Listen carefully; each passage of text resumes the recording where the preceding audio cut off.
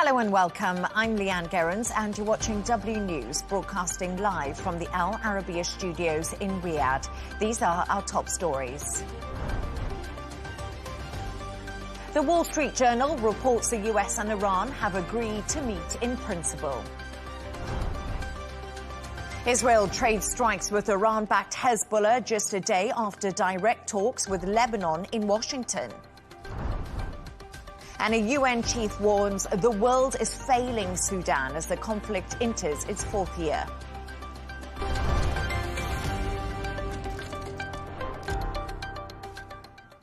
The US and Iran have agreed to meet in principle but haven't decided on a date and a venue, according to a report by the Wall Street Journal. Meanwhile, President Trump has said he's opening the Strait of Hormuz for China, and the world plus claimed that Xi Jinping is very happy. Posting on Truth Social, he said China is very happy and permanently reopening the Strait of Hormuz, and goes on to say they have agreed not to send weapons to Iran. President Xi will give me a big, fat hug when I get there in a few weeks. For more on this, I'm joined by former Trump state campaign chair, Rob Artlett. Rob, as always, great to have you on the show. Reports suggest the US and Iran are likely to meet again next week. What do you make of this latest development amid this big flurry of diplomatic talks between different countries involved in or affected by the war?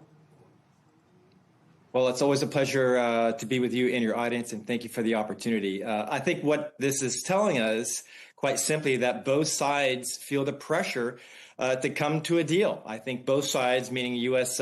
President Trump, of course, and his administration, along with the regime, both do not want this war to get dragged out long term. And I think that's exactly what we're seeing here. U.S., of course, wants to leverage their military success with Iran and the regime. Of course, at the same time, the regime is desperate and needs an economic relief.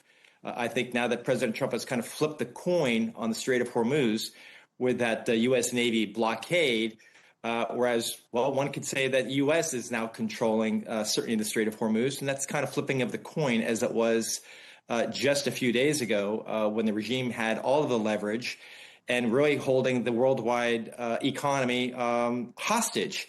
So I think, but bottom line here, Leah, is that both sides are feeling the pressure to come to a deal.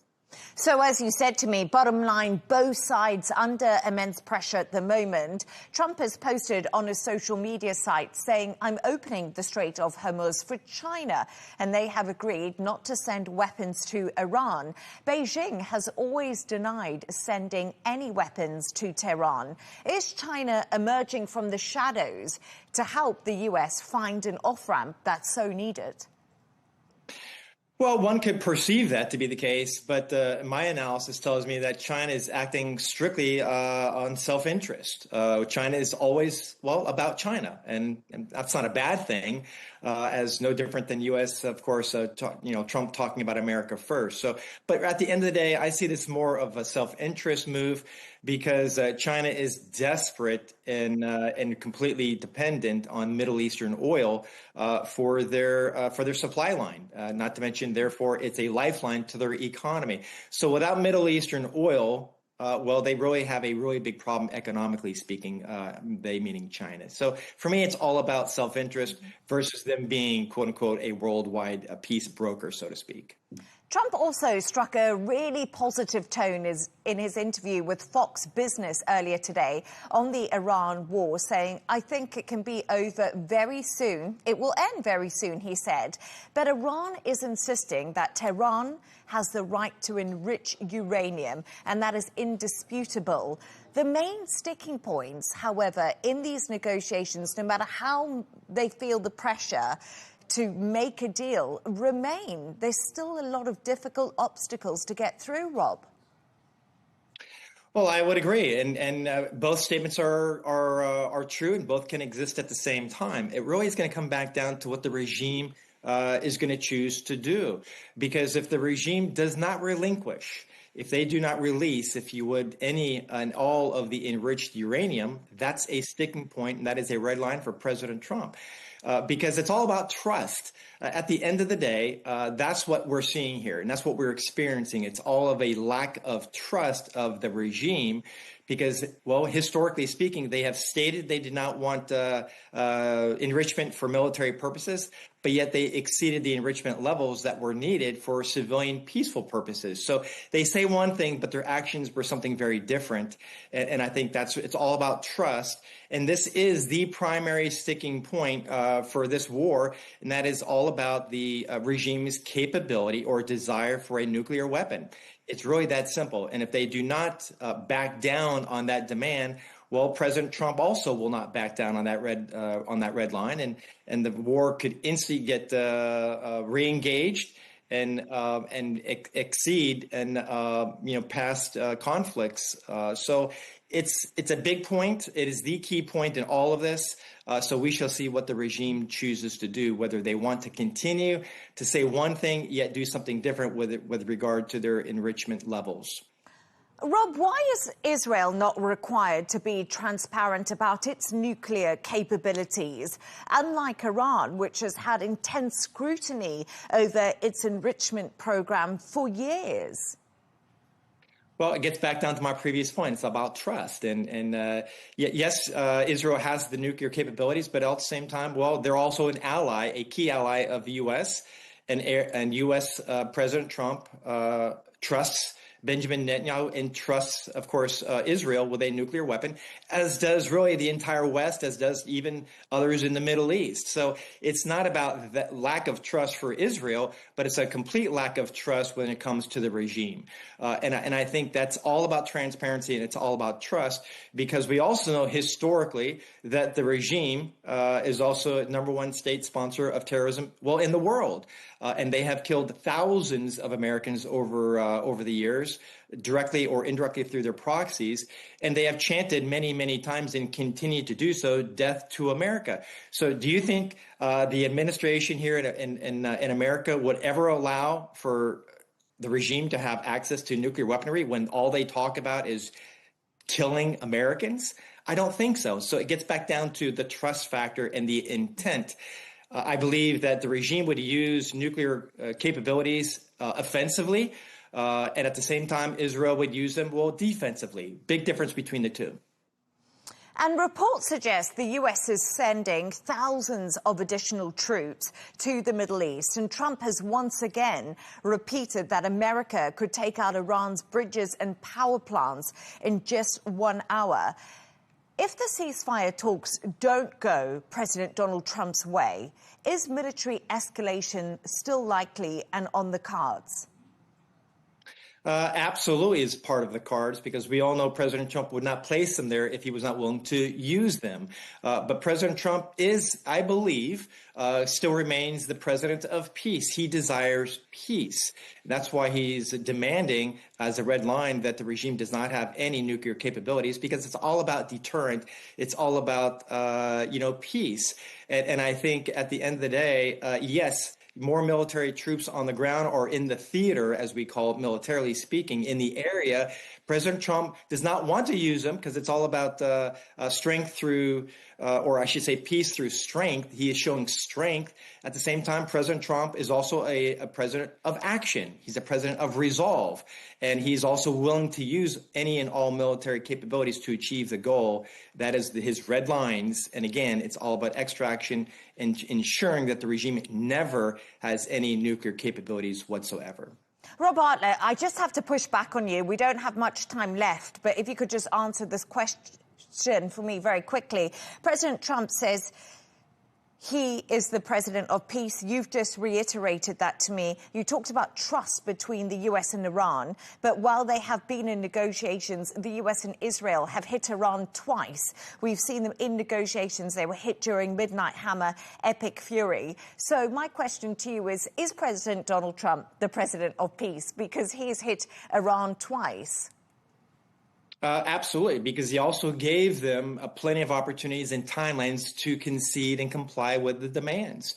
So they were not acts of complete surprise, because he also gave deadlines and timelines to the regime when it comes to the peace deal. So President Trump has given ample time for the regime to come to their senses, if you would, and stop their nuclear capability desires, but they've chosen not to. So I believe he is completely the president of peace because he's doing exactly that. He is ensuring not just short-term but long-term peace throughout the region, and for that matter, throughout the world, because if you can put a halt to the number one state sponsor of terrorism in the world, that is the Iranian regime, then the world is more of a peaceful place. Rob Bartlett, as always, good to have your analysis and insights. Thank you for your time with me. My pleasure, always. We can now go to Hanan Hussein, senior expert at Initiate Futures. Hanan, great to have you on the show. The US and Iran are likely to resume negotiations on ending the war. This is the news that we're getting through at the moment. And I just wanted to ask you, what are the main sticking points right now? And is this a positive signal that the diplomatic push is paying off?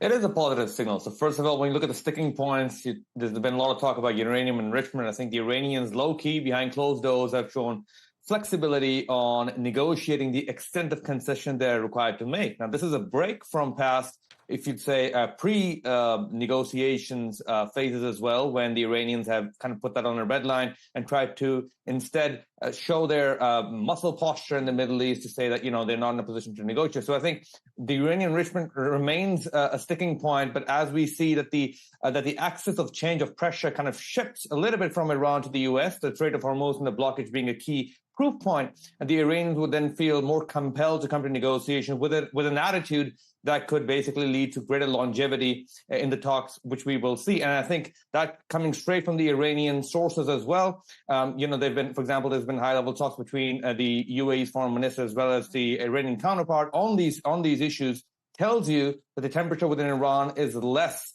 rigid as opposed to what those talks will have you mean. So I think uranium enrichment being one point. The second one, I think, is Strait of Hormuz. And this is where I think the breakthrough could be imminent because the U.S. counteractions, for better or worse, have shown that the Iranian grip would naturally lead to different metrics. For example, we've seen that the Iranian ports have been choked of supplies. Mm-hmm. Now, when that happens, the Iranians are less in a position to say that, their chokehold on Strait of Hormuz is likely to sustain or escalate. So the U.S. positions right now, the force posture has put limits on that leverage. So I think these two dynamics kind of shift the optics and create new optimism for limited, cautious, but negotiations going forward. Cautious optimism as always, but Pakistan's Prime Minister has begun a 4-day trip to Saudi Arabia, Qatar and Turkey.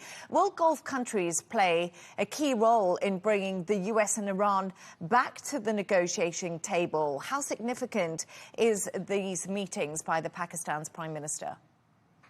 So coming back to the negotiation table ultimately lands in the hands of the U.S. and Iran, but I think the Gulf powers are already preparing the ground for that. We've seen that the recent talks are a continuation of, for example, we saw earlier this week when top officials from Saudi Arabia, Egypt and Turkey were in Pakistan to discuss the optics to see what kind of softer goals could the U.S. and Iran maneuver on. And I think the continuation of this process, something which your viewers would be informed, what also preceded and laid the groundwork for the U.S.-Iranian talks in Islamabad, tells you that the Gulf powers are in some ways inextricably linked to what trajectory these peace talks are going to take. When we talk about the effectiveness, I think a large part of that is going to depend on when, for example, you talk about trade-offs between the U.S. Peace point and as well as the Iranian, who have had time to rethink over what kind of trade-offs they could see. And I think when we talk about Pakistan's top leadership being in Tehran right now, talking specifically on those angles tells you that there's a dire need, for example, to leverage Gulf feedback and facilitate that through U.S. and Iran, as well as with Washington, to kind of see that their interest about the future of peace remains at the center of talk. So I think the Gulf powers are very well integrated into this process, yeah. And that's so fascinating, isn't it? Because this big diplomatic flurry that we're seeing in the last few days involves so many different players in the game to make sure that the US and Iran get these talks to sit down, because obviously they failed in Islamabad over the last weekend. But Iran is threatening to block Gulf and Red Sea trade routes over the US naval blockade of the Strait of Hormuz. But Trump says, I'm opening the Strait of Hormuz for China in his social media today. Who has the most leverage right now in that key economic waterway as the double blockade continues, in your opinion? I think the U.S. does. So a couple of considerations. First of all, that the U.S. blockade has led to instant results in terms of the stated outcomes and the intent which has been established. The U.S. blockade coming in has choked off Iranian supplies. So that was a key objective from the start, which we see is now starting to pay off from the U.S. front. And secondly, the U.S. has enough leverage to kind of dial up, for example, the optics surrounding it. For example, if the Iranians look to go towards the Red Sea front, the 10,000-strong military contingent, which hovers over Strait of Hormuz, could naturally lead to certain choke points as well. And I think we've seen parts of the Iranians ceding to U.S. leverage when the Iranians have threatened to block all oil supplies coming in from the region, something which, when you talk about execution, is difficult to accomplish. So I think the change in rhetoric kind of complements the U.S. blockade which sustained until now. So I think the Strait of Hormuz no longer can be a point of unilateral leverage for the Iranians, and the U.S.'s ability to dial up diplomatic, economic, as well as naval pressure kind of adds to existing U.S. leverage, which is a greater advantage over Iran in tactical terms. So in a way, we're seeing the tone change when it comes to the Strait of Hormuz.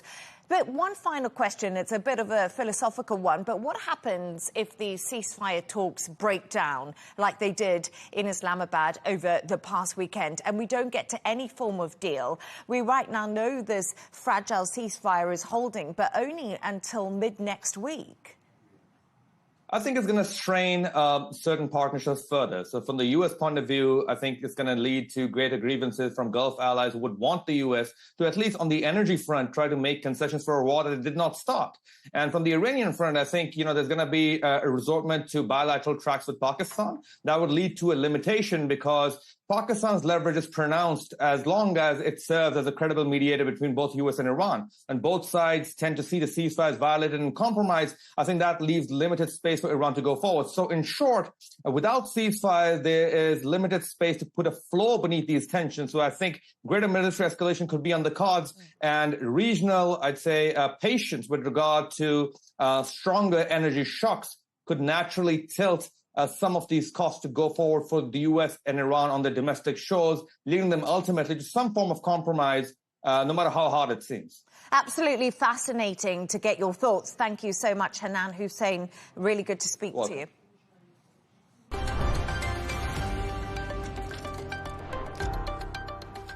Israel is continuing strikes on southern Lebanon in its war with Iran-backed Hezbollah. State media reported that 2 Israeli strikes hit vehicles south of Beirut. It comes just hours after Lebanon and Israel held their first direct talks in decades in Washington and agreed to hold further direct negotiations. For more on this, I'm joined by author and Middle East correspondent Yotam Confino. Yotam, as always, great to have you on the show. There's a lot of international sympathy right now for Lebanon. Israel launched more deadly strikes today, killing at least 13 people. Israel says this is not a war with the Lebanese people, but with Hezbollah. But civilians continue to pay such a high price, with over 2,000 dead. 168 of those are children. Why is Israel continuing to strike Lebanon? Well, it's continuing to strike Hezbollah because the job is not done yet. Hezbollah still poses a significant threat to Israel. They're firing rockets every single day at civilians in northern Israel, drones, and generally speaking, they refuse to disarm. So they do pose a threat to Israel. And yes, civilians are always paying a heavy price when there is a war, and especially if it's a war between a mighty power like Israel and a terror group like Hezbollah, which takes advantage of civilian infrastructure across Lebanon to store weapons, to build tunnels underneath civilian homes. In Beirut, they have strongholds adjacent to huge residential areas. So when you're looking at the numbers, yes, more than 2,000 people have been killed, but if you look at how many of them were Hezbollah members, according to Israeli estimates, which is the only thing we have to go by because the Lebanese health ministry does not distinguish between combatants and civilians for some reason. But if you're looking at the Israeli estimate, 1,700 of those who were killed have been members of Hezbollah. Now, that is a remarkably high number of combatants compared to civilians. That's not to diminish that children and women and innocents have been killed, but this is just the name of the game in a war. But anyway, Israel will continue to attack Hezbollah as long as there's no ceasefire, which could actually be announced pretty soon. That's at least what we're hearing here in Israel. I think you read my mind, Yotam, because my next question to you was what outcomes might result from Benjamin Netanyahu and the Israeli Security Cabinet's meeting on a potential ceasefire involving Israel and Lebanon? As we know, that is underway. So what could we get from that?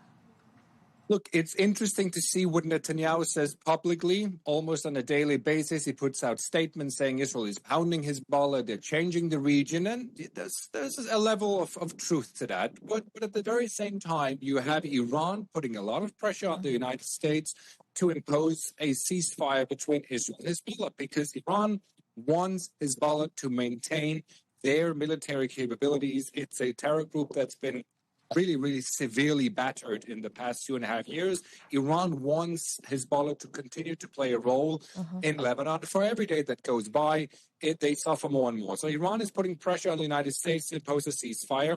And the United States now, it looks like at least, they're telling Israel, you know what, you should probably wrap up the fighting with Hezbollah because we have more and bigger important fishes to fry, which is the ultimate big deal that Donald Trump wants to make with Iran. So we could hear an announcement of a ceasefire anytime now.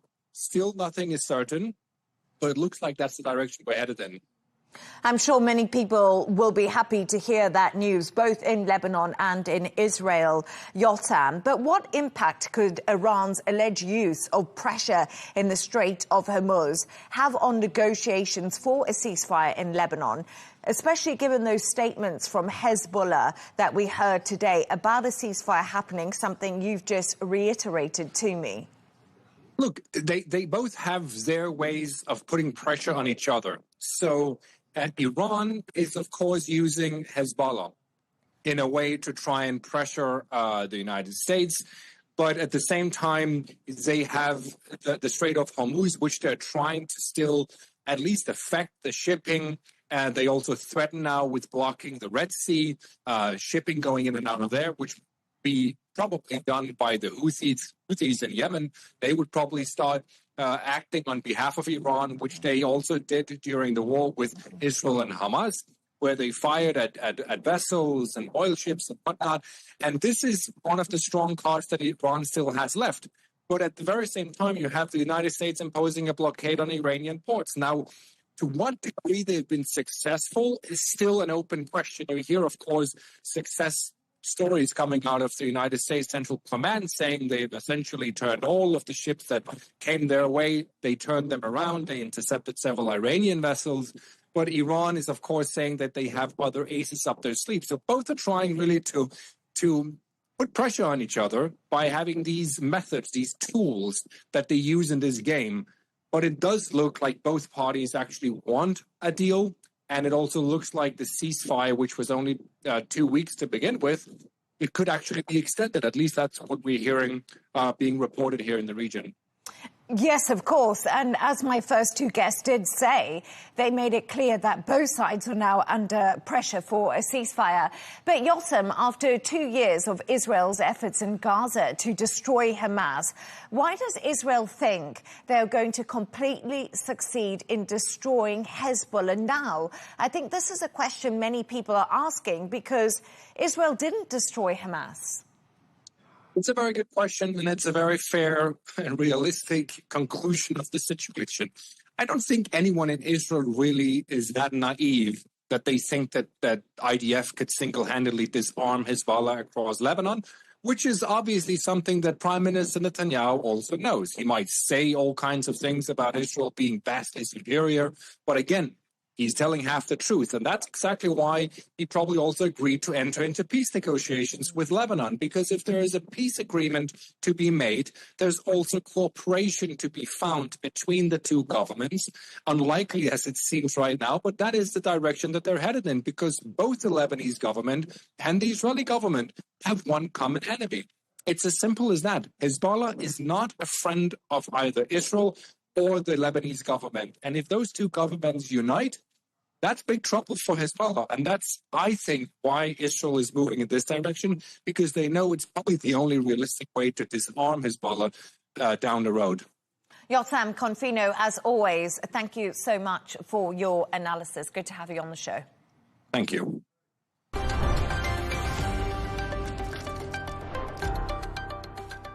Chinese President Xi Jinping has called Beijing's ties with Moscow precious as he met Russian Foreign Minister Sergei Lavrov for talks focused on the Iran war and global energy security. The meeting comes ahead of expected visits by both Russian President Vladimir Putin and the US President Donald Trump in the coming weeks. Patrick Falk has this report.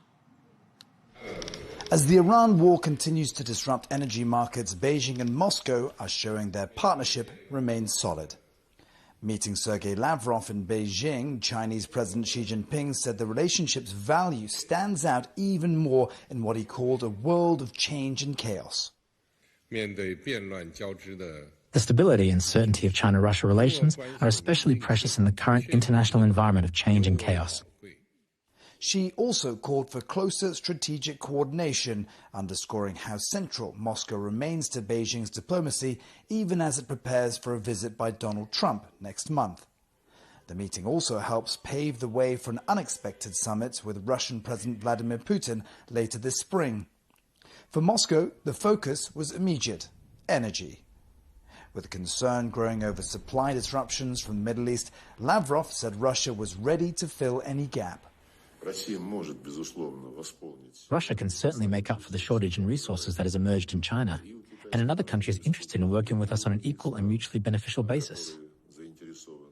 Lavrov said the long-discussed Power of Siberia 2 pipeline remains on the table, a major potential boost to Russian gas exports east as Europe keeps cutting dependence on Moscow. He also used the visit to discuss the Iran conflict and nuclear diplomacy with Chinese officials, highlighting how Beijing and Moscow are coordinating not just on energy, but on the wider geopolitical fallout. As the crisis deepens, the meeting highlights how both powers are positioning themselves as key players in any diplomatic effort to contain the conflict. Patrick Falk, Al Arabiya English.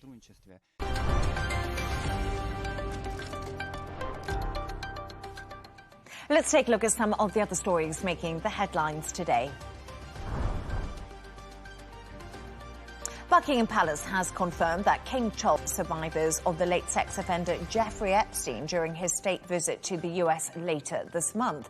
But it is expected that the Queen will meet representatives from domestic abuse campaign groups at some events during the trip. The palace also confirmed the King will address Congress. US rapper Kanye West has postponed his upcoming concert in France until further notice. It comes after the Wireless Festival in London, which West was due to headline, was cancelled. The UK government had also blocked the rapper from entering the country over his anti-Semitic remarks. A man has won an original Picasso painting worth more than $1 million in a charity raffle. The engineer and art enthusiast asked if it was a prank when he was told he was the winner. He said he bought his ticket by chance after learning about the auction that was held by Christie's in Paris. An American YouTuber has been sentenced to 6 months in jail in South Korea. Johnny Somali caused outrage when he kissed a statue that represented World War II sex slaves and posted it online. He was charged with being a public nuisance and has been barred from leaving the country since then.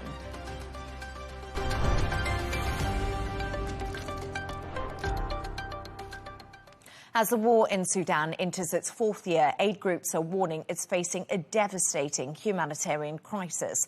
The International Committee of the Red Cross says over 11,000 people are missing and 11 million have been displaced, while 65% of the population are now in need of food, water, shelter, and also medicine. For more on this, I'm joined from Nairobi by spokesperson for the ICRC Africa, Mateo Jaramillo Ortega. Mateo, thank you so much for your time with me today. The United Nations chief has urged that the war in Sudan must end, calling it a nightmare. We've just read out some of the statistics there. More than 150,000 people have been killed since the war started. What are the most urgent humanitarian needs in Sudan right now? Leah, good evening, and thank you for having me. Maybe I will start by saying that civilian suffering in Sudan is not inevitable. Much of the harm over the past 3 years could have been prevented if the laws of war, if international humanitarian law has been respected.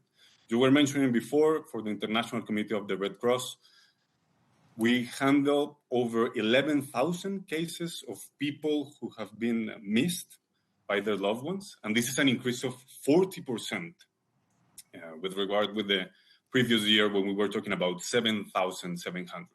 But for essential infrastructure is catastrophic. It's something that we could see, or we can see on a daily basis, the access to water, the access to healthcare, the access to food. The attacks to essential infrastructure is leaving people of Sudan without the basic needs that they need to have a dignified life. And the UN is calling Sudan the world's worst humanitarian crisis. You've just spoken to me there about civilian infrastructure being completely degraded during this. What challenges do aid companies like yourself face when delivering aid in Sudan? And what must happen to ensure civilians can be safe and also receive assistance? Well, one of the calls that we do to the parties to the conflict and to those who have any influence in those who are responsible to uphold international humanitarian law is the access for humanitarian assistance. It is difficult, but we have a presence of more than 600 people in the country. We have offices in Kassala, in Port Sudan, in Dazime, in Al Janina. It is difficult, but just to give you a figure, last year we supported 3.9 million people, and this includes with water, this includes with food. We helped to reconstruct the water system in Khartoum. So we're able to work, but we are facing many challenges, and we need to have this flexibility in our operations in order to respond, to be one of those in the front line. And of course, this with our colleagues from the Sudanese Red Crescent and other humanitarian assistants who are the first responder on the ground. Germany says an international conference to raise funding commitments for Sudan has actually raised $1.5 billion in humanitarian aid today. Matteo, is the international community doing enough? And is enough money going to Sudan? Because sometimes many people forget about this war because it's overlooked by what's happening in Iran and Ukraine. Well, to give you some figures, this year our operations, that is the biggest operation of the International Committee of the Red Cross in Africa, is for 82 million Swiss francs. But if you think that in 2005, just in Darfur, we had 120 million Swiss francs in order to respond to the needs, you can see the scale. Last year, we also participated in the London conference, and this year in Berlin conference. What is important is that the respect of international humanitarian law is not going to be enough. It's not going to end conflict, but it's not going to be enough for the people. We need political commitment in order for the people to have real peace and a possibility to live. And what do you need right now from people watching this show and the international community to help the Red Cross and who you're working for, the ICRC, to respond to incidents on the ground? What can the rest of the world do, Matteo? Because I think a lot of people watching this will be feeling extremely helpless in a situation like Sudan. Well, the main call, once again, is for the parties to the conflict. At the end is the main mandate of the International Committee of the Red Cross, is to how we can uphold the rules of war, international humanitarian law. But again, the cost of inaction is rising. The longer these rules are ignored, the harder it will be to restore services, to find the missing people, to address the trauma, to rebuild the trust, to put Sudan's future not at risk. And maybe the message is that the eyes of the world should be in one of the most complex, if not the most complex, humanitarian crisis currently. And what is the biggest barrier that you're facing right now when it comes to Sudan? Is it security of the staff on the ground? Is it logistics? What are you finding the hardest obstacle to overcome? We do have access in Sudan. I was just telling you the areas where we have, but it's not enough. Maybe the biggest challenges is the scale of the needs, the magnitude of the humanitarian consequences.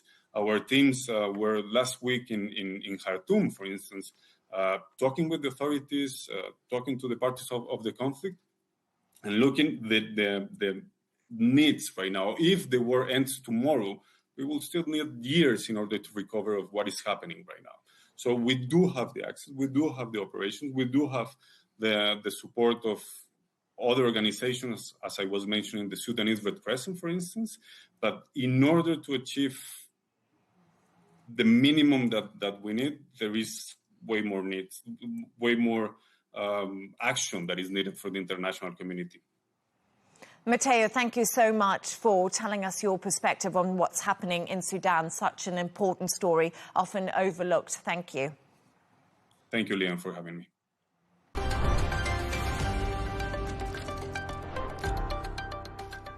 Let's take a look at the top business news now. Luxury car maker Rolls-Royce has unveiled a new two-seater electric convertible vehicle.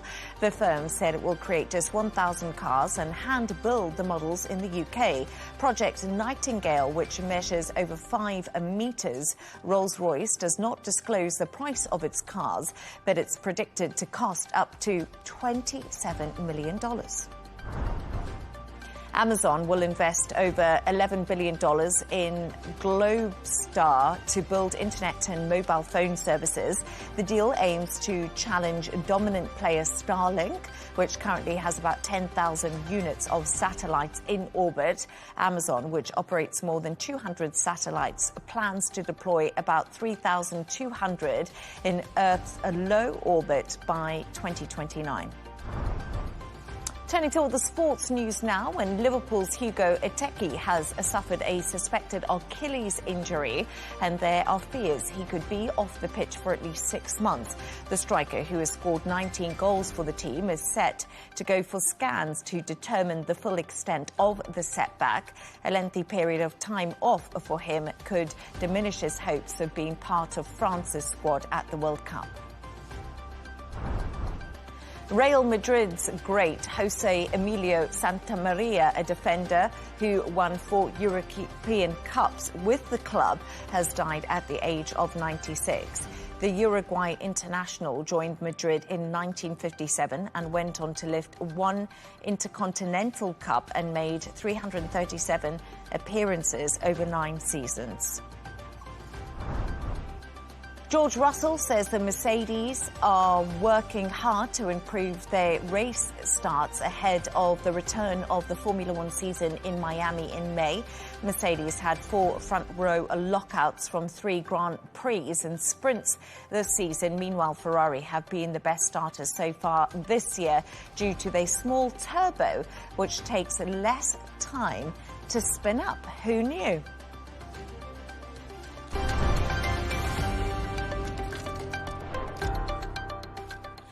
A reminder of our top stories. The Wall Street Journal reports the US and Iran have agreed to meet in principle. Israel trade strikes with Iran-backed Hezbollah just a day after direct talks with Lebanon in Washington. And a UN chief warns the world is failing Sudan as the conflict enters its 4th year. And that's all from us on W News. Don't forget to subscribe to our YouTube channel. Of course, follow us on X. Plus, we'll be back in a couple of hours with W News Extra. Goodbye, and thank you for watching.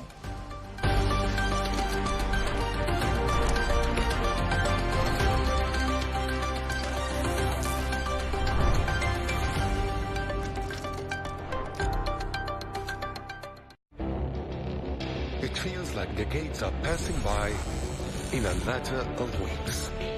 Seismic shifts in the world order.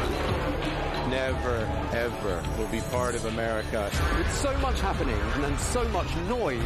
Whether it's political upheaval, Canada has been ripping us off for years. Economic shifts or social movements. And no one wins from tariffs. I think America can be more friendly to the rest of the world. The in-depth analysis and all the latest developments across the globe. To have an inclusive policy together. The meetings with Hamas gave me some hope. We're in another nuclear arms race. The most important development straight to your screen. Welcome to the dressing room. I'm on my own. I need backup. And an insightful look at the issues shaping our world today. It was not going to happen, that war, and it happened. Join us on Arabiya News, where the world talks. The war is on hold, but is it over? Both sides are hailing this ceasefire as their own personal victory. But if everyone's a winner, why does this pause already feel fragile? Difficult negotiations are ahead. Does President Trump want to finish the war or finish the job? We put it to our panel. That's coming up on Counterpoints with me, Melinda Nusafora.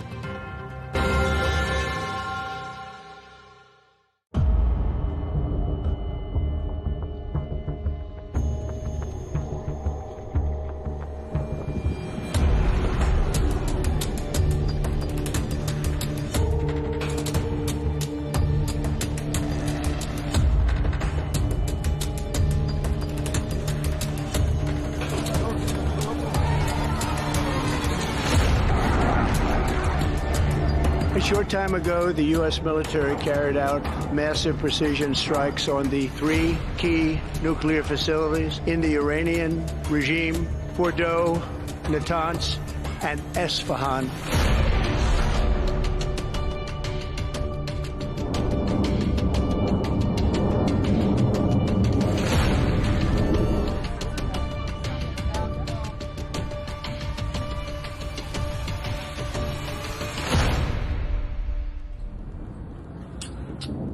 What is happening today in the Middle East is not a fleeting moment.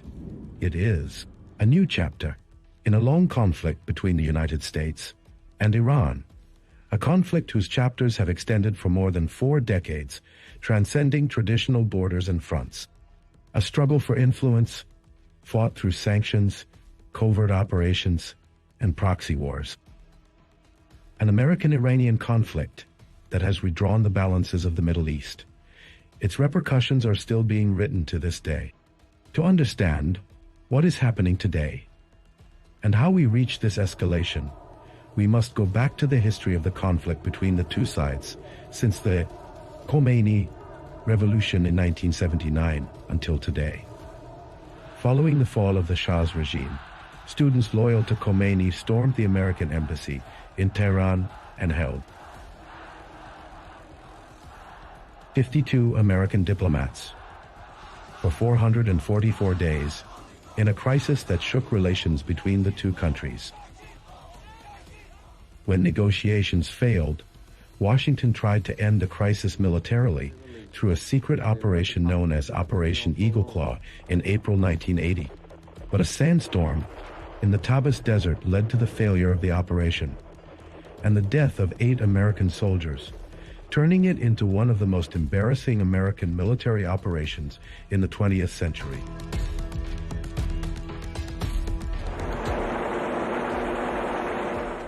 During the first Gulf War in the 1980s, the conflict moved to the waters of the Gulf. In 1987, Iran targeted the American oil tanker Bridgeton with a naval mine, prompting Washington to respond with military operations against Iranian naval targets.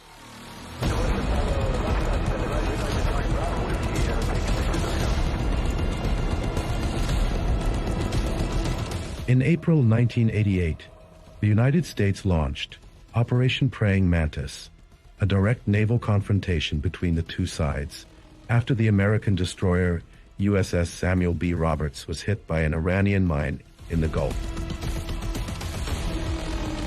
After receiving further data and evaluating information available from the Persian Gulf, we believe that the cruiser USS Vincennes, while actively engaged with threatening Iranian surface units,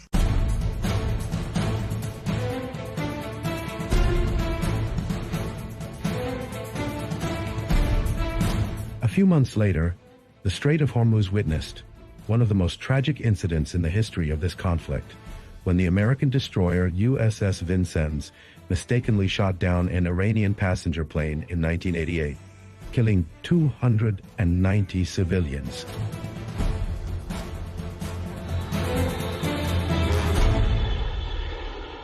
With the advent of the new millennium, the confrontation moved to new arenas of intelligence and technology. In 2011, Iran shot down an American reconnaissance drone near the Fordo nuclear facility, then announced in December of the same year that it had seized control of the advanced RQ-170 Sentinel spy drone after hacking its systems. In 2016, tension escalated again when Iran detained 10 American sailors after they entered its territorial waters in an incident that turned into a media crisis between the two countries.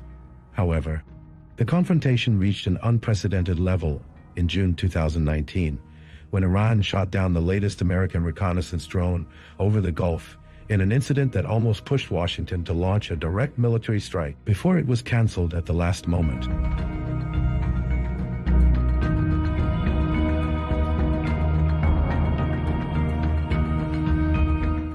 In early 2020, the United States assassinated Quds Force Commander Qasem Soleimani in an airstrike in Baghdad. Iran responded by launching ballistic missiles at American bases in Iraq, in the most dangerous direct confrontation between the two sides in decades.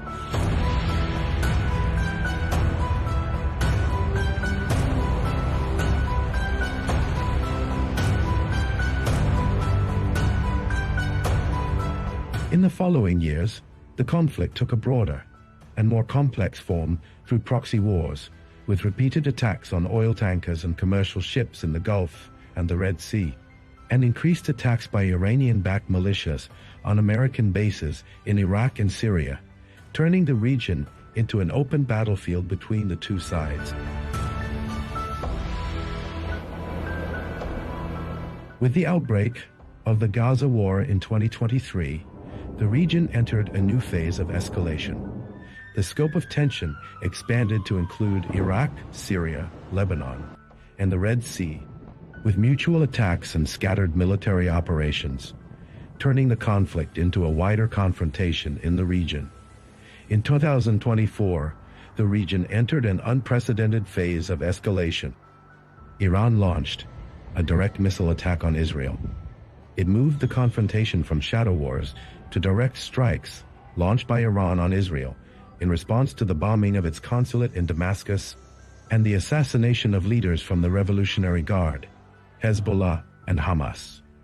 Meanwhile, after years of conflict, Iran was managing the confrontation with Israel and the United States through its widespread proxies in the region, until the biggest shift came in 2025, when the conflict entered a new phase. In that year, the confrontation known later as the 12-Day War broke out, with Israel launching Operation Rising Lion on June 13th to strike Iranian targets, followed by American strikes in the middle of the night on June 22nd on nuclear facilities in response to Iran's nuclear progress.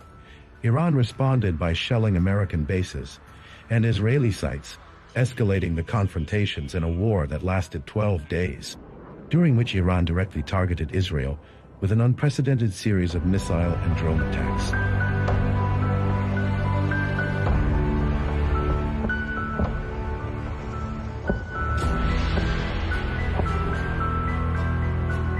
During those 12 days, the Middle East seemed to stand on the brink of a full-scale regional war, with unprecedented activation of air defense systems and exchanges of strikes at unfamiliar depths between the two sides.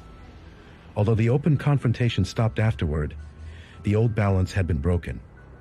As for 2026, the last lines of containment collapsed, and at dawn on February 28, the region began a new phase of direct confrontation, in which events accelerated dramatically, with wide-scale airstrikes launched by the United States and Israel on military and nuclear targets inside Iran as part of two military operations named Fierce Anger and Lion's Roar.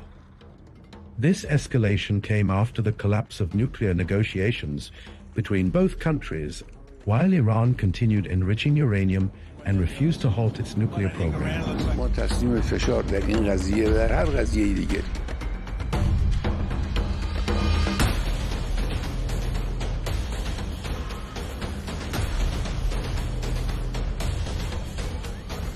The first strikes focused on military installations and the infrastructure of Iran's nuclear program, particularly sites linked to the development of missile capabilities and sensitive facilities in Natanz and other areas inside Iran, in an attempt to weaken Tehran's strategic capability.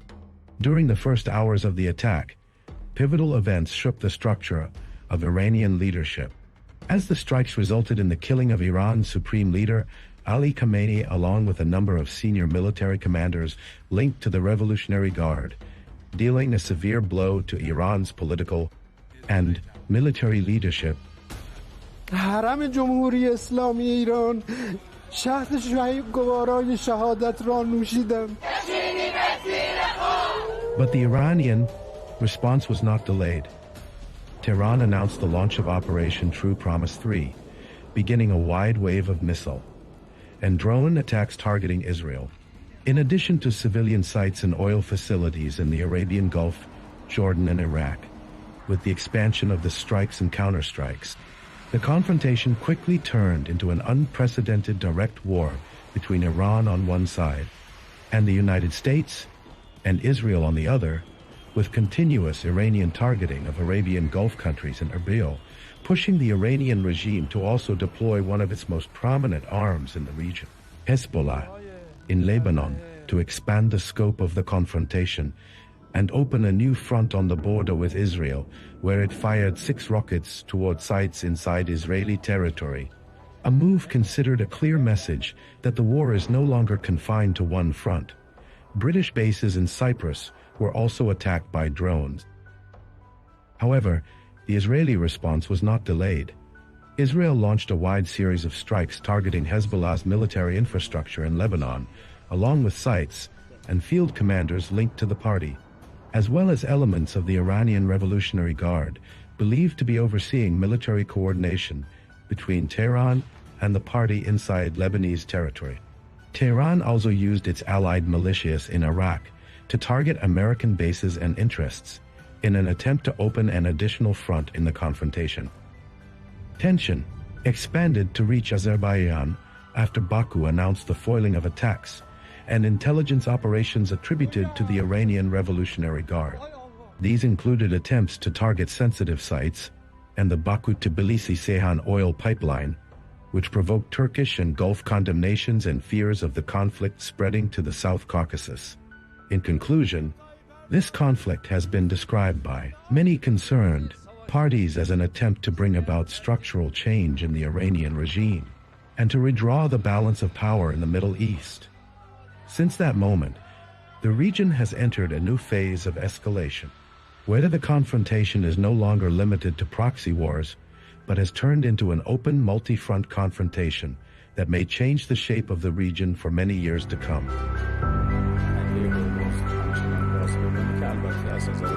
The entire Western world has agreed with for many, many years.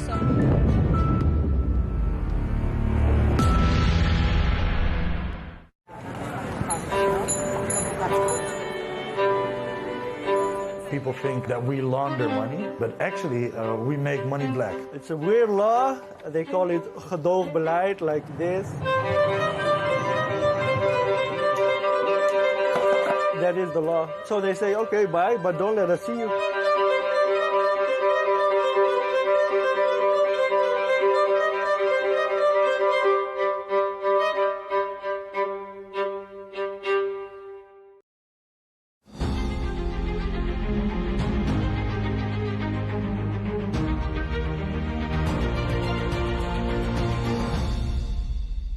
Welcome to this special interview on Arabiya English. I'm Duha Zuhairi and I am joined by the EU High Representative for Foreign Affairs and Security Policy. Kaya Kallas, welcome to our studios in Riyadh. To start, what is the objective of this visit to Saudi Arabia and the region during such a sensitive time? Well, first of all, thank you for having me, and it is important to be here as this is really the center of this war that is going on. I mean, Saudi Arabia has been also attacked by Iran, so we are discussing how we can, de-escalate, how we can bring peace and stability to the region, and what the European Union can do. Where is the cooperation point? What is the European Union capable of doing? But first, I want to ask about the ceasefire announced just hours ago. Did the EU play any role in reaching this agreement? And if it collapses, does the European Union have a contingency plan? Well, we have been in close contact with our regional partners, and just this morning I spoke to the Deputy Prime Minister of Pakistan, Ishaq Dar, who has been also mediating this ceasefire. I think it's very important that we have ceasefire and the parties actually sit down and negotiate. And of course, we are trying to help as much as possible. At the same time, we are also looking at how we can increase our defense spending and how we can actually cooperate in this regard, because we have in Ukraine a lot of knowledge regarding the drone interceptors. This is a new type of warfare, and we need to be prepared. We are now in the second month of this war. To what extent has this conflict shown that Europe's approach toward Iran was not appropriate at this time? And how much has it revealed Iran's true intentions and level of aggression towards its neighbors, while Europe remained neutral? Well, no, I don't agree with you at all, because we haven't been appeasing Iran. Actually, the opposite. We have been putting a lot of sanctions on Iran because these are the tools that we have in our hands. We have also designated the Revolutionary Guard as a terrorist organization. We have done a lot on our side. Of course, we also were part of the JCPOA previously. But I think, in order to have any kind of agreement, we need to also address the issues that we have been raising all the time, not only the nuclear issue, but also the ballistic missile issue, the issue of them supporting Russia in Ukraine war, and also their hybrid and cyber attacks against European countries and the detention of European citizens. So it is much more than the nuclear issue, and we have been always really pointing at this. Sanctions are in place and continue to expand. But hasn't this war raised serious questions about their effectiveness in changing Iran's behavior? Well, it's not entirely true, actually. If you look at the protests that were in Iran, they were because of the economic hardship that Iran is going through. So actually also, coming from within the society, not being happy with the regime. The regime changes always happen when the people are not happy. It's never happening from the outside. Of course, we have to do everything that Iran would not pose a threat to its neighbors anymore, and I think this point of negotiations is a good starting point.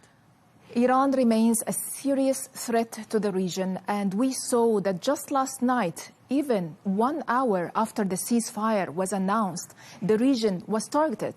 Why do you still have confidence in sanctions?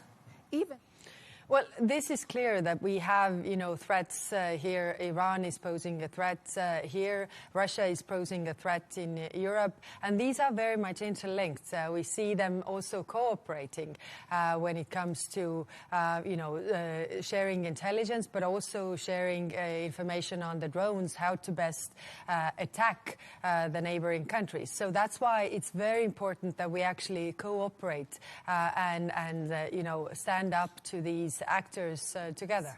Even with the designation of the IRGC as a terrorist organization, isn't that largely symbolic with no effectiveness, no impact on the situation at all?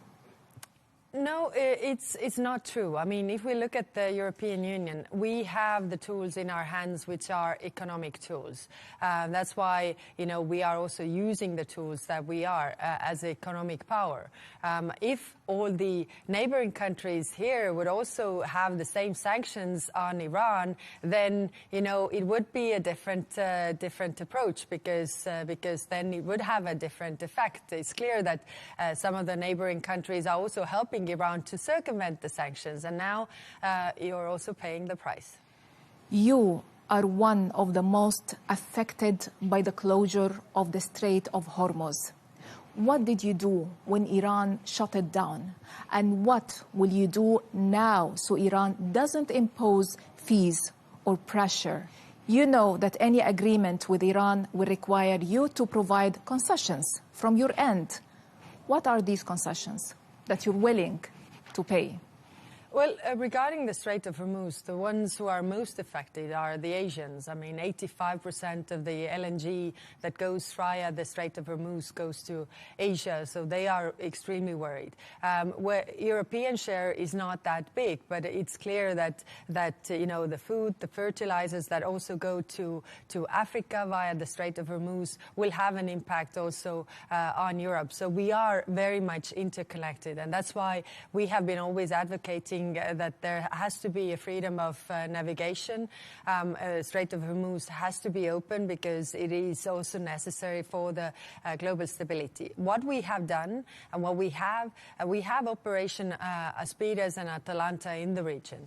And they are now, Aspides is guarding the Red Sea trade route for the Houthi attacks. Of course, we can also discuss to strengthen this operation.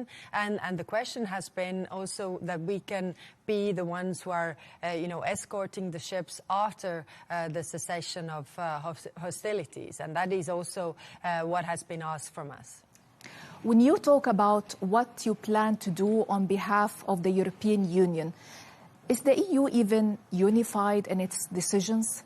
Do you share the same goals and the same red lines, or does Operation Aspides, for example, reflect a lack of collective will?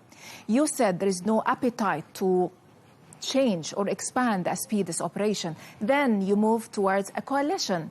Isn't that further evidence of divisions within the EU? No, regarding Operation Aspides, the question was on the table whether we are extending the mandate also to the Strait of Hormuz right now when the war is going on.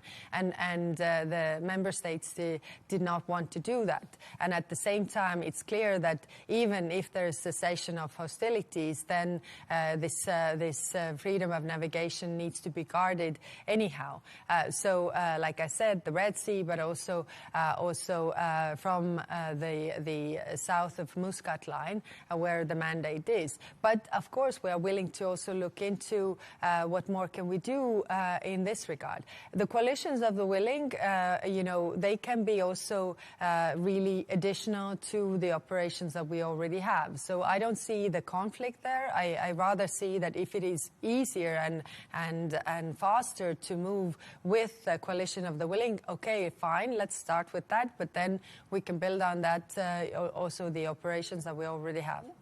You said Trump doesn't like the European Union and wants to see Europe divided. But isn't Europe already divided? Well, it's clear that we are 27 democracies, and 27 democracies have 27 different domestic opinions. And that's why in democracy it takes time, the discussions. But we have come to decisions. It is clear that our adversaries will like to see us divided. And why? Because then we are weaker. If we are united, we are strong. But of course, it is never easy. I don't deny that. I want to wrap up with the Gulf. You said during the Gulf Cooperation Council European Union meeting on March 5th that Gulf security is a pillar of global stability, as also stated in the meeting's official statement. But why does Europe, at this moment of testing, not seem to be rising to the level of the threat at hand? Well, we clearly have our own worries in Europe. If you look at Russia's war against Ukraine, that has been going on for 4 years already. But when we had the meeting with the Gulf countries, I think we have been there for the Gulf countries in this war. I mean, we have different member states who are providing air defense. We have Ukraine that has provided the knowledge of drone interceptors to really take down the drones. So there is a lot of cooperation points, and I really feel that we can be there for there together for each other, so that we have stability in both of our regions. EU High Representative for Foreign Affairs and Security Policy, Kaya Kallas, thank you for joining Al Arabiya English.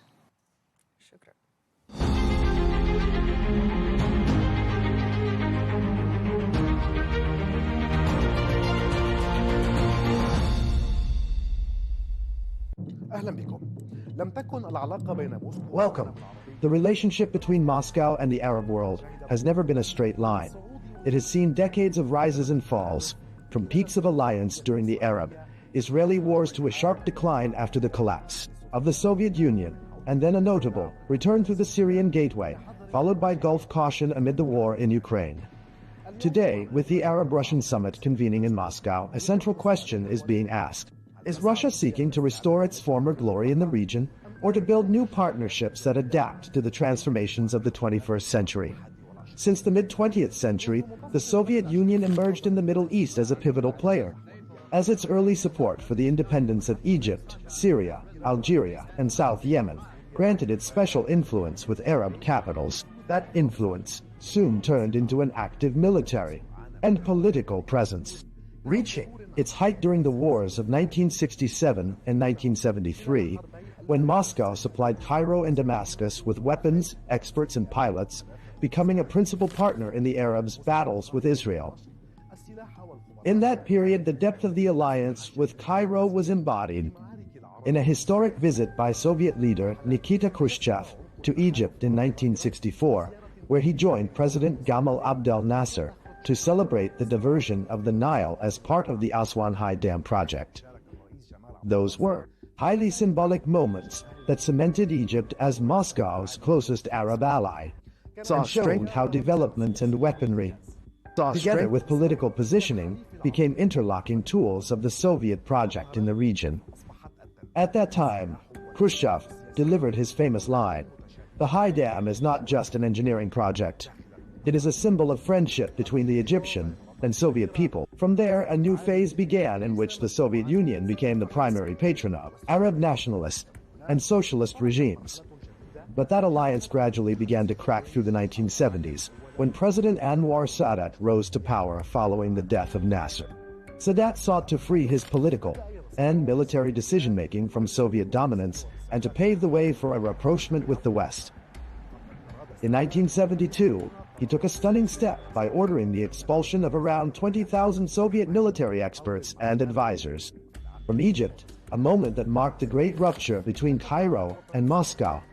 And although cooperation in arming the Egyptian military continued up to the October War, what followed, the signing of the Camp David Accords and Cairo's opening to Washington, effectively ended the Soviet presence in Egypt and pushed Moscow to seek alternatives in Syria, Algeria, and Libya to compensate for the loss of its largest Arab ally, with the Soviet Union's collapse in 1991. Russia's presence in the Middle East receded, and Moscow withdrew from bases and ports that had underpinned its influence for 5 decades.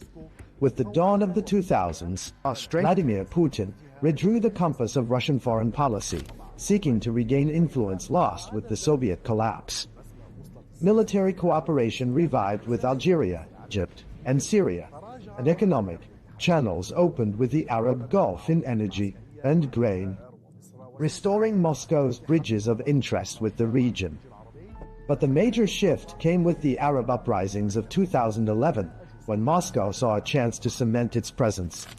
Its direct military intervention in Syria in 2015 restored to it key strategic levers, most notably the bases of Tartus and Memim, This intervention reinforced Russia's image as a protector of its allies. Yet at the same time, it raised caution among Arab capitals trying to balance relations between Washington and Moscow. Saudi Arabia, the UAE, and Qatar viewed Russia's military presence, maintaining as deepening Iranian influence and keeping Assad in power. Despite political disagreements, Moscow's ties with the Gulf capitals remained pragmatic, maintaining close cooperation in the energy sector, along with Russian investments in gas and petrochemicals, and a limited degree of security and military coordination. With the eventual fall of the Assad regime, the scene shifted again. The new Syrian leadership rearranged its priorities, moving away from dependence on Moscow and opening up to Gulf capitals in search of reconstruction and investment.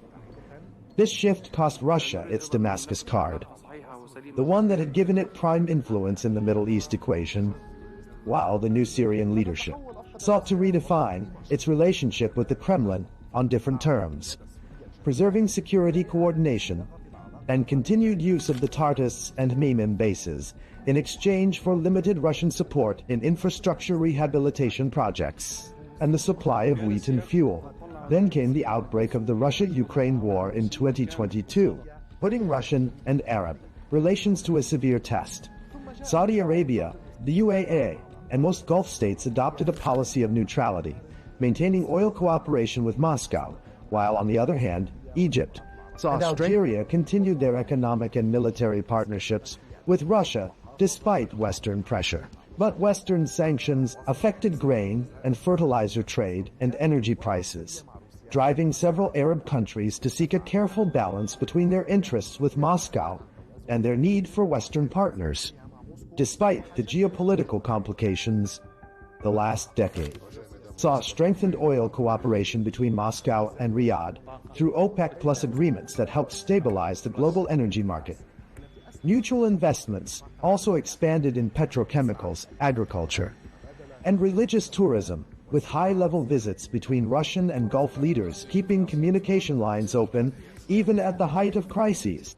In parallel, Moscow maintained its traditional stance on the Palestinian issue, affirming support for a two-state solution along the 1967 borders and the establishment of an independent Palestinian state beside Israel, while calling, during the recent Gaza events, for an immediate ceasefire and civilian protection to preserve balance in its relations with both Palestinians and Israel.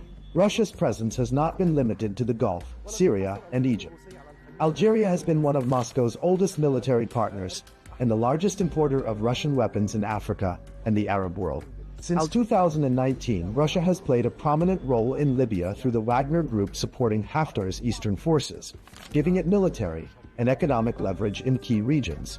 In Sudan, there was the 2020 signing of a preliminary agreement to establish a naval logistics base at Port Sudan, not yet implemented because of political circumstances. Meanwhile, Russia has remained a major arms supplier to Sudan. In Tunisia and Morocco, cooperation centers on agriculture, trade, and tourism, while in Lebanon, Moscow's influence is confined to the energy and offshore gas sectors. Thus, over 7 decades, Russia has shifted from a strategic ally of Arab nationalist regimes to an oil and investment partner for the Gulf states, and finally to a party in confrontation with the West, one that directly impacts the Middle East stability. Today, with the Ukraine war still raging, Arab capitals face the challenge of mediating between East and West, while Moscow strives to entrench its footing in the region despite global isolation, and to deepen cooperation with Arab countries in economics and energy. In this context, attention turns to the Arab-Russian summit, on which Moscow hopes to represent itself as a principal actor in the Middle East, and to broaden its political and economic partnerships with the Arab world amid a phase of profound regional and global transformation.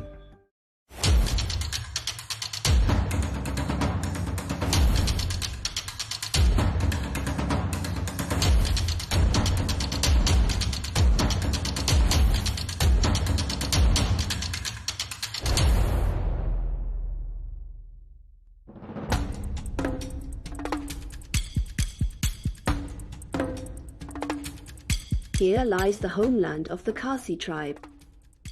the largest remaining matrilineal society in the world. Its population is estimated at nearly 1 million people in India.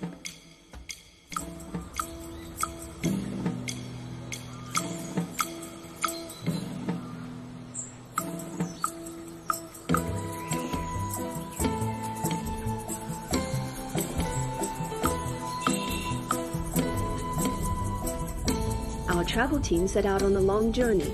There, through small villages and narrow roads more than 2,000 kilometers from India's capital, New Delhi, to explore the nature of this unique society.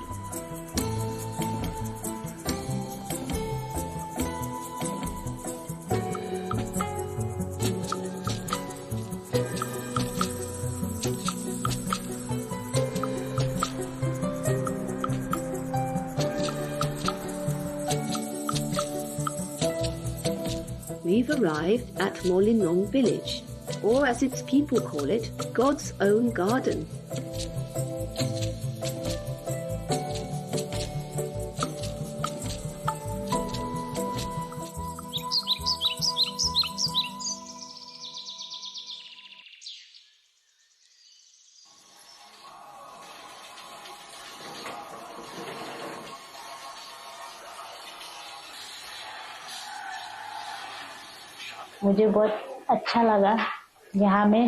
I truly love this place so very much. I love it because it is a Maisi.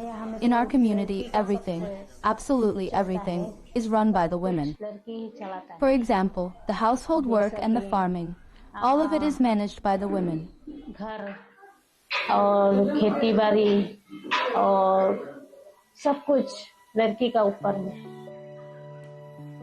We met Salsalaitha, who told us more about being the youngest daughter in a family belonging to the matrilineal Khasi community.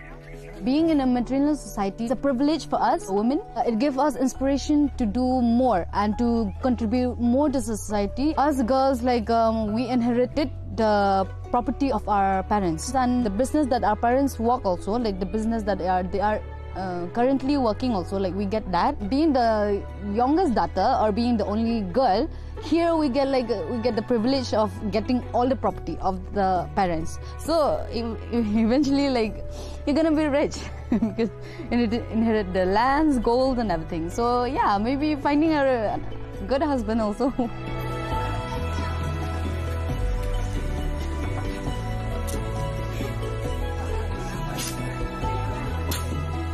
We get the help, get the support from the men also. Even the surname also to our mother, like to the woman, not like other place in India.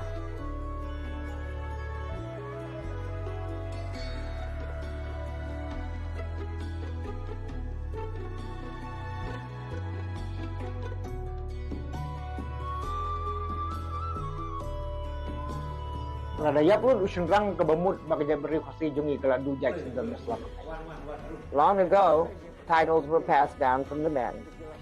But out of fear that all our men might die in battle, which could cause us to lose our identity as a tribe, the tradition was changed after much thought.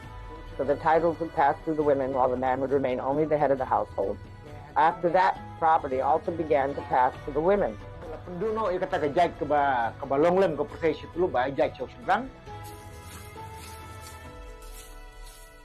The title goes to the mother. We don't come up so much. And other people know those who have the title to the father, they become rich. Because his man, he takes responsibility to make his family come up. Here, women hold power, property and wealth, raising many questions about the men's role. How do they view the matrilineal system they belong to? And what part do they play in it? The structure of the matrilineal society is still going on very good.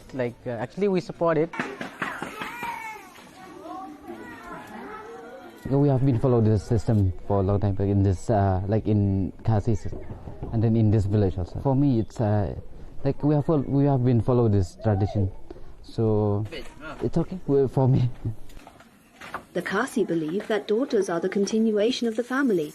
which deepens the community's desire to have many girls, unlike most other Indian society.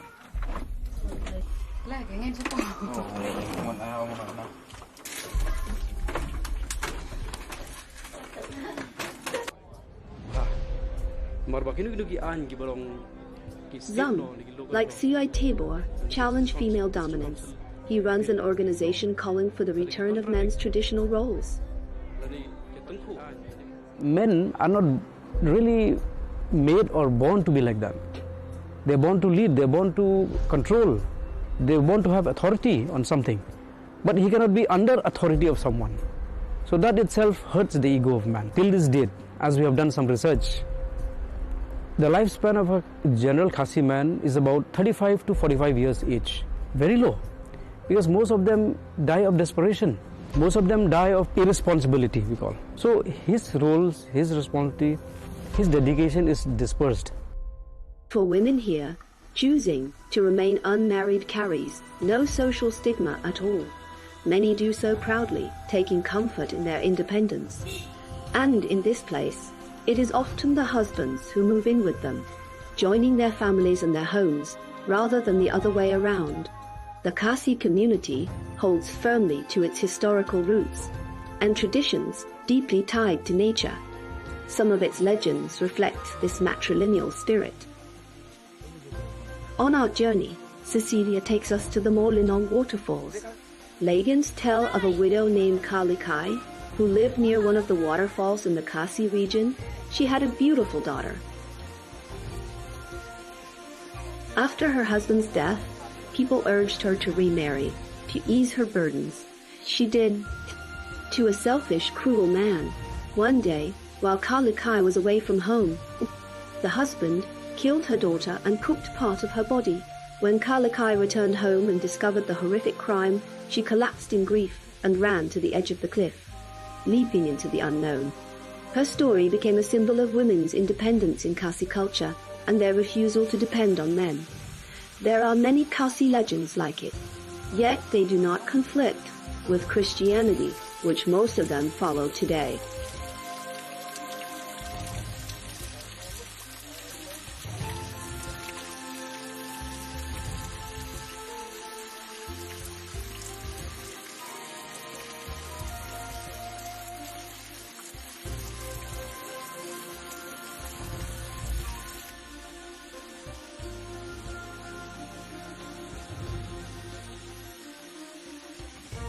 Some Christians being, like obsessed or possessed by, some spirit or demons, okay? Or they've got some kind of, we call tarot, some black magic happening to them. Then they resort to the help of the traditional people. So sometimes it becomes, we call it a little bit sacrilegious.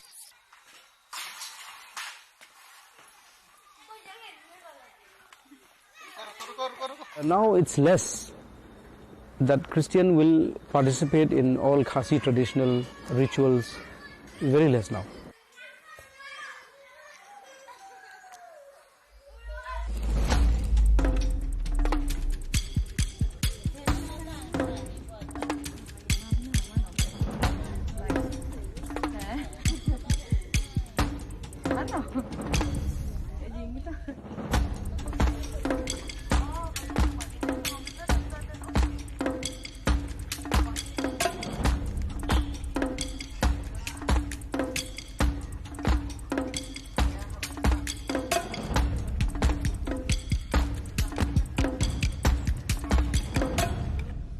In the village market, we met the merchant Trinity, who sells small decorative souvenirs.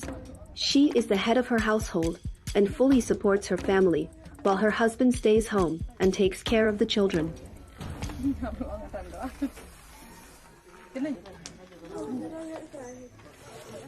Khasi society, women is the head of the house. Yes, actually I am very proud to be in Khasi Matrilineal society. Because in our Khasi society, we have responsible, even we women also, we have responsible to take care of our household. Anything we can arrange or we can manage all things. Because in our society, women also has more power, but the youngest one get more property. All the inherits from parents' side. All the young, only for the youngest one. Out of the 100%, daughter will get like sample 70%, and son will be 30%. More actually we give to the woman, because actually we men, we can work hard, we can work more also. So for women, actually those who are not illiterate, who are not going to school, who are illiterate, so they cannot work. My wife, she's not totally Khasi. Her father is Assamese and her mother is Khasi. Actually my wife, she take her mother's surname. She don't take her father's surname, though he's a non-Khasi also, but still she taken the mother's surname.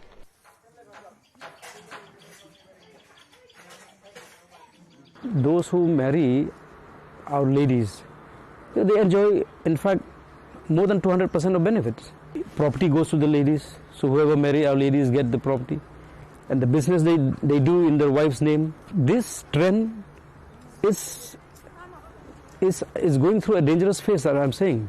Because if we continue to go in this manner, then one fine day, we will not find pure Khasis anymore. Due to mixed marriage, Khasi blood will be diluted. The social independence women enjoy here, this doesn't mean Khasi women have unlimited privileges or total freedom. Parents still worry when their daughters travel or move away.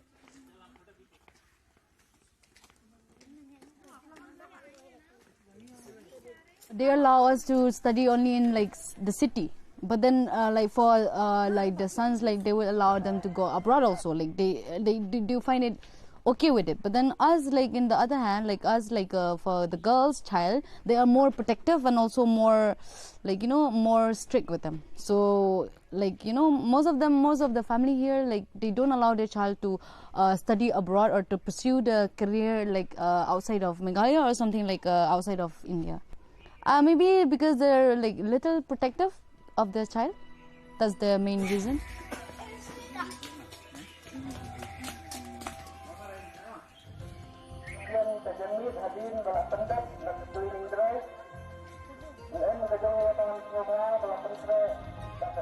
Poverty also plays a major role in limiting choices and lifestyles, hindering higher education for many girls and boys alike.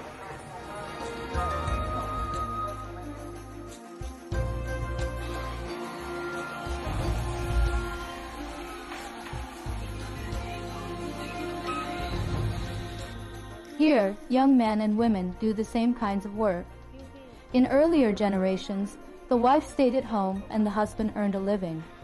But in our generation, things have changed. Men now do household work, and women take on men's roles. अपना business अपना चलाते हैं आप.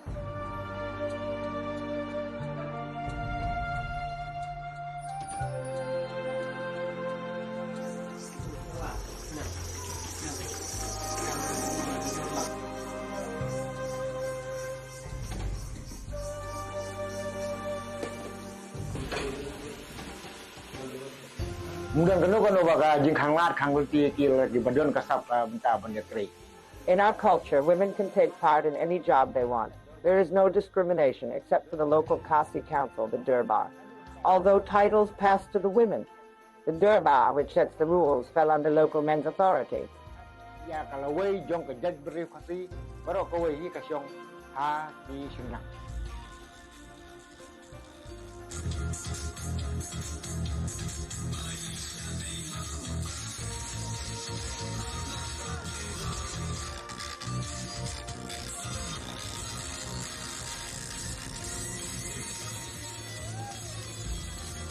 The Khasi community is deeply interconnected.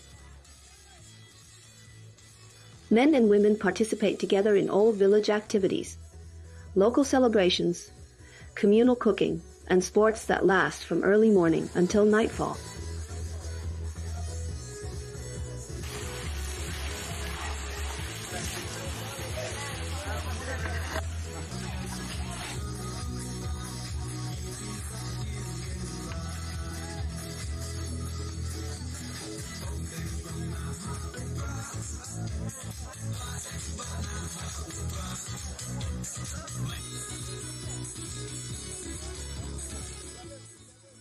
most of the villagers here are farmers. So in farming we have to contribute both men and women, like they go together to the field also for the field work. Like both men and women can give their idea for the betterment of the family and for the betterment of the society also. Here the young men and women also like participate the same role. Before, like the older generation, the wife always stay at home and then the husband like is the breadwinner. But then in our generation, like things change and then men do the household work and the women also do the men's work.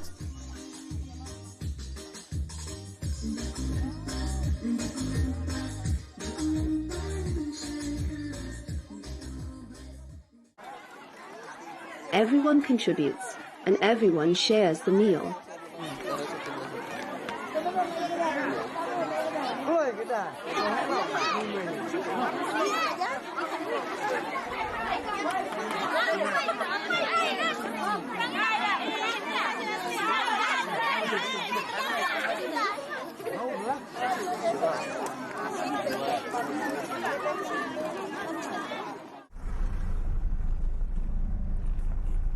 Today we are having this cleaning drive from Pontung to Maulnong, which is 18 kilometers, and we are having all the way to Maulnong. And we are doing this each and every year. This is the 6th time we are doing this cleaning drive. In 23, several local and international magazines named this village the cleanest in Asia, earning it national fame. This is how we are doing the cleaning drive. And you can see the people are still cleaning and picking up the plastics, mostly the plastics. Right now we don't have any recycle plant in the village. But we are very grateful to the Shillong Municipal Board. We have to go, we have to dump over for the plastics. It has since gained recognition among other towns and villages as a model to follow. Cleanliness here is a sacred ritual, cherished by the Khasi people, from young children to grandmothers, keeping the entire village spotless through collective effort. For now, we just clean the village. We can give some advice for the other people also. So this is our daily responsibilities because it gives us health also if we clean the village. So other people also from the outside, the people from outside, so they will see us, they will get some advice from us. They don't see it as routine work, but as a sacred, enduring part of their tribal life. Most of the property right now it's inherited by the youngest daughter, because they think that the youngest daughter will be the one who will be looking after the parents after they grow old. But then right now it's different. Some of them, youngest daughter didn't have a good relationship with the parents, so the older daughter will look after the parents, right? So maybe the oldest daughter, the one who's looking after her parent, that daughter should be the one to inherit the property, right? I see in my areas also, the one who look after the parents after they're old, that one inherit most of the property, like golds and land and houses, because right now things have changed.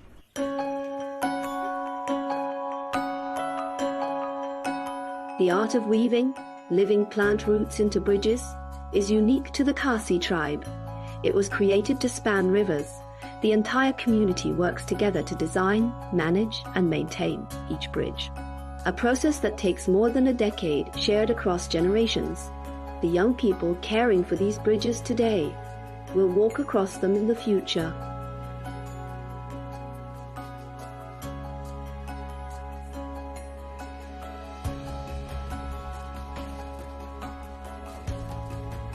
It's believed these bridges can last for hundreds of years, but will the Khasi traditions endure just as long?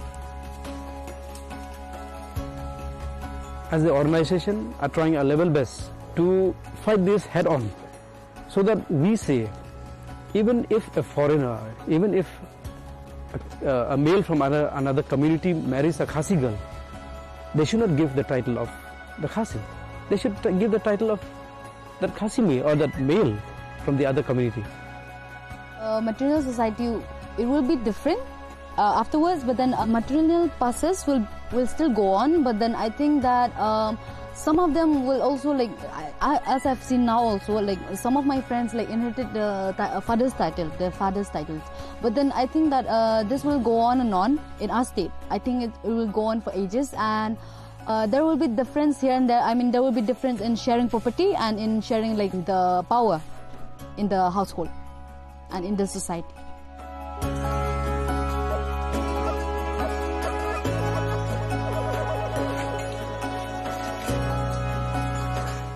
Something we have to adjust with the modern society. A little bit we have to adjust. Like I think this system will go on.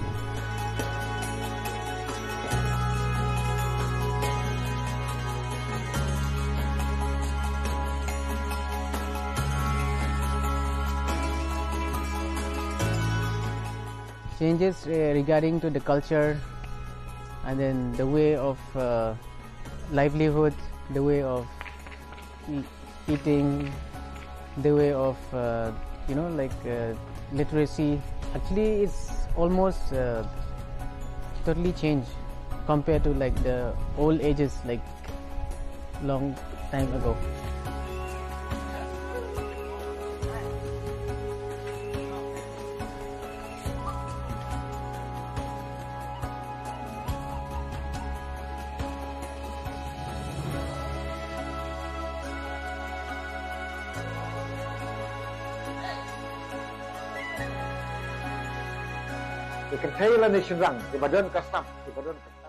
We hope women will come forward to join the village Durbar. We will work hard together to bring change to our community. Women and men can work in all fields, and they will do it well.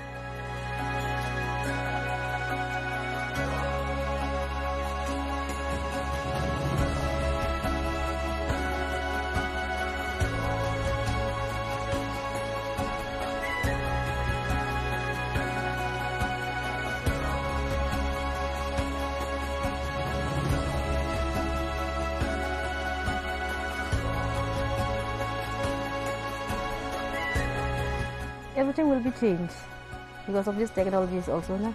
Everything will be changed. But in our heritage, it will be the same, remain the same.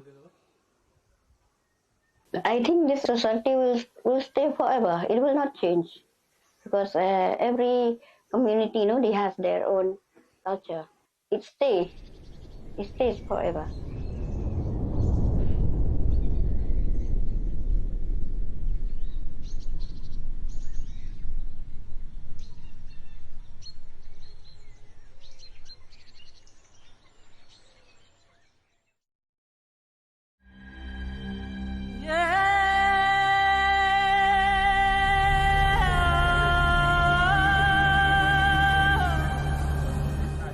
Gori is a small island in the Atlantic Ocean on the Senegalese capital Dakar.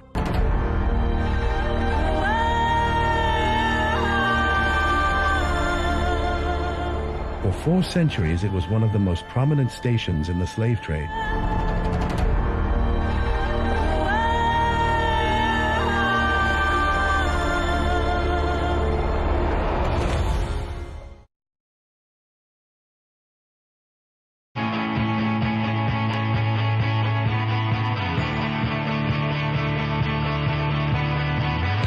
Welcome to the Metropolis, the big city. This is where tech, trends, and culture meet the people. See the sights. Walk the city streets. And experience the lifestyle.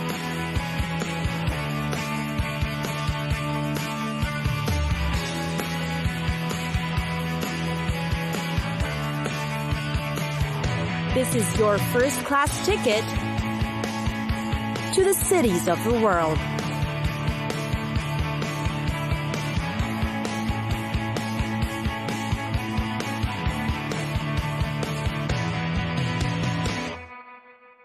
Moscow.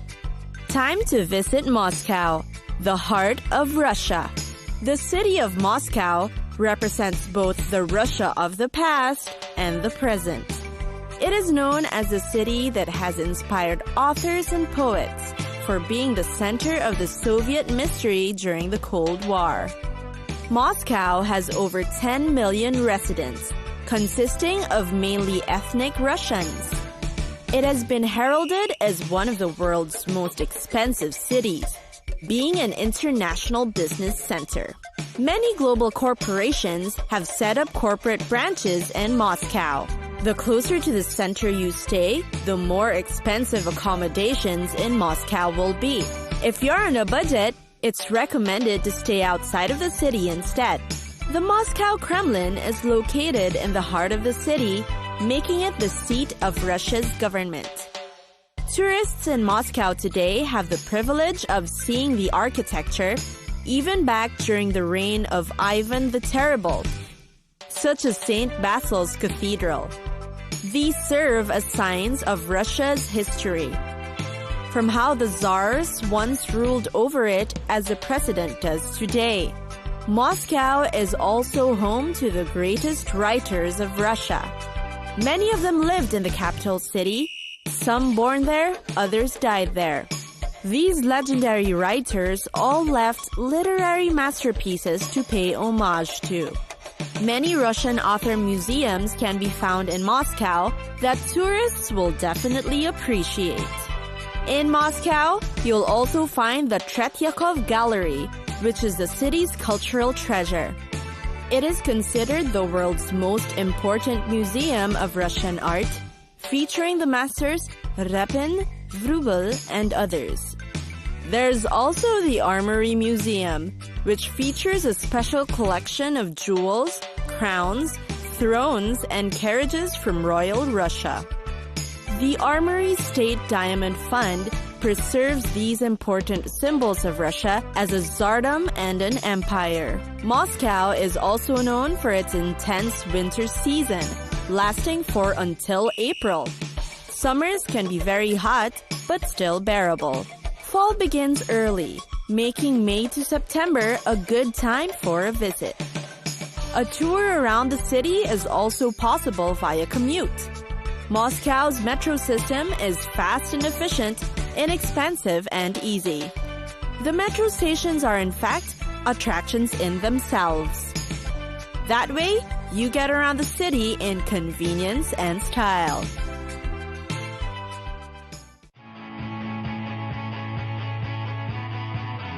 It's time for us to go. Pack your bags and get your tickets ready. And we'll see you on the next destination. Catch us again next time on Cities of the World.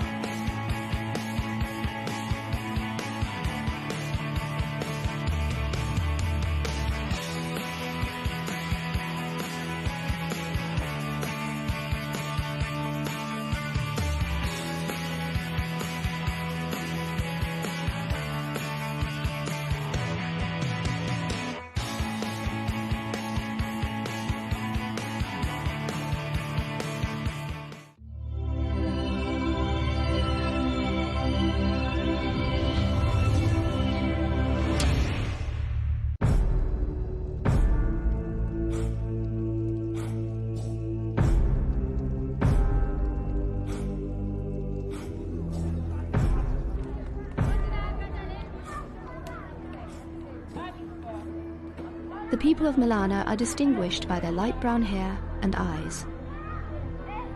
Their noses are long. Their skin is wheat-colored. They resemble the inhabitants of the Mediterranean basin more than those who live in Himachal. The unique democratic system practiced in Milana is considered one of the oldest in the world. It closely resembles the model of ancient Greece. It consists of two councils, a lower and an upper house, where matters are discussed carefully.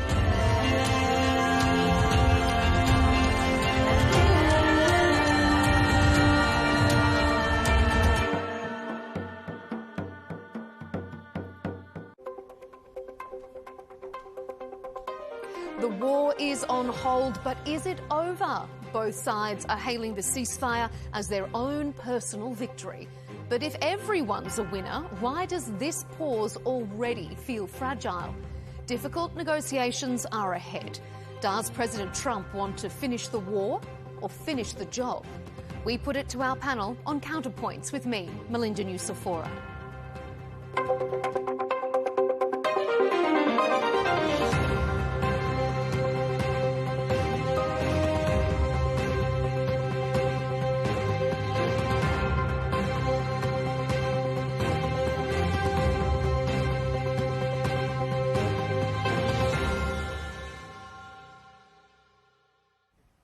Joining us for this discussion is Natalie Tocci, Director of the Istituto Affari Internazionali and Professor of Practice at the Johns Hopkins School of Advanced International Studies. Bijan Kian is back with us, an Iranian-American businessman, former US official and president of the Institute for Voices of Liberty. And rounding out this Counterpoints panel is Hamid Reza Gholamzadeh, Director of Diplo House and a Deputy of International Affairs at Tehran Municipality. To all of you, welcome to Counterpoints. Well, the fragile nature of this ceasefire is already evident. Just hours after it was announced, there were reports of violations, and there's further uncertainty around whether or not Israel is beholden to the pause. The Israeli military has continued to strike targets, including civilians in Lebanon, saying it's not part of the deal. Now, that's prompted Iran to announce that for a time they've closed the Strait of Hormuz again and have threatened to withdraw from the ceasefire agreement altogether if Israel continues its attacks. So, Hamid Reza, let's start with you. Is this the start of the end or just the end of the start of this conflict? I think the start of the end, because Lebanon was part of the deal, and the Americans and Israelis are violating that part. It was mentioned by Prime Minister of Pakistan, Mr. Shahbaz Sharif, in his tweet that Lebanon and elsewhere, quote unquote, is part of the deal between Iran and the United States, and it is part of the ceasefire. But we are seeing that there has been attack against Lebanon by Israelis, and there has been some attacks against Iran as well. So it seems that we are not witnessing a real ceasefire on the ground from the very beginning of that. Bijan, what do you make of that? Are the US and Israel already breaching this ceasefire? Well, you know, let's start from the beginning of what happened. What happened was 47 years of hostilities from the Islamic Republic, who started the war in 1979. It's a mistake to think that the Israelis or United States started the war. So when you say start of the end or end to the start, I think we need to look back at what happened. 47 years of tyranny, of crime, of incompetence has left the entity Islamic Republic extremely weak, at its weakest point. Angry people because they killed 60,000 or more of their children. Angry neighbors because they threw missiles at them. But if we just look at the today, if we just look at now, what do you think about this current ceasefire? Have there been mistakes made already? You know, ceasefire was fragile yesterday. It's broken today, and no doubt about it. The situation is very, very temporary. Nothing has changed.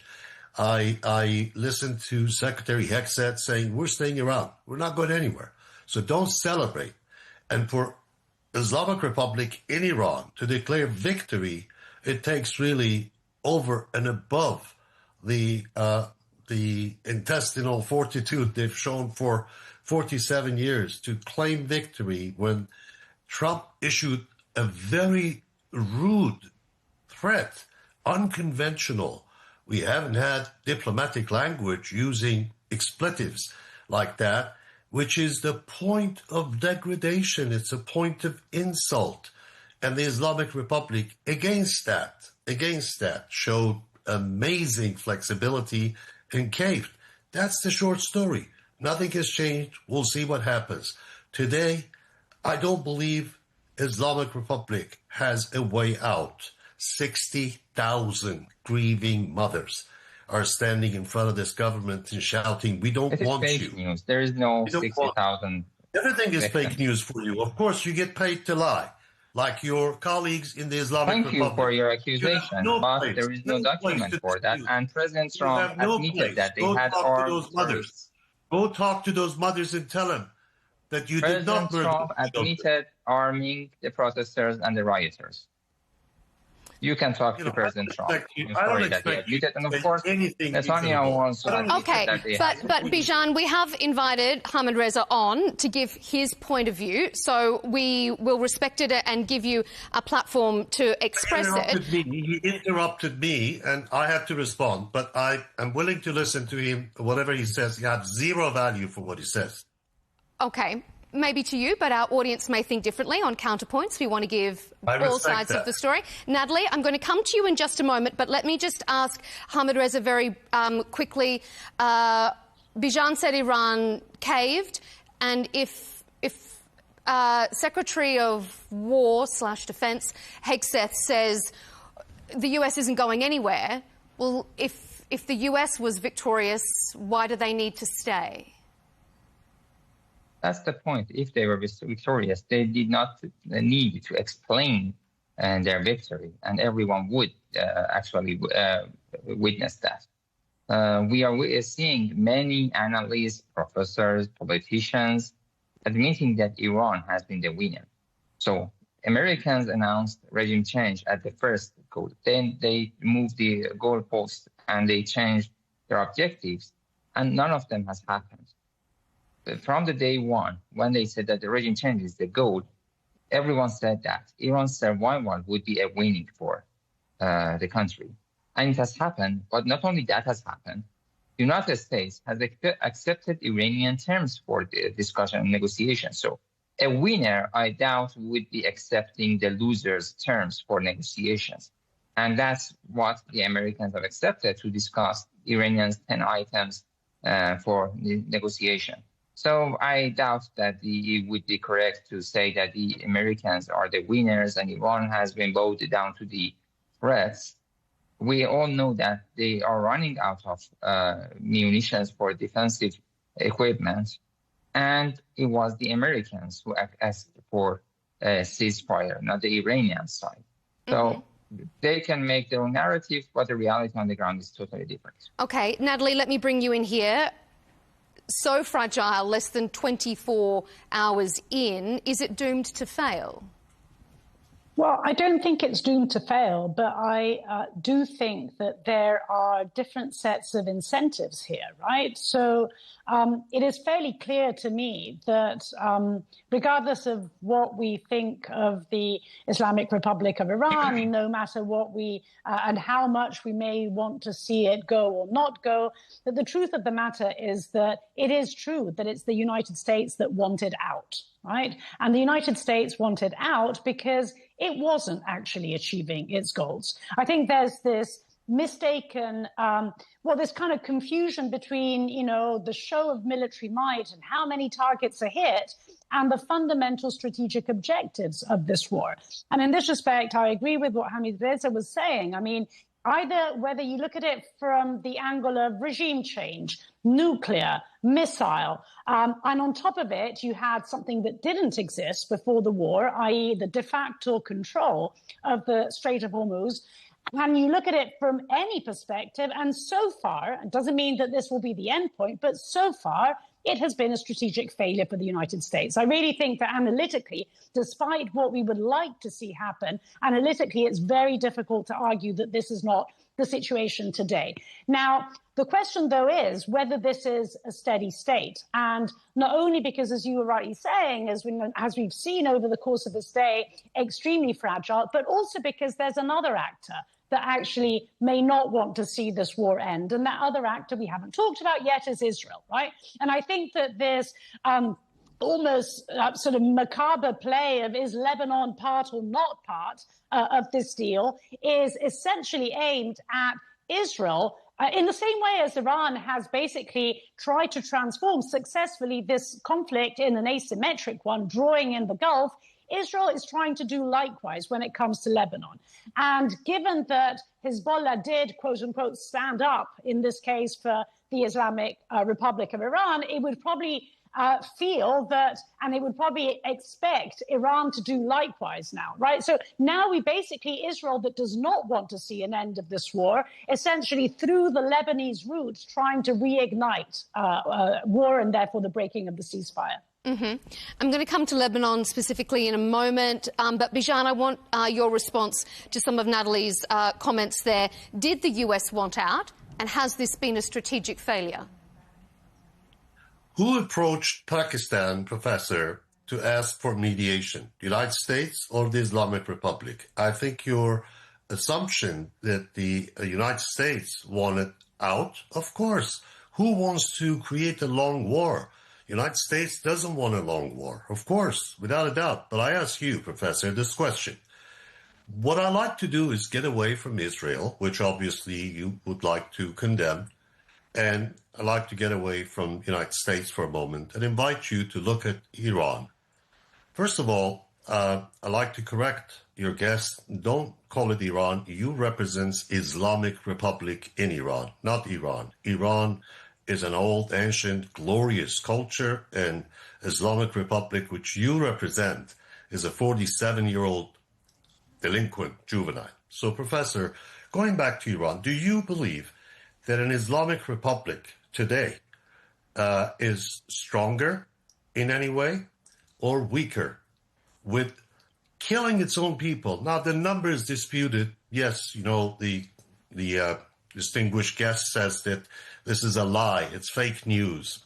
I think people of Iran will not believe you. That's your problem. It doesn't matter. You can convince me. But, Professor, you have people who don't want a government. You have neighbors who've been attacked for no reason. You are weak. Your air force is gone. Your sky is in the control of foreign forces. What do you assess the durability or sustainability of such a government? You speak with such confidence that, you know, it's Israel's war. No, it's the people of Iran's war against the tyrant government. Professor, what do you think? Do you think it's sustainable like this? Is this a question to me or a question to Hamid? It's to you. Okay, so I actually think that... Apologies. Yeah. I actually think that prior to the beginning of this war, indeed, the Islamic Republic of Iran was at its weakest point. And I think that particularly after the protests in January, for the first time, and I'm no Iran expert, right? But for the first time, I heard those that are Iran experts that were actually debating whether indeed it may be the beginning of the end. My sense is that what this war has done is that it's actually provided a new lease of life to the Islamic Republic of Iran. It's not, as I said, I'm trying to be analytical about it. It's not necessarily what Natalie wants to see happen. Do you anticipate people of Iran forgiving this government?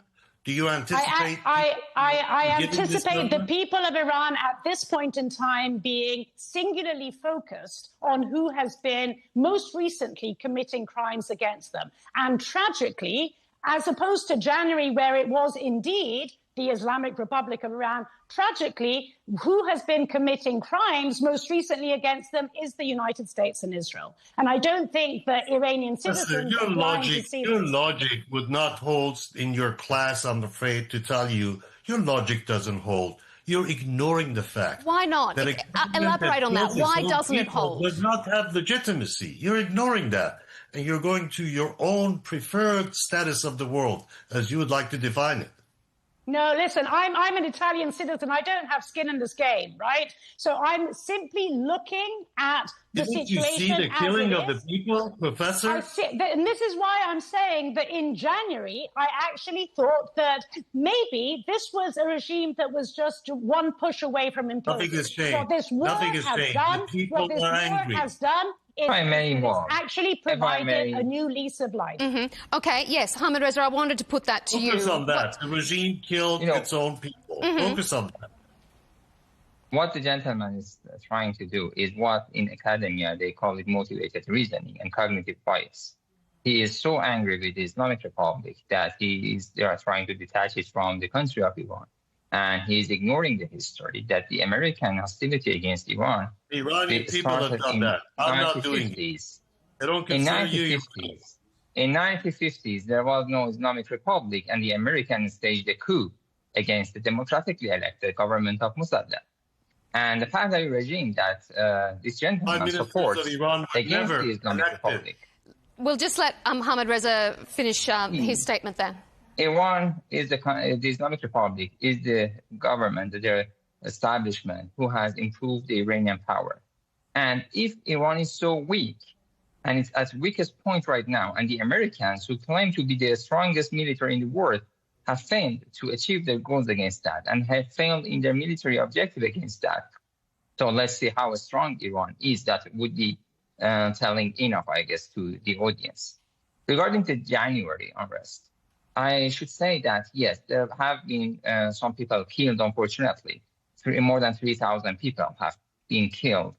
Some of them have been killed by the security forces, and they have been terrorist groups. And majority of them were killed by the rioters and terrorist groups who, first of all, Mossad account has... Okay, I'm just going to interrupt you there. You've both had your say on what's happened in January, but we don't have time to go back and to analyse the January situation. We've had both sides of that discussion. So I'm just going to put a pin in that and return us to this current ceasefire, because I don't want to get too distracted to go in and reanalyse January again. Natalie, I want to ask you if we can go back to the comments you made about Israel and Lebanon. The Pakistani Prime Minister says Lebanon was absolutely part of this deal. Israel says it wasn't. Do we run the risk now of Israel jeopardising the ceasefire? And can the US, do you think, with a global perspective, rein in Israel and bring them back into the fold here? Well, as I said, I think that Israel's interest in this respect diverges from that of the United States. Israel, since the day after the 7th of October, has basically pursued a strategy. In a sense, it's a kind of almost a military doctrine of permanent war in the Middle East. And whether this is genocide in Gaza, ethnic cleansing in the West Bank, war and occupation in Lebanon, southwest Syria, attacks in Yemen, attacks in Iraq, and of course war in Iran, we have basically, this has been a constant for Israel over the course of the last years. So I think, or maybe I should qualify, I don't necessarily think this is Israel's interest, but it's certainly Benjamin Netanyahu, the Israeli Prime Minister's interest. And of course, as we know, he is facing re-election this year. So I think his interest will be that of, in some shape or form, continuing this war. Now, he doesn't have the ability of going after Iran alone, right? And we have always seen the way in which he has tried to drag the United States in. Now, if the United States does not want to, at this point in time at least, pursue and continue war with Iran, the only available option for Netanyahu to continue a state of permanent war in the region is through Lebanon. And as I said, in the same way as Iran has pursued an asymmetric strategy in drawing in the Gulf, Israel, I think, is trying to do likewise by drawing in Lebanon. And through Lebanon, indirectly bringing the United States into a war in Iran, which is really what I think it is interested in. Now, is it going to succeed in doing so? Who knows? So far, the Israeli Prime Minister has been singularly effective in manipulating the United States president.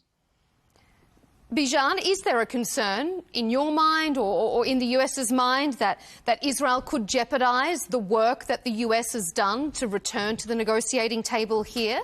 Do you think the US can constrain Israel's objectives if they do, in fact, diverge from the United States? Well, the test of rationality is for each actor to serve their own best interests, without a doubt. And that's the first principle which cannot be easily violated.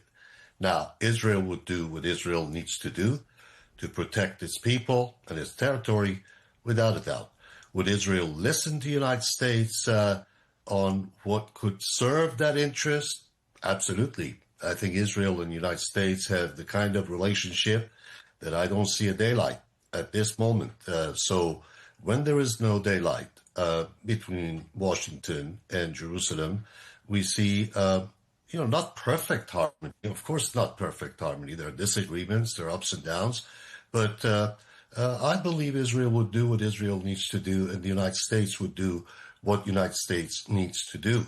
The interest of the United States in the region, in the Gulf, in the Persian Gulf region, and the Middle East in greater sense, remains the same. And the interest of United States allies, including Israel, remain the same. Do you think, though, that the White House is going to be pretty put out to think that Israel could be derailing the hard work they've done to get Iran back to the table here? It's not Israel that's derailing. Look at the list of the 10 demands put forward by the Islamic Republic. It's a list of impossibilities. Look at it. Take a look at it. And I asked the professor also to assess objectively, as I understand the point of interest for the professor is to beat up on Bibi and his political positioning. Understood. I get it. But I really want to invite you to take a look at these realities. What's complicating the peace process is unreasonable demands. What is the Islamic Republic saying? Essentially, leave Hamas, Hezbollah, and Houthis alone. Let them do what they are doing. I will continue to help them, and you cannot stop me. Promise you won't attack me, and lift all the sanctions. Sure, I think that's a dream list, but it will never happen. It will never happen. Not this coming Saturday. Never. That's my forecast. And people in the remaining, whatever is left of Islamic Republic, which I believe is not much, can celebrate a few days. We won, declare victory. They can continue the hallucinations. But the reality on the ground remains the same. Angry people, angry neighbors, diminished resources, almost diminished military power, nothing left. All evidenced by this free flying aircrafts in the Iranian sky. And Iran is different. Islamic Republic. OK, I'm going to move us on to our next segment because this leads really nicely onto it, about the specifics of this deal. Because after almost 6 weeks of destruction regionally and globally, economic chaos, we finally have what President Trump, even though you, Bijan, say it's a wish list, President Trump says it's a workable basis for ceasefire talks. Which in itself, is interesting because Iran's 10-point plan contains numerous conditions the US had previously outright rejected. Now, both sides have claimed that the 2-week pause is a victory. So, Ahmed Reza, I want to put it to you. What do you make of what Bijan was just saying there, that this is a wish list that is unattainable and it is not an achievable basis for a ceasefire? I think President Trump has already answered to him. If it was such, the United States would not accept it as a framework for discussion and would not principally accept the 10 items. So it seems that it is working that they are accepting. And the situation is difficult for the Americans and Israelis. Israeli regime is trying to, as Professor mentioned, it's trying to make it asymmetrical and moving the Lebanese front and away from the Iranian front, and wants to continue that war in order to survive the current situation. But the other side is that Americans need to stop this war because of the current situation. Yes, Iranian sky might be very open to the Americans, yet they have lost more than 10 aircrafts during the last week. When they came to Isfahan, and before that, and there have been some targeting. And it seems to be improving for the Iranian side. So the situation, the conditions that Iran put in the item list is that Iran wants to end this war once and forever. It does not want to have the wrong cycle of having some attacks against ceasefire, attack against ceasefire. It needs to be stopped. And Iran proved that its security economy through the Strait of Hormuz. So if the world and the Americans and the others want to benefit from the Strait of Hormuz, they need to guarantee the Iranian security. And these are intertwined, and then they cannot simply attack Iran anymore. So that's what Iran is trying to do. OK. Natalie, weigh in on this wish list or workable basis, this 10-point proposal. I mean, it is a maximalist demand from Iran. Is it almost the case that this is so maximalist that there's no way that this can be achievable? Is Iran effectively setting the US up to not be able to agree to any of this, and it's just going to snowball once again? Well, I mean, it is maximalist, right? But I think that the fact that it's maximalist kind of in a sense, kind of goes back to our earlier discussion. It's maximalist because the way in which this war has gone has actually increased Iran's leverage in a negotiation with the United States compared to what it was prior to this war. So I think, in a sense, it's not so much a question of whether it's realistic or not. It's that this is the opening salvo, and the opening salvo is maximalist because of how the war went, right? So I think, to me, it's more a reflection of what has been happening over the last weeks rather than what will happen over the next few weeks. No, I don't think that these points as they are will be accepted. I also think that it's not very realistic. The point, though, is that if that is the basis of a negotiation and therefore of compromises, inevitably, if there's going to be an agreement, Iran will have to, in a sense, dial down somewhat. But it's dialing down from a benchmark that it has set, right? And this is what I think makes this negotiation tilted more in favor of Iran than the United States, as I said, in relative terms, compared to what it was prior to when this war began. Bijan, I'm surprised that you haven't jumped on that. No, I just wanted to say that the professor elegantly refers to the opening salvo, but Professor, how about the second strike capability? You can have a very strong opening salvo and nothing to back that one up with. So what do you think? Again, the reason I invite you to, because I have a lot of respect for your academic stance, that very distinguished Johns Hopkins, but I'm not listening to a professor. I'm listening to a political activist, and you're doing a good job at that. So, can I just interrupt you on this point? I think the problem, Bijan, you are mistaken. The opening salvo this is actually quite important. You are confusing desire and analysis. We may actually agree on what we would like to see happen, but I'm not here to express, I don't think people watching are particularly interested in knowing what I would like to see happen. I'm here to trying to share my thoughts of what I do see happen. I may be wrong. I get it. It's not desire, it's analysis. Professor, I get it. Thank you. Thank you for the academic reference. What I'm trying to say here to you is that this is a pause. You seem to be very definitive about what's going to come next, and that this list is really a very good beginning. They're going to dial down from this. When they do dial down, let's dig into it. What would they be arriving at?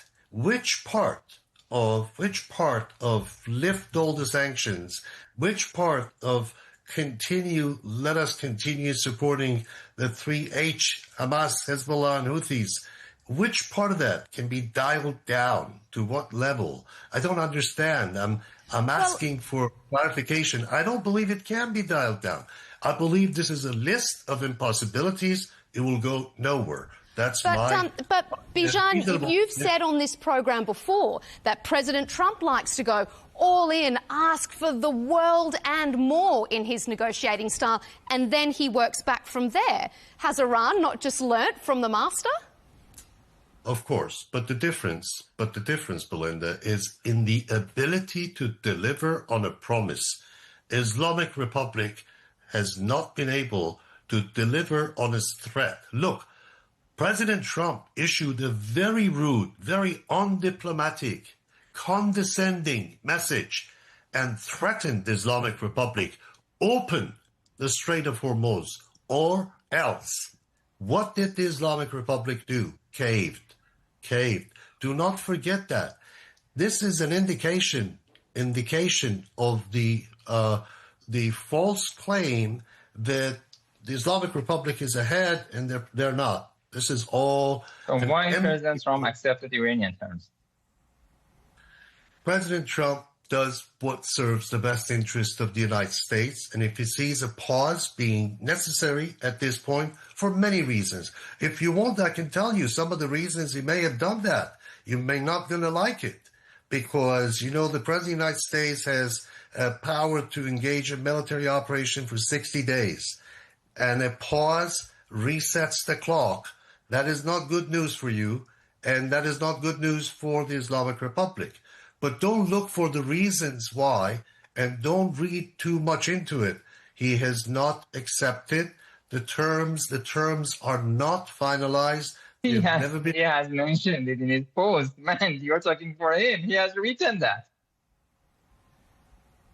President Trump has not agreed to any of the terms, especially the ones I'm referring to. We'll see. I mean, you can make that claim today. Okay. You already declared victory. I know that the American government does not fulfill its commitments and does not follow its agreements. We have experienced that within the JCPOA and within 2 times of negotiations with the Americans. So I don't need explanation about that.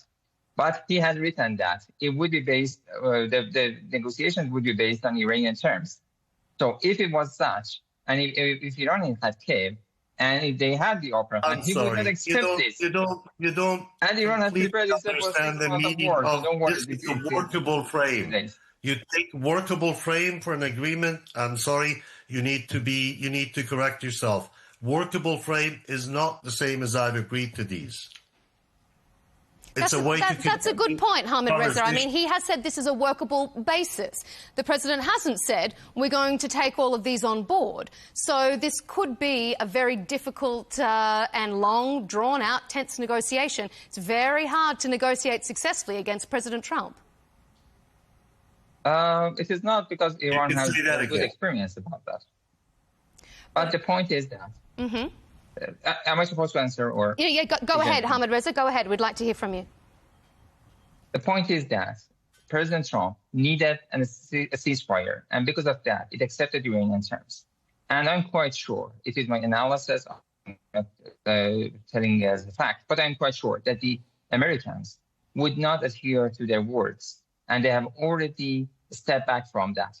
Prime Minister Shahbaz Sharif mentioned and written his tweet that Lebanon is part of the deal. President Trump has said it is not part of that. So on the day one, they have a step back from their own words. Shahbaz Sharif is not Iran, is not Hezbollah, is not either of those H3. He is the mediator, and we are quite sure that he has been discussing the issue with both sides. And he admits, and he has written as the first person, that Lebanon is part of that. The Americans have a step back from that. So we are all quite sure that Americans would not fulfill their commitments, that they would not actually follow their words, and they would break it. And they're doing like that. But yes, it shows that the Americans needed the ceasefire, and for that necessity and their need, they accepted the Iranian terms to violate that in the future and to change it during the negotiations. And that's why he got mad at CNN for translating the 10 items that was issued by Iranian Supreme National Security Council, because it was revealing what Americans have accepted as the framework for the negotiations. I know that they have not accepted it fully, but they had accepted it as a framework. So he was angry because he could not hide the story and he could not step back easily. So that's why he attacked CNN and forced them to actually remove the news and to change the position. So yes, they needed... Can I ask a question? Can I ask a question actually to Hamid Reza? Please. So I hear you say implicitly and explicitly Iran does not trust the United States, both because of the history, violation of the JCPOA, but also because of what has been happening essentially over the last year under the second Trump administration. So what I also hear you say is that fundamentally what Iran is after is some guarantee that basically this is not going to happen again, right? And presumably that's a guarantee that the United States cannot provide because you don't trust the United States. And this kind of leads to my question, which is a China-related question, right? Is this where you're looking for in terms of in a sense, trying to see who else could provide guarantees? Or is this simply a kind of very Western way of thinking about security guarantees? And in particular, if you could just comment on how you see China's role in all of this. There has been some news about China, but I'm not sure about that, so I cannot comment on that, honestly. But it's not about who can guarantee, it's about what can guarantee that. And it seems that the Strait of Hormuz is the most important leverage to guarantee the situation, the security of the future of Iran. If the whole world is connected to the security of Iran, the whole world would stop Americans or Israelis from attacking Iran, and everyone would know that if there is another attack against Iran, everyone would lose because of that. So it seems that for Iran, the most pragmatic way of guaranteeing security is the Strait of Hormuz. And of course, one of the demands that Iran is making is removal of the American military bases from the region, because they are the source of the attacks against Iran. And by their removal, then the probability of attacks against Iran would be much less. I don't say that it would be zero. It's not like that. But it would degrade the possibility to a great extent. So these are the most important factors that Iran could see as the guarantors of the security. Bijan, do you want to weigh in on any of that, or on how China may play into this? I will ask the gentleman, you're a scholar, a very smart person. Why don't you go back to the Islamic Republic and ask them the question? The people of Iran don't want you. Your own survey. Which people are you talking about? Islamic Ministry of Guidance conducted a survey that showed more than 73%, later on up to 90% of Iranians don't want the Islamic Republic. Why don't you just turn the power to the people? It is not sustainable. You cannot kill every Iranian just to stay in power. It's unreasonable. I understand. Why don't you do that? I understand your anger. Announce a date. I understand your anger.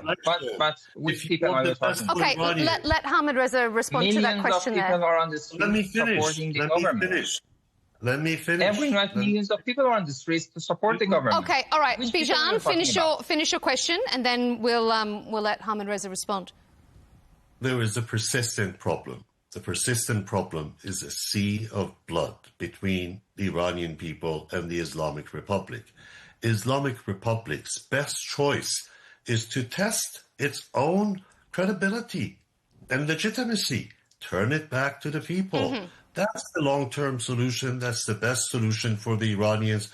Nobody wants destruction of Iran because, as you heard me say, Hamid Reza, I believe Iran is a country of thousands of years of culture and history. Okay, we're getting close to the end of our debate, so I'm just going to cut you short there, Bijan. Ahmed Reza, a brief response to you, because we need to get back onto the global stage. I don't want to get bogged down in domestic elections too much, but a quick response.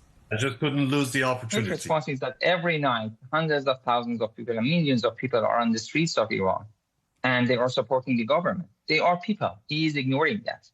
There are some opposition. There's no denial of that. Every country has protesters and opposition. But millions of people are supporting the Islamic Republic. Tomorrow is the 40th. Tomorrow is the 40th day of the martyrdom of the Supreme Leader. And people are going to celebrate that, to have some ceremonies and some rituals about that. Just look at the footage of tomorrow. Not long, less than 24 hours. Tomorrow morning, you can see how many people would commemorate the martyred leader. And that would be probably the people's because they're not afraid to be shot. Okay, the videos. They're your friends. They're not afraid to be shot. All right. I'm going to need to interrupt you there. We're almost out of time, and I want to get a look at the global perspective on this, because President Trump has used America's might for a war with Iran that many US lawmakers say hasn't yet achieved its objectives, even though we've heard from the president that it has. And in the process, it has perhaps revealed some limitations to maybe America's power or America's leverage that, as we've been discussing, has certainly come to the notice of Beijing and potentially Moscow. We've also seen the president calling into question NATO's Article 5 Mutual Defence Pact. We had NATO allies not rushing to the US defence when they called to rally the troops towards the Strait of Hormuz. So, Natalie, has this conflict strengthened or damaged America's global standing with their traditional allies? Well, I think there's no question about it that there has been a very significant weakening of the credibility of the United States. Now, of course, this is just a latest iteration, right? It has started with the US betrayal over Ukraine, its threats to annex Greenland, tariffs. So in a sense, this is just the latest iteration. And of course, it's not the first time that Trump threatens NATO, says he wants to leave NATO, and sort of belittles Europeans at every useful opportunity.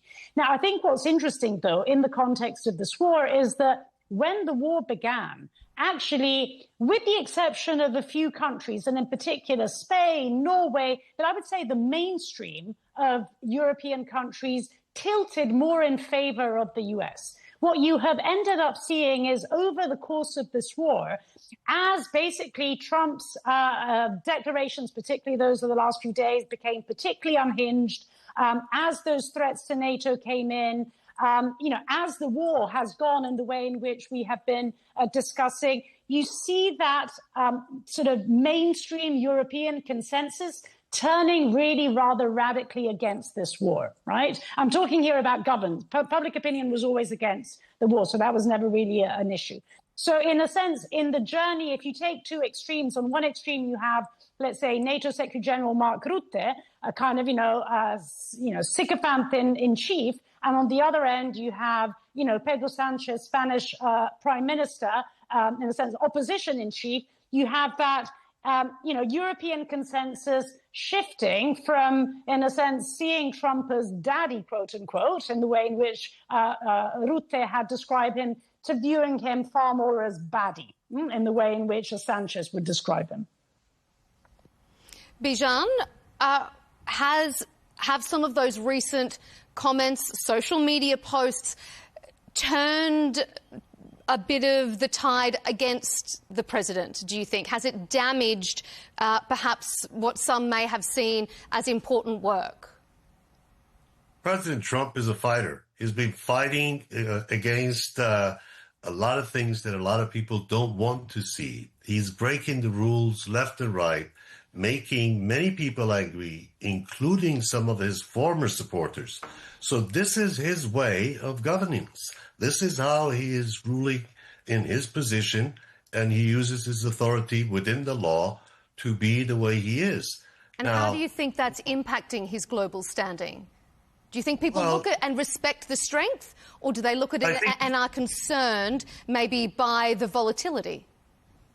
Europe in general doesn't have to worry about defense if the bulk of the expenses for its defense is paid by the United States. But Europe doesn't feel in any way a responsibility to be in a reciprocating position, and that's where President Trump runs into problem with Europe. But I believe we have a very good relationship still with Europe. It will continue. President Trump talks one way and acts another.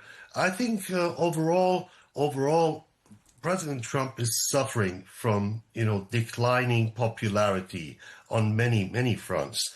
But you cannot say that declining popularity has actually cut into his power. He is doing what he's doing. Yesterday, he made a very, very sharp threat, and he got what he wanted. He was very specific. He said, open the Strait of Hormuz. He didn't say anything else, just one thing, and he got it. So if you don't count that as a victory, as a success, I don't know what would.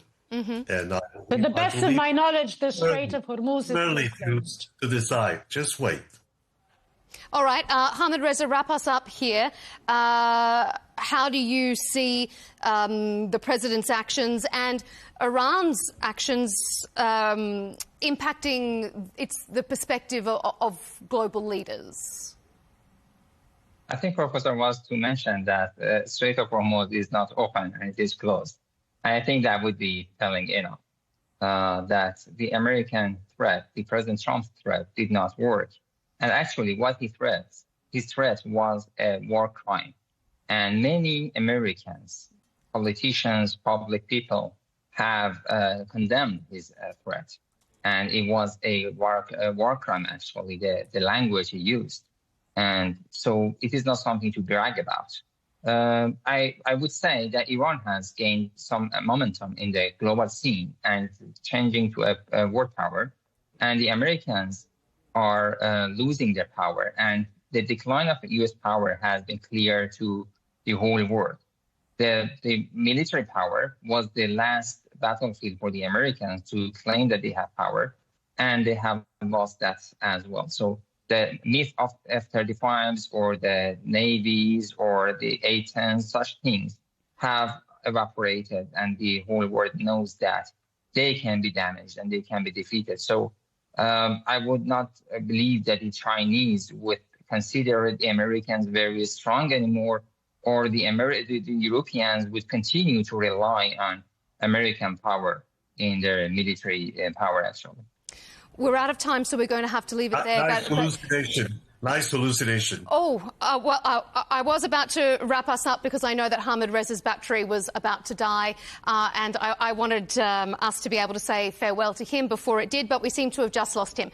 So we will leave it there, although I will say that I'm sure that President Trump would have a very strongly worded social media post against a lot of what Ahmed Reza said there about the US standing on the global stage. But we don't have time to get into it. Natalie Tocci, Director of Istituto Affari Internazionali, thank you for being here. Bijan Kian, former US official and president of the Institute for Voices of Liberty. And we just lost Ahmed Reza Gholamzadeh, Director of Diplo House. Thank you to all of you. Interesting times ahead. Let's see where it leads us. Thanks for being on Counterpoints.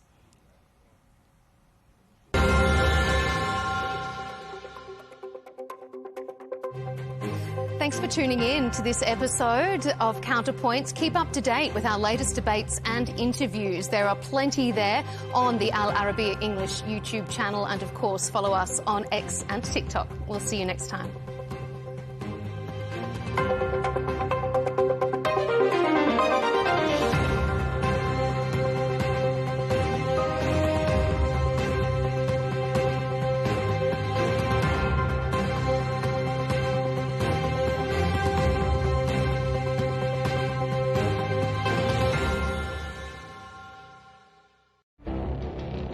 It feels like decades are passing by in a matter of weeks. Seismic shifts in the world order. Never, ever will be part of America. With so much happening and so much noise. Whether it's political upheaval, Canada has been ripping us off for years. Economic shifts or social movements. And no one wins from tariffs. I think America can be more friendly to the rest of the world. The in-depth analysis and all the latest developments across the globe. To have an inclusive policy together. The meetings with Hamas gave me some hope. We're in another nuclear arms race. The most important development straight to your screen. Welcome to the dressing room. I'm on my own. I need backup. And an insightful look at the issues shaping our world today. It was not going to happen, that war, and it happened. Join us on Al Arabiya News, where the world talks.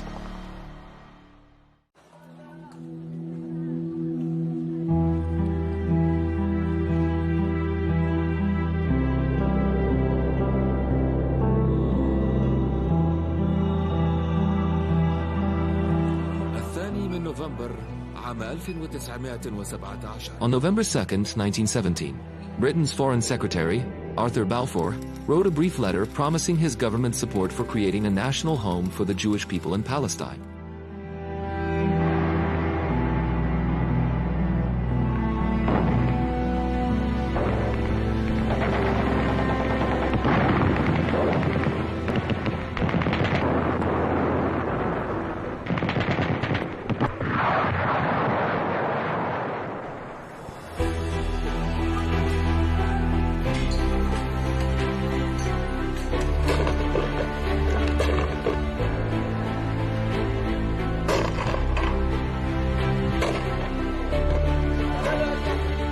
Marked the beginning of a century of conflicts and wars that would forever alter the fate of Palestine and the entire region.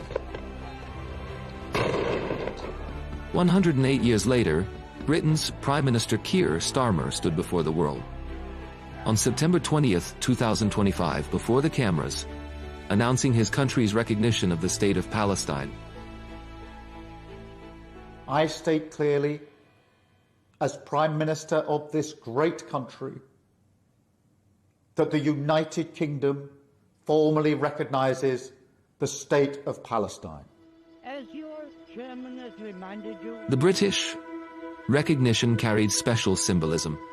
No other nation has played a more decisive role in the modern history of Palestine than Britain itself. it is nearly 16 years since he recruited me to the Zionist movement.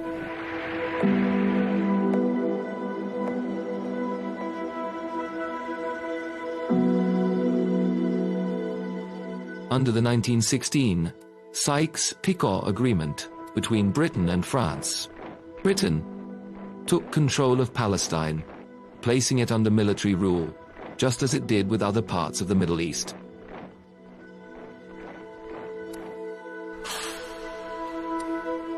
A year later, Balfour confirmed in his letter to Lord Rothschild, the wealthy British Jew, that his government viewed with favor the establishment of a national home for the Jewish people in Palestine.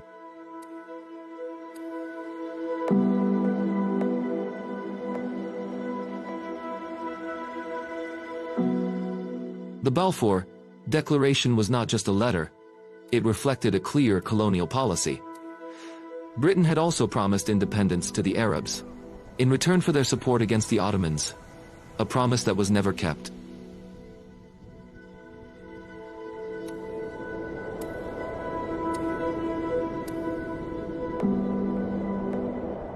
In 1920, Britain formally declared its mandate over Palestine.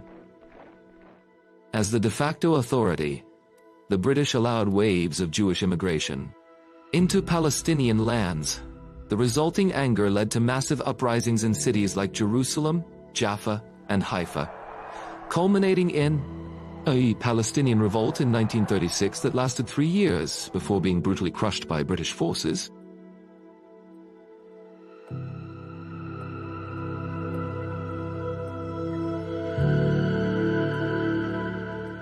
Following that, the British Peel Commission, after investigating the situation, recommended dividing Palestine into 2 states, one Jewish and one Arab, concluding that the mandate system was no longer sustainable due to the rising conflict.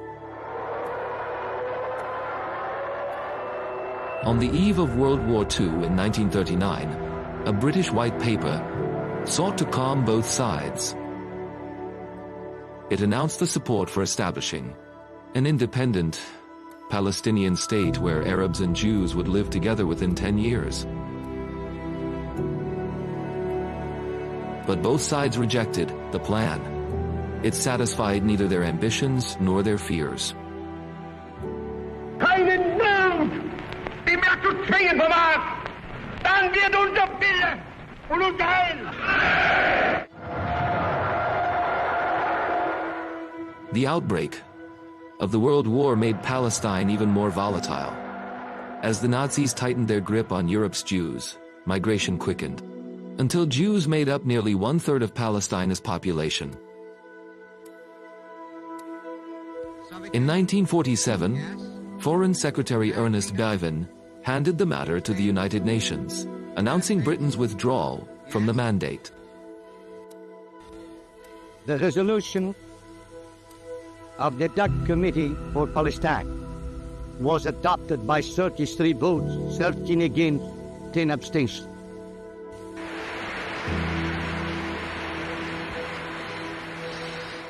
Under Resolution 181, the UN voted in favor of partition. The Jews accepted it, while the Arabs rejected it. In 1948, Britain withdrew as an occupying power, leaving behind a land already in flames.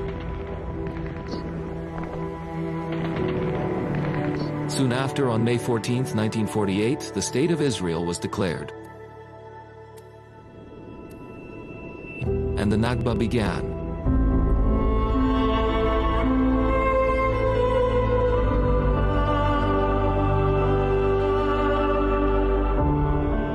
over 750,000 Palestinians were forced from their homes in the war that followed.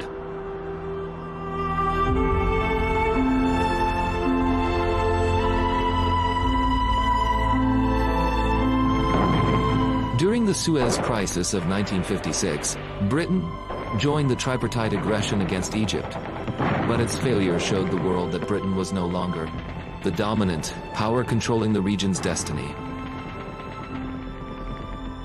The United States had become the global superpower instead.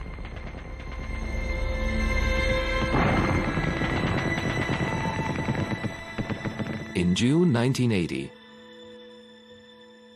European nations, including Britain, met in Venice, Italy, and issued what became known as the Venice Declaration. The declaration was a pivotal moment. For the first time, the West collectively affirmed that the Palestinians were not merely refugees, but a people with legitimate political rights.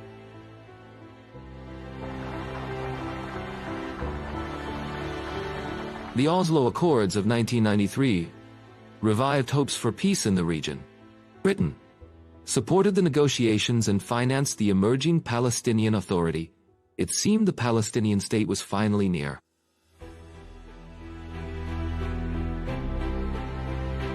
Yet, as settlement expansion and repressive Israeli policies continued, optimism quickly faded. In 2014, the British Parliament voted by majority to recognize the state of Palestine, but the vote was purely symbolic. The government refused implementation, insisting on a negotiated solution first. Yet, public pressure keeps the issue alive in London. For many Britons, it has become increasingly clear that their country bears a historic responsibility.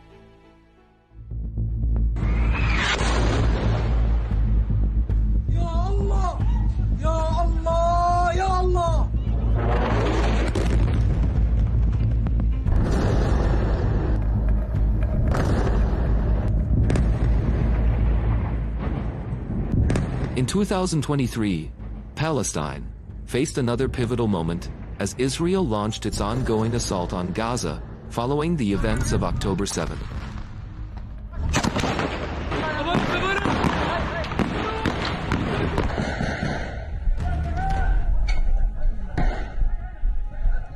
Tens of thousands of Palestinians tragically lost their lives in Israeli strikes, and many, many more were injured in this ongoing conflict.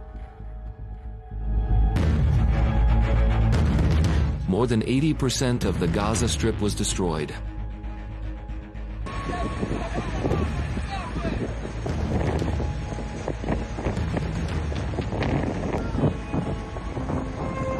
The new catastrophe in Gaza and Israel's repeated refusal to heed ceasefire calls placed immense pressure on Western governments, some of which finally decided to recognize the state of Palestine.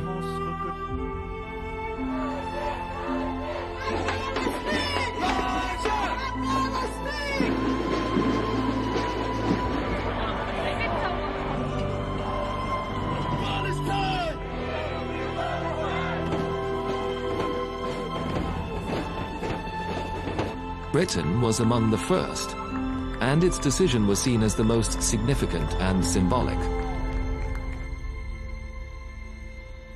Keir Starmer's declaration came more than a century after the Balfour Declaration. Britain, once the source of Palestine's wound, had now recognized its statehood. But the question remains, will that truly be enough for a Palestinian state to rise?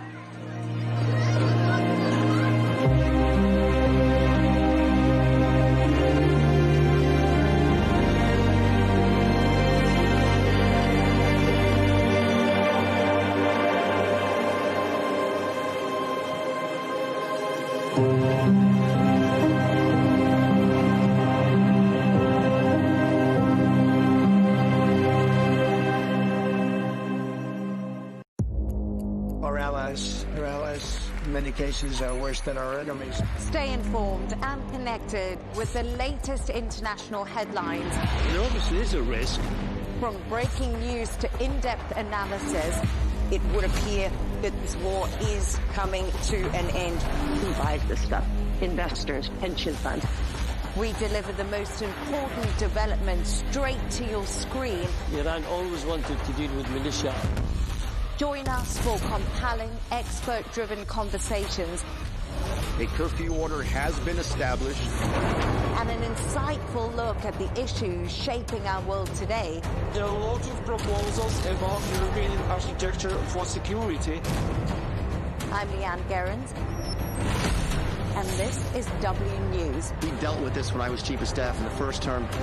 Where you don't just hear the headlines, you get the full story.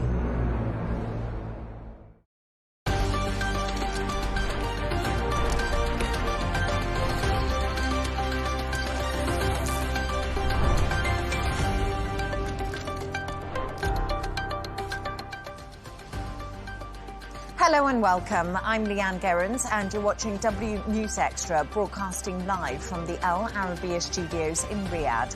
These are our top stories. The White House says the next round of US and Iran talks will likely take place in Islamabad as the US Treasury Secretary requests Iranian leadership funds should be frozen. Israel trades strikes with Iran-backed Hezbollah just a day after direct talks in Washington. And details of King Charles's state visit to the USA are revealed for later this month.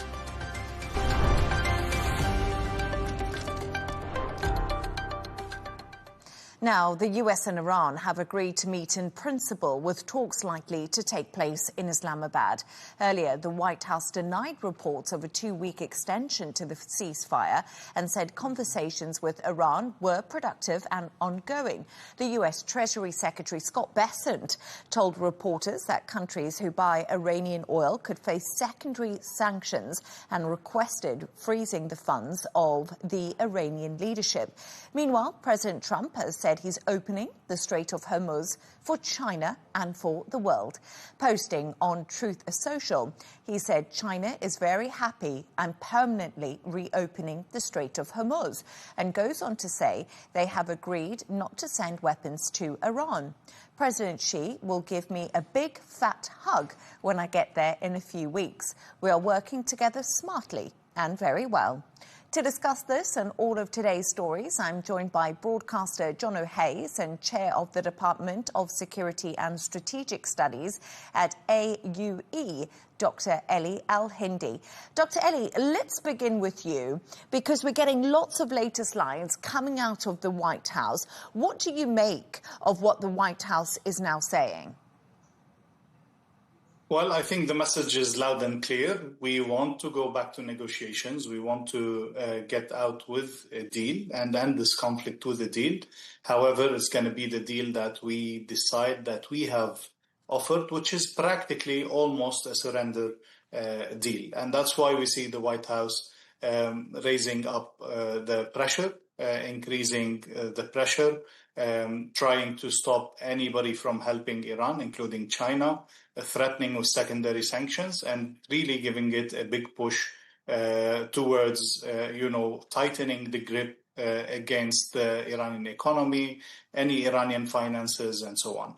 So if he manages to actually remove maybe the last strategic card in the hands of the Iranian negotiators, which was the Hormuz Strait, of course, they will go back to the negotiations with a much weaker stance, and then he will be, as he hopes, able to pressure them into accepting what they haven't accepted before. Now, the question is, of course, we don't know who is specifically calling the shots inside Iran, but definitely it seems that the Revolutionary Guard have the upper hand in that sense.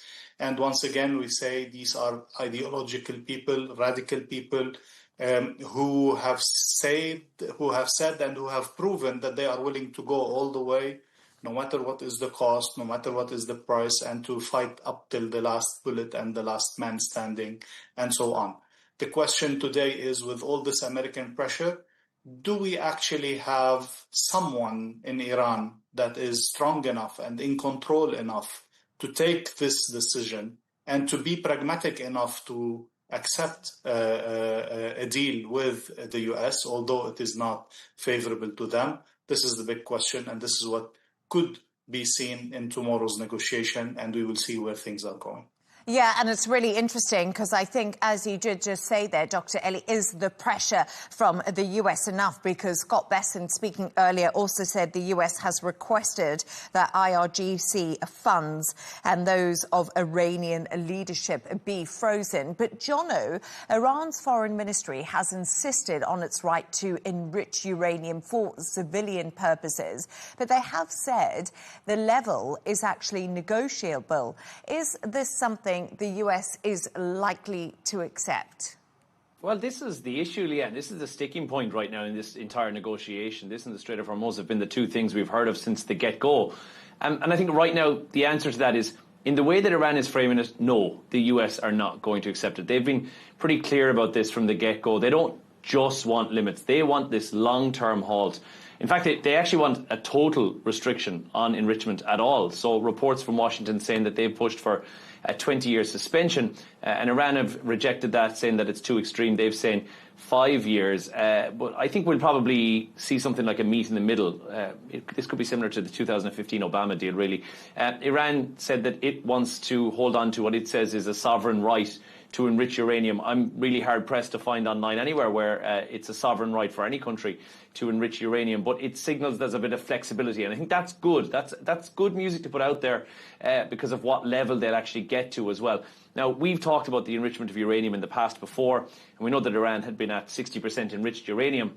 And they need that to be much more enriched to use it for weapons, but nobody's enriching uranium past 50% for energy purposes. So the argument that we need this for the energy of our country simply is not going to float, I think, in Washington, to be honest. But they're saying that they're not going to give up. They're saying that there'll be a bargain on this, but they're not going to say what exactly that is. But I think if there is a deal, like I said, somewhere in the middle is likely where it's going to go. The US is not going to say, OK, unrestricted, enrich uranium as much as you want. Iran is definitely not going to accept zero enrichment. So the only viable outcome is this limited and very, very heavily monitored enrichment. And there has to be a strict cap. There has to be a strict timeline in place as well. I mean, we've seen versions of this in the past before on nuclear agreements as well. So enrichment would be allowed, but enrichment would be very, very tightly controlled. This is the issue, is trust. It's going to come down to trust, because the US and its allies are worried about how quickly this can actually be scaled up to weapons grade. So Iran's existing stockpile is already there. We know they already have 60%. When we spoke about this before the show, you said Russia are not going to take that enriched uranium off them, so they'll likely be allowed to keep that unless that's part of the negotiation. So in simple terms, I guess, Iran is going to keep the negotiations alive. It's still very far from what the US wants, and I think we're a bit away from that. The talks collapsed last weekend because of that. So the issue, if they can ultimately fix that in the next couple of days, that will decide whether or not a deal actually happens.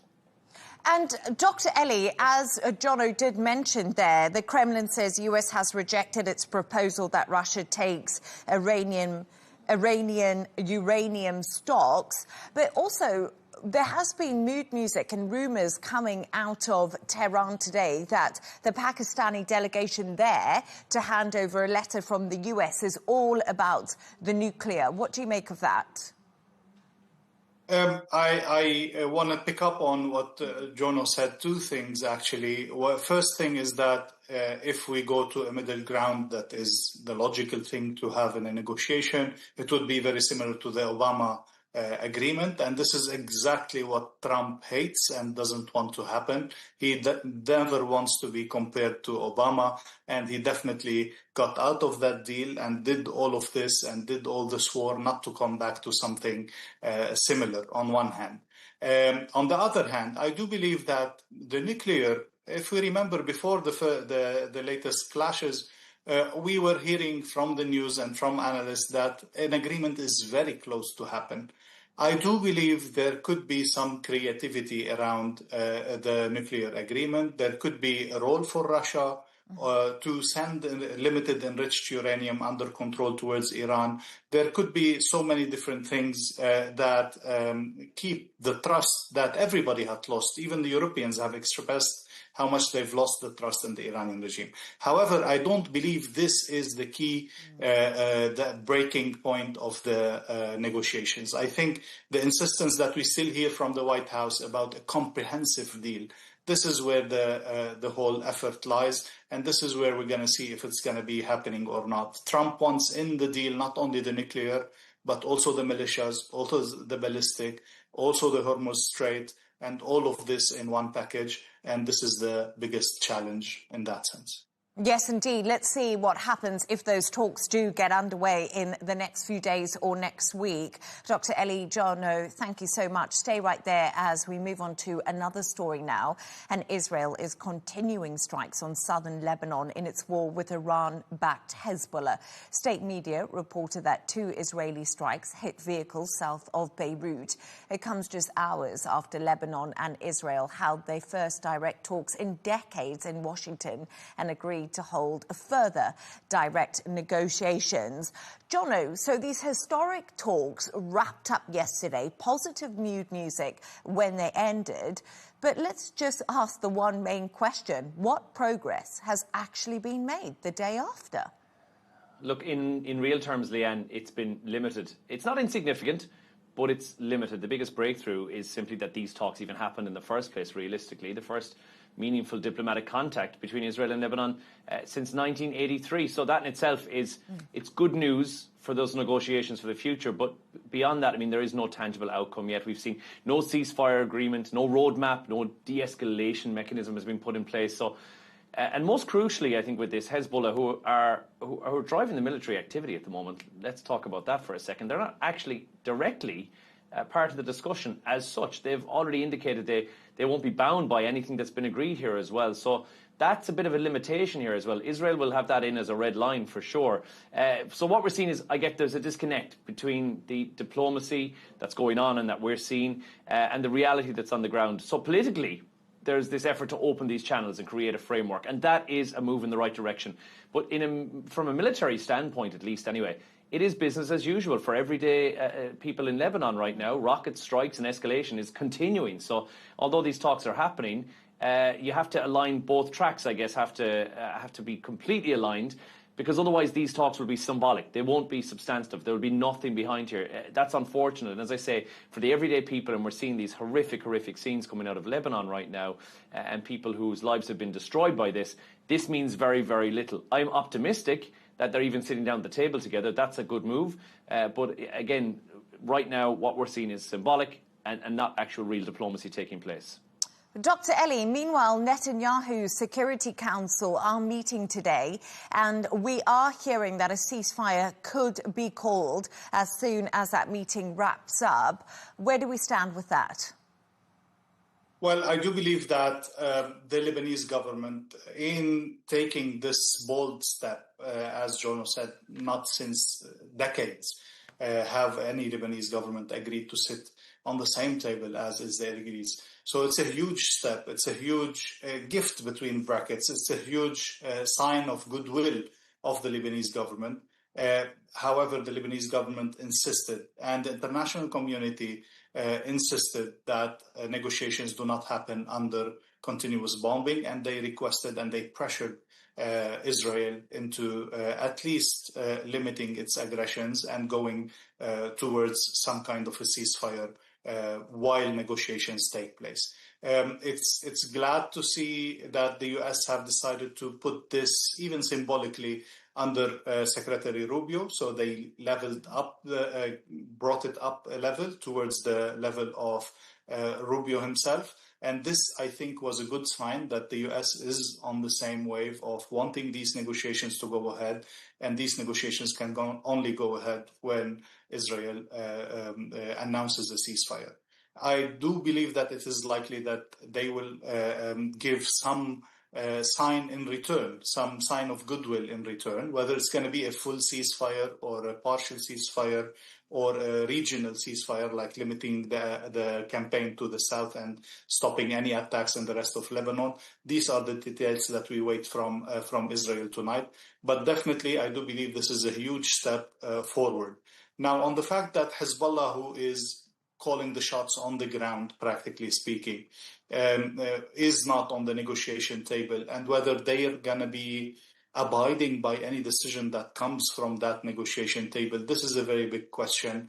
And definitely we know and we've seen Hezbollah follow whatever the Iranian interest is rather than what the Lebanese interest is. But we've also seen Hezbollah significantly weakened, unable to defend its people, unable to defend the villages, and unable to stop all these massacres and aggressions that are happening every day. So it is under a lot of pressure.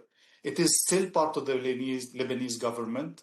So far, the decision to go to negotiations was taken by the Lebanese government, so they haven't resigned. And all the hope is that this positivity and advancement in the diplomatic course will prove strong enough to pressure Hezbollah to stop any attacks on their side and hopefully push things forward towards a permanent solution of this conflict and permanent stability on the Lebanese-Israeli border sometime in the near future. And of course, this would be coupled and influenced by whatever the negotiations between Iran and Israel and Iran and the US happen and what results we get out of these. But, Jono, like you said earlier, it's the civilians in Lebanon who are really feeling what's happening. We have heard stories of over 1 million people displaced by what's happening in the country. Dr. Eli, we must remember that, and Jono too. Over 2,000 people dead, 168 children. Jono, this is a serious situation, and the international community has a lot of sympathy for Lebanon. Do you think that the US has really pushed Israel to try to draw a line under this as it is negotiating with Iran?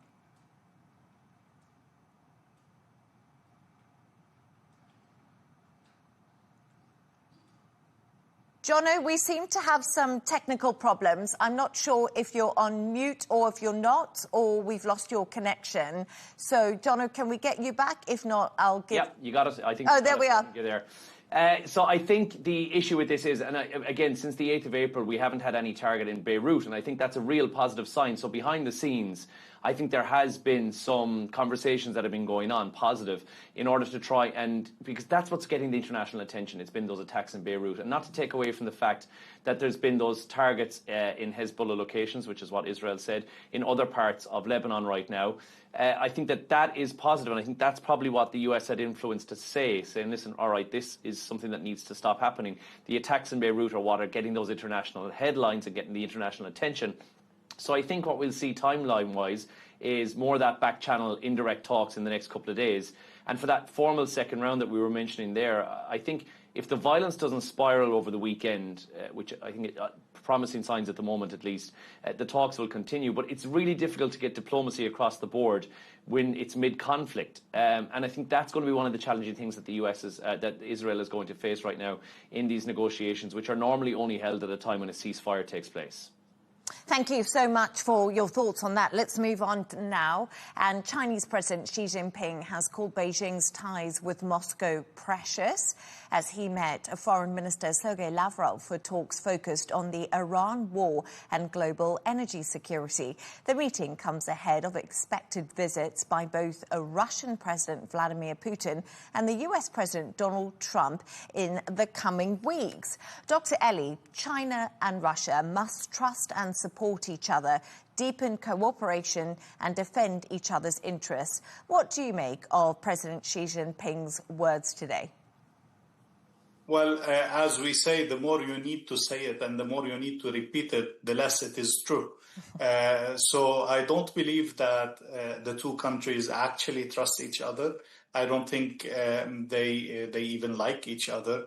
However, we know that they need each other, and they have been cooperating because they understand that they have the same enemy, between brackets, and they have the same objective of moving closer towards a multilateral world, at least from the economic sense, but also they, of course, hope that it would be on every sense. So I think the big change that we have seen recently is that in the past 5 years, Russia has been, in the whole Ukrainian conflict, in the whole Ukrainian situation, they have been requesting the support of China, even North Korea, as we saw, politically, militarily, and so on. So it has been, the relationship have been a lot in favor of China. Now, all of a sudden, because of what's happening in Hormuz, because of the whole crisis, the table have turned, and now China is in actual need of Russian oil and Russian support. So Putin feels more emboldened, and definitely this relation is always going in this dynamic. They do continue to cooperate. They do continue to push towards a multilateral world that Trump and Trump's policy are actually speeding up the creation of all these alternative measures and alternative institutions, including all the trade in a new currency other than the dollar, refusing the dependency on the American systems, and so on. Will this be achieved with the results of the conflict in the Middle East, or would the U.S. come out as re-emboldened and re-strengthened and controlling more and more percentage of the oil in the world? This is what remains to be seen. And, Jono, what Dr. Ellie said is so interesting, because a handful of Western leaders have visited China this year. I've just been having a look. Spain, Britain, Canada. Of course, President Donald Trump will be travelling to China. President Putin will also be travelling to China. And you mentioned something to me earlier, which I found so fascinating, and I hadn't actually realised. How many deals has China done this year? So it's, well, in general, how many deals, how many countries has it signed up with? And the answer is 150 plus countries have had negotiations or talks. As we said, we covered this with the UK a couple of weeks ago. Big deals have been done with China. And they have firmly cemented themselves into the psyche of many countries in the world. The US, meanwhile, have done those handshake deals with dozens, not 150, nor anywhere close as well. So China is certainly in a stronger position than anything else right now, and I think that's an important place for them to be in. But when we hear President Trump going to Xi Jinping and saying, listen, do not give Iran any weapons whatsoever, them's fighting words. Let's be honest about it, and this is what Donald Trump likes to do in the whole administration. I don't entirely know how China would react to that, but no, if you're taking it based upon historically, look at the broader US strategy. This is trying to contain the influence, well, at least from China's point of view. They're not going to see this as a one-off warning, and then they're going to handle it in the best possible way diplomatically that China can. So publicly, I don't think they're going to respond in a confrontational way to this. They're going to stick to using the usual language, which they do, using neutrality and saying a hard line on de-escalation. Again, very Chinese of them. I think behind the scenes, though, there'll be a lot of calculations that are going on right now, because China, it's got these strategic and also the economic ties with Iran, like you mentioned just a few minutes ago, Leanne, but particularly around energy and regional positioning. Iran is vitally important to China right now. So they're not going to abandon that relationship just because the US has threatened some tariffs on there as well. But at the same time, they're going to be very conscious of any risk of any sanctions or tariffs from the US. It feels like they just got over that hump of the bridge, and now it's on the horizon again. So in this current global trade climate, I don't think they're going to risk that as well. So you're likely going to see this, which is exactly what they would always do, avoid any military support, or at least outwardly avoid it. That could trigger that US retaliation in terms of the tariffs. And then they'll continue that political, economic, that indirect backing that we've seen of Iran. But it will be quiet, because that is a very careful tightrope to try and thread. I think they're going to have to very carefully approach that. But that is classic Chinese diplomacy, isn't it? I mean, don't escalate publicly, don't concede privately, and then make sure you protect the long-term interests, which the US and Iran are both in that wheelhouse. So I guess it won't be, Beijing won't see this as pressure to comply.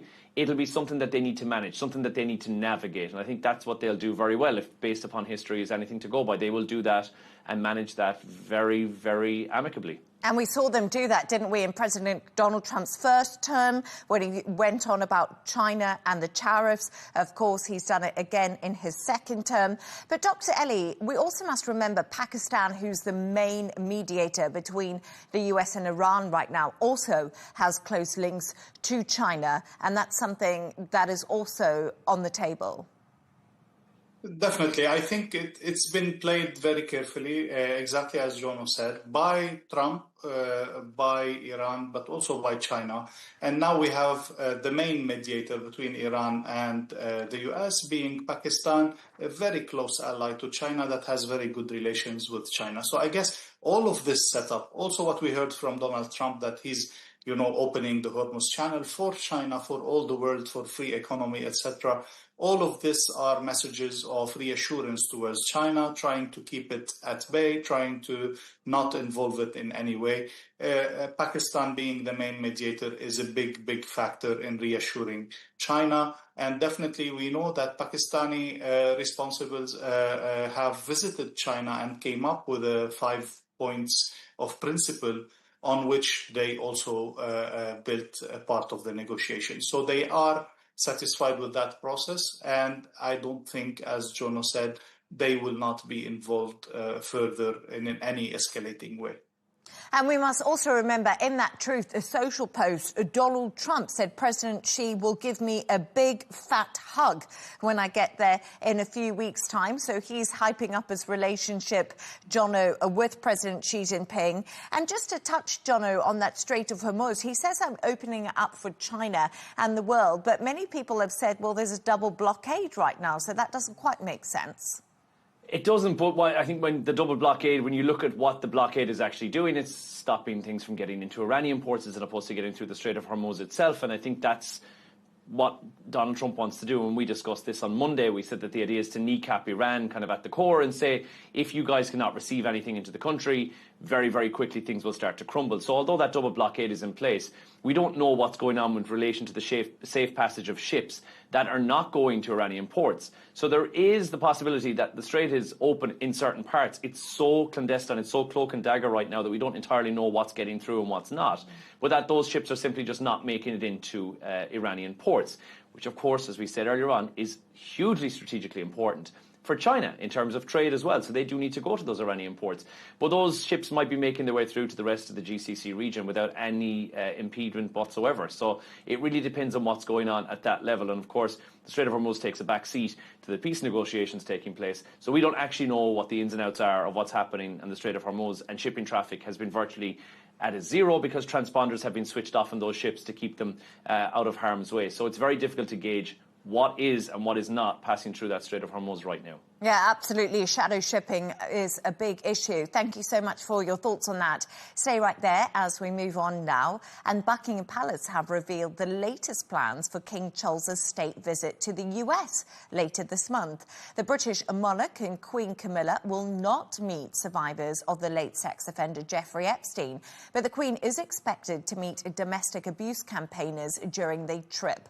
The King will also address Congress and attend a state dinner at the White House. Jono, so we're hearing more about King Charles's visit to America. Donald Trump is really excited about this.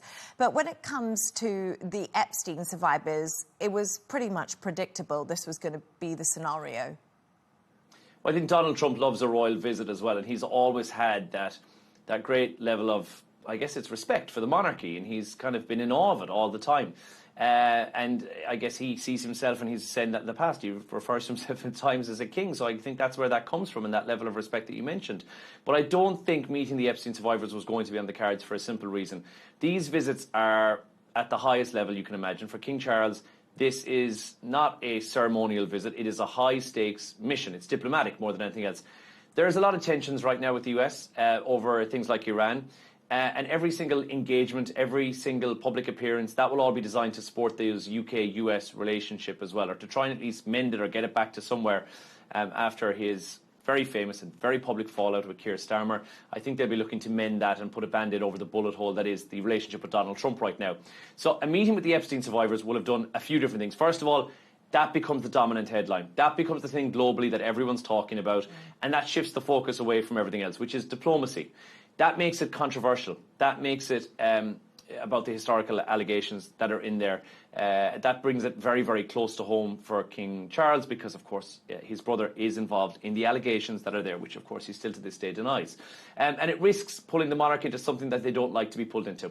Political. And when we spoke the other day about how the Pope doesn't normally get political, King Charles doesn't normally get political either, and we know that the royal family, the firm, so to speak, they stay away from things that are overtly political, overtly legal, and are high sensitivity territory. And although we've seen them being very vocal about those survivors as well, crucially, I think during a visit to the White House, it could create that unnecessary friction, unnecessary awkwardness. Both sides right now are trying to protect and project almost this level of unity that we need to get back on track again. So they're going to avoid that at all costs. And it's still going to allow, as we say, Queen Camilla, and that's a cause that's true to our heart about domestic abuse and violence against women and stuff. There'll be an opportunity, I think, to address it at some level, at a top-line level, and they're acknowledging the issue, but they're not going to step into something that's highly politicised right now as well. So, I mean, we think we call this an advance. It's about diplomacy. It's about you don't want a distraction. You don't want the palace getting involved in this, so they have to play it very, very carefully. And agree with it or not, that's kind of always how it's been with the firm. Yeah, absolutely. All that soft power. But Dr. Ellie, before I ask you your question, I want to read some words to you because Mark Stone, one of the reporters from Sky News, phoned President Donald Trump about King Charles's upcoming meeting. And Mark Stone asked President Trump, how would you describe the special relationship right now? And President Donald Trump replied, with who? So, could this meeting strengthen ties between the US and UK and repair that so-called special relationship Donald Trump doesn't seem to care about in that interview? Definitely. I mean, this is, I guess, the main task of the mission. As Juno said it very well, they are on a diplomatic mission to mend the relationship, to improve the relationship, to remind both people and both systems or both establishments on how essential, how strategic, how important is the relationship between these two countries that goes for centuries. And that has been very important throughout different administrations, throughout different times, all through. Now, to go back on the Epstein survivors, I do believe that because his brother was actually involved in it, they could have done something symbolic. It is not going to derail the whole mission. Maybe it will get media attention, as Jono said, yes, but it will not derail the mission. They could have done it in a calculated way, in a measurable way. After all, they have found time to celebrate the centenary of Winnie the Pooh in this trip. So I don't know why not do something much more important, because it is a very close member of the royal family that has been involved in these violations, just to say to these people, but also through them to the whole American people, we refuse any aggression from any British against innocent civilians in the US, and we stand with you, and we want this to go through to justice, practically. But, Jano, this has got to be a pretty awkward moment, doesn't it, if we think about it, for King Charles, because he's going there on behalf of the British Prime Minister, Keir Starmer, and time again, Donald Trump has hit out at Keir Starmer over the fact that they haven't got involved in his war with Iran. They haven't allowed them to use the bases. Which is something that has really irked Donald Trump. He's also been very critical of the UK's immigration policy, which he thinks has been a very bad policy. And he's also hit out on them for not using North Sea oil. So King Charles has his work cut out. I don't think he does. And I think you might have answered this, Liam, when you read some extracts from that interview. I don't think Donald Trump sees King Charles and the Queen as part of the monarchy, or as part of the government of Britain. As part of the system. He sees the monarchy as part of something totally different, and they're this upper echelons of society, and he thinks of state dinners and white tie, banquets that take place, and he doesn't see the connection between Keir Starmer and the royal family at all. In fact, I think he sees them as two totally different things that don't actually answer to each other in any way whatsoever. So I don't know if there's going to be any of those awkward conversations, because he does tend to get a bit starstruck when it comes to the Queen or the King or anything to do with the royal family. So I don't know if it will get awkward, and I don't know if those hard conversations are going to be had, quite simply because I don't think Trump puts those two things together in the same barrel. I think he sees them as wildly different. So I don't know if that's going to be this meeting. I think it's going to be a bit more about pomp and pageantry. And much like the US state visit to the UK... Too bad that the ballroom is not finished yet. Yeah, it's a pity. I mean, he could get it turned around by next weekend. Who knows?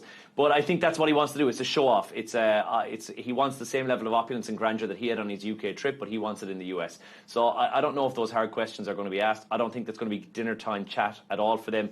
And I think it's going to be all about the show of how great America is more than anything else. So I was just having a quick look at the menu, because I always love to look at the menus of these state visits.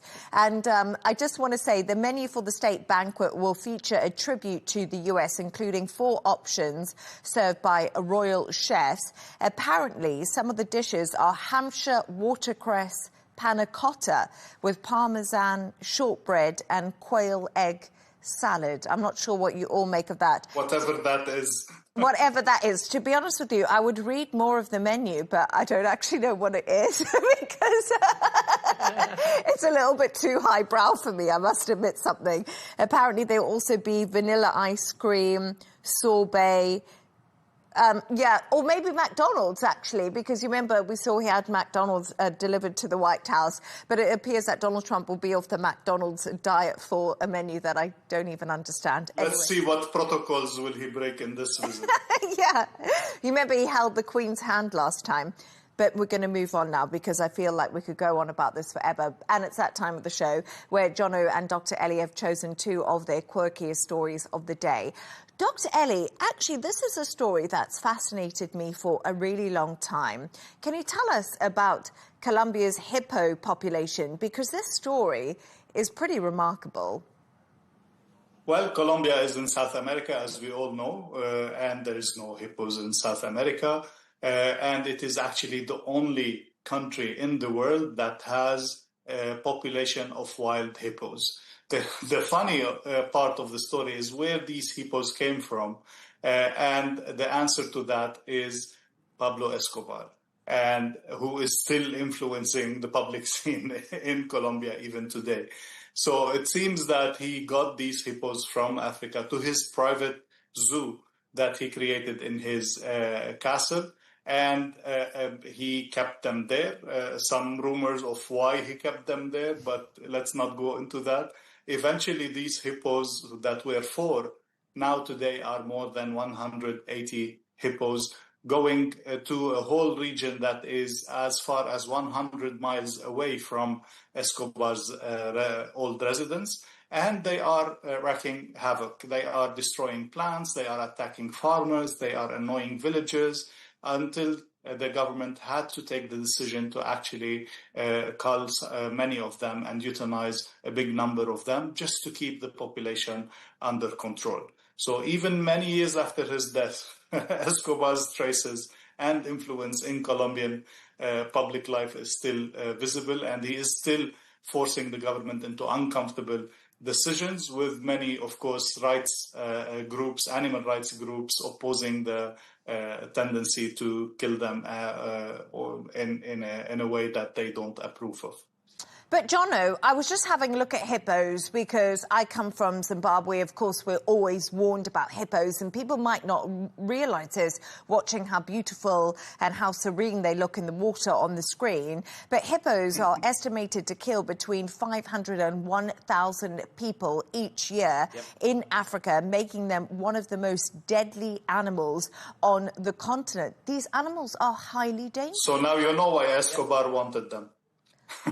Yeah, potentially, but it was more of a show-off more than anything else. But yeah, it's mosquitoes, buffalo, Cape buffalo, and hippos are the 3rd biggest killers in Africa. So yeah, these things are crazy dangerous. But however, it's not just that, but they're an invasive species in South America as well. The population kind of grows fast because there's an abundance of food for them. They don't have that seasonal shift like you would have in their home turf of Africa, whereby there's a large period of drought followed by a large period of rainy season. So you don't have that sparseness. So they're able to breed pretty much all year round. And not just that as well, but the ecosystem damage, I didn't realize this, is from the amount of waste. So the excrement from the hippos is actually polluting the rivers, and then there's a drop in the oxygen. Fish are actually dying. So it's a whole bigger picture. So I get animal rights, of course. Activists are saying, right, we don't want them to be euthanized. In Africa, they're saying we don't want them to bring them back because we don't know what they've picked up while they've been traveling abroad doing their little one gap year across with Pablo Escobar. And so it's actually an invasive species that's going to cause a big drama if they don't get rid of them out of South America. So it's understandable and sad at the same time. Yeah, but it is a sad reality. Even in Africa, they have to cull herds of elephants and certain animals to keep population under control. And like Dr. Ellie said, to live side by side with villagers and farmers. And that's a really interesting story. And as Dr. Ellie said, Pablo Escobar, his legacy never seems to leave Colombia. And Jono, from Colombia to Mexico, Mexico has been voted the happiest country to move to. I was just wondering why. I'd love to go to Mexico. Haven't been. Should I live there? Well, I think a lot of people are thinking about like relocation. Post-pandemic, people said, oh, actually, I can work from just about anywhere. So it's not really so much about your earning potential anymore. People reconfigured their lives during COVID and said, I need to take in things like lifestyle, affordability, like quality of life. How good of a life will I have there?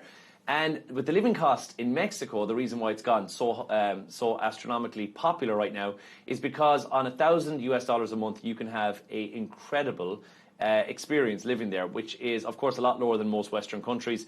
There's also that really strong happiness rating. Expats there are among the happiest in the world, and there's a good social life, good community, and that's a pretty powerful combination. So you've got 40 million people going there as tourists every single year, but now they're saying transport has improved as a result. Hospitality is next level. Healthcare access in key cities is really good. You've got beaches like Cancun.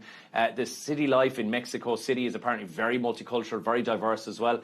And now it's been recognized by expats as a place where digital nomads can go, set up a life for themselves and stay there. So it's going from what I think people knew it to be, which was just traditionally a hotspot for students to go on spring break, to becoming an actual serious viable relocation hub for people who are looking to maximize their lifestyle and do it for the best possible price of under $1,000 a month and live like a king.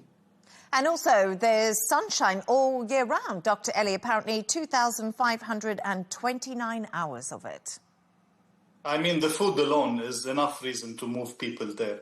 But definitely the sunshine as well, especially for people from the US and Canada. It has been a very, very popular tourist destination. And why not? If the conditions have improved, as John was mentioning, this is great news. And many people, I can imagine, would be thinking about making their presence there more permanent than just a temporary visit.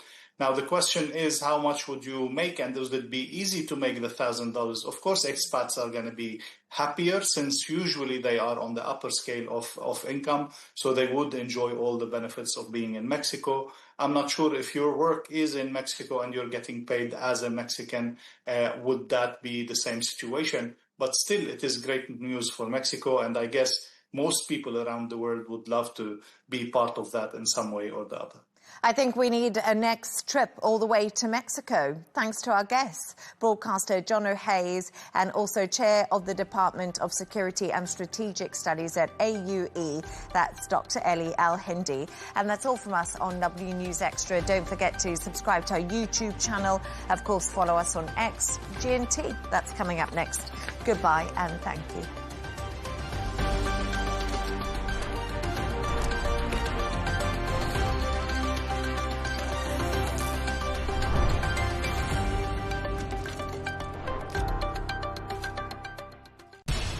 We have to take care of our people, and we're going to take care of our people first. For in-depth analysis and all the latest developments across the globe, make sure you join us every weekday. President Trump is trying to negotiate a ceasefire. With so much happening, so much information, and so much noise, international law will have no part in his administration. It can be hard to keep track. Tariffs will just fuel inflation. We're going to fight these tariffs. But you can count on us to tell you what you need to know. We stand by your side. Join me, Tom Burgess-Watson, for Global News Today, right here on Al Arabiya News.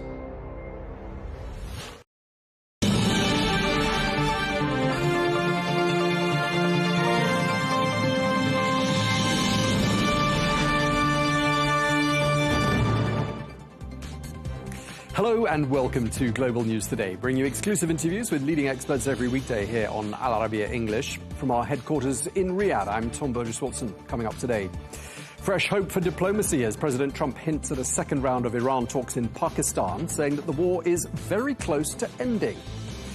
As the US State Department describes the first Israel-Lebanon talks in decades productive, we ask, are we any closer to a ceasefire there? And Pakistan's Prime Minister Shehbaz Sharif says that a four-day diplomatic tour is underway. He's got to stop here in Saudi Arabia. All of this in a push to broker peace between the US and Iran. All of that to come.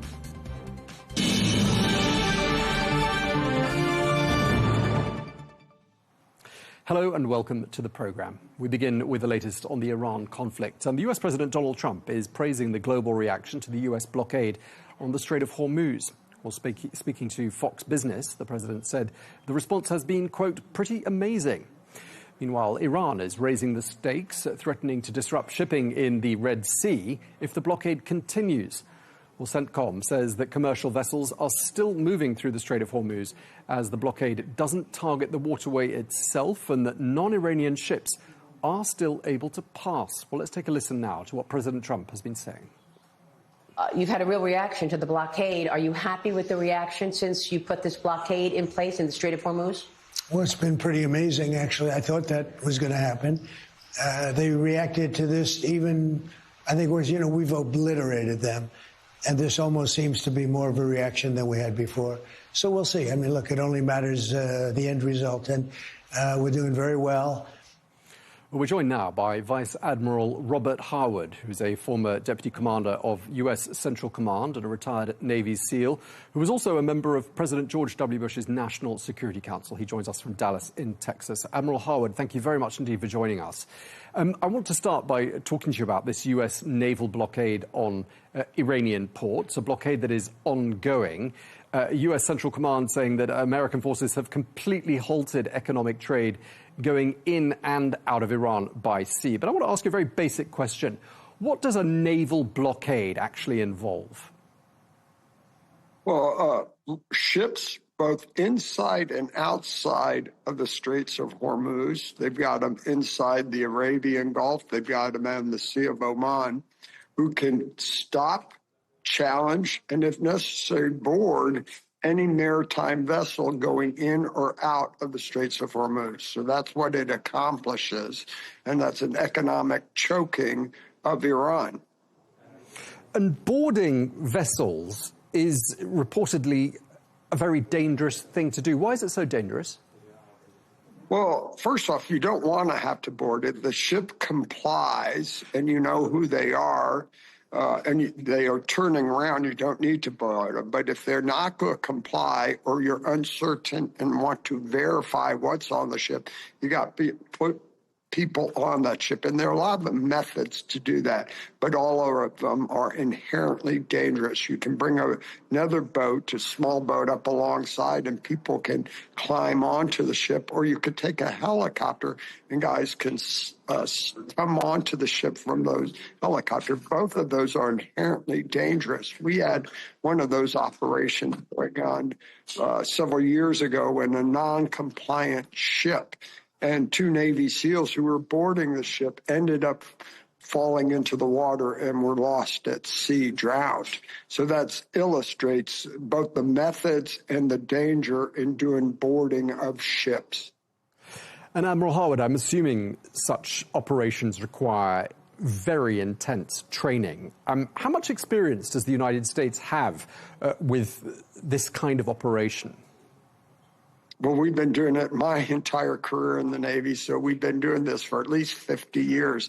And it was first born by terrorism in the early 70s and 80s, where terrorists would seize airplanes or seize ships. And we've had the famous Achille Lauro, where I forget the organization, it was PLO, I forget exactly who it was, that seized a cruise ship, and American hostages were on the ship. So we were boarding that ship to recover those American hostages. So the training, the tactics, the techniques and procedures have been known and used and trained for over 50 years. But that training is just as dangerous as the actual execution. And that's in a permissive environment where the ship allows you to board. It can be much more challenges where it's non-permissive. They're trying to deny you coming onto that ship, as we've seen in many scenarios. And that makes it even more complex and definitely more dangerous. Okay, this is my last question about the technicalities of a blockade and the operation surrounding it. But what then happens once a ship is boarded and so on to the ship itself and to the crew? Well, you verify who are the crew. Was it flagged with the nationality that it alleged to be? You can verify the manifest. You then can determine if it's legal and you're willing to let it flow, or if you need it to seize and take control. I'll give you an example. Probably 20 years ago, 25 years ago, we had a ship going to Yemen from North Korea, and we did not believe the manifest was what it portend to be. And so we boarded that ship, and on the ship we found missiles. So North Korea was obviously supplying missiles to Yemen. And this is decades old, but that's an example of your intent and what you want to accomplish. And once you verify what's on it, the crew, the flag, all that, then you can make a determination, what do you want to do with it? It needs to return to port. You drive it to a port where you're going to hold it, or maybe you seize. So it presents all those options, but that's kind of the process you go through. And Admiral Harwood, we're being told repeatedly by the Trump administration that Iran's Navy has been reduced to virtually non-existent status. And I'm wondering, in the absence of a Navy, how is Iran able to put up any resistance to a blockade like this? Well, they still, as we've seen, missiles and drones, and I think that's one of the surprising things, the number of drones and the capacity they have to drone. So that's been a threat since the start of this, and I know we've attributed it to probably a very manageable skill, but you want to assure all of that is completely gone. So missiles and drones first. We knew at the start of the war, Iran had a inventory of mines, different types, different capabilities. So we went after that, but we do not know if any of that survived. Are those still on small boats that we're not aware of? You know, a small dhow that wasn't associated with the regime. Are there mines on something like that? Could they put them on small ships or Boston Whale or a commercial type of vessel that we had not targeted?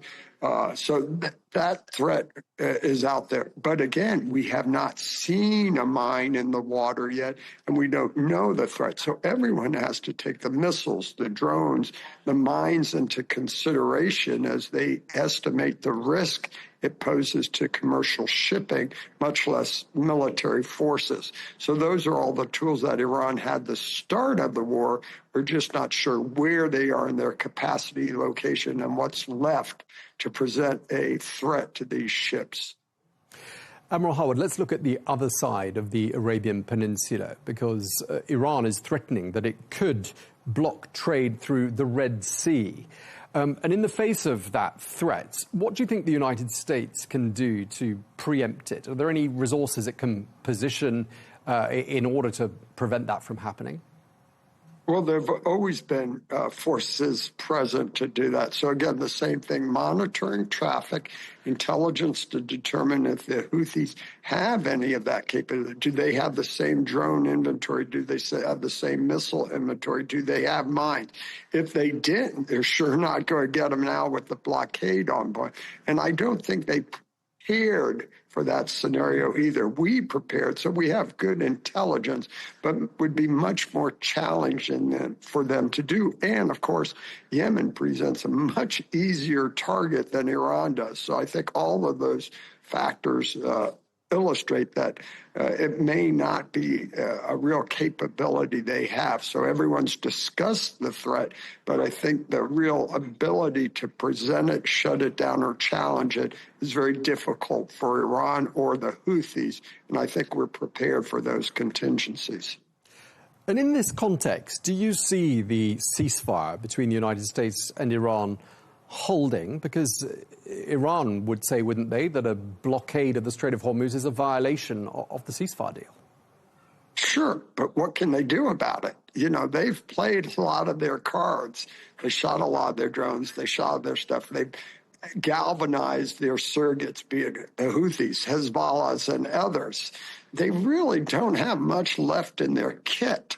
So a lot of rhetoric, as always, you hear from Iran, but their real capabilities are diminishing or have been completely diminished in the case of the Bab al-Mandab. And the straits may be very time limited also. So this time really does not work in their advantage. It illustrates to the Iranian people how impotent they are. They really don't have much tools external.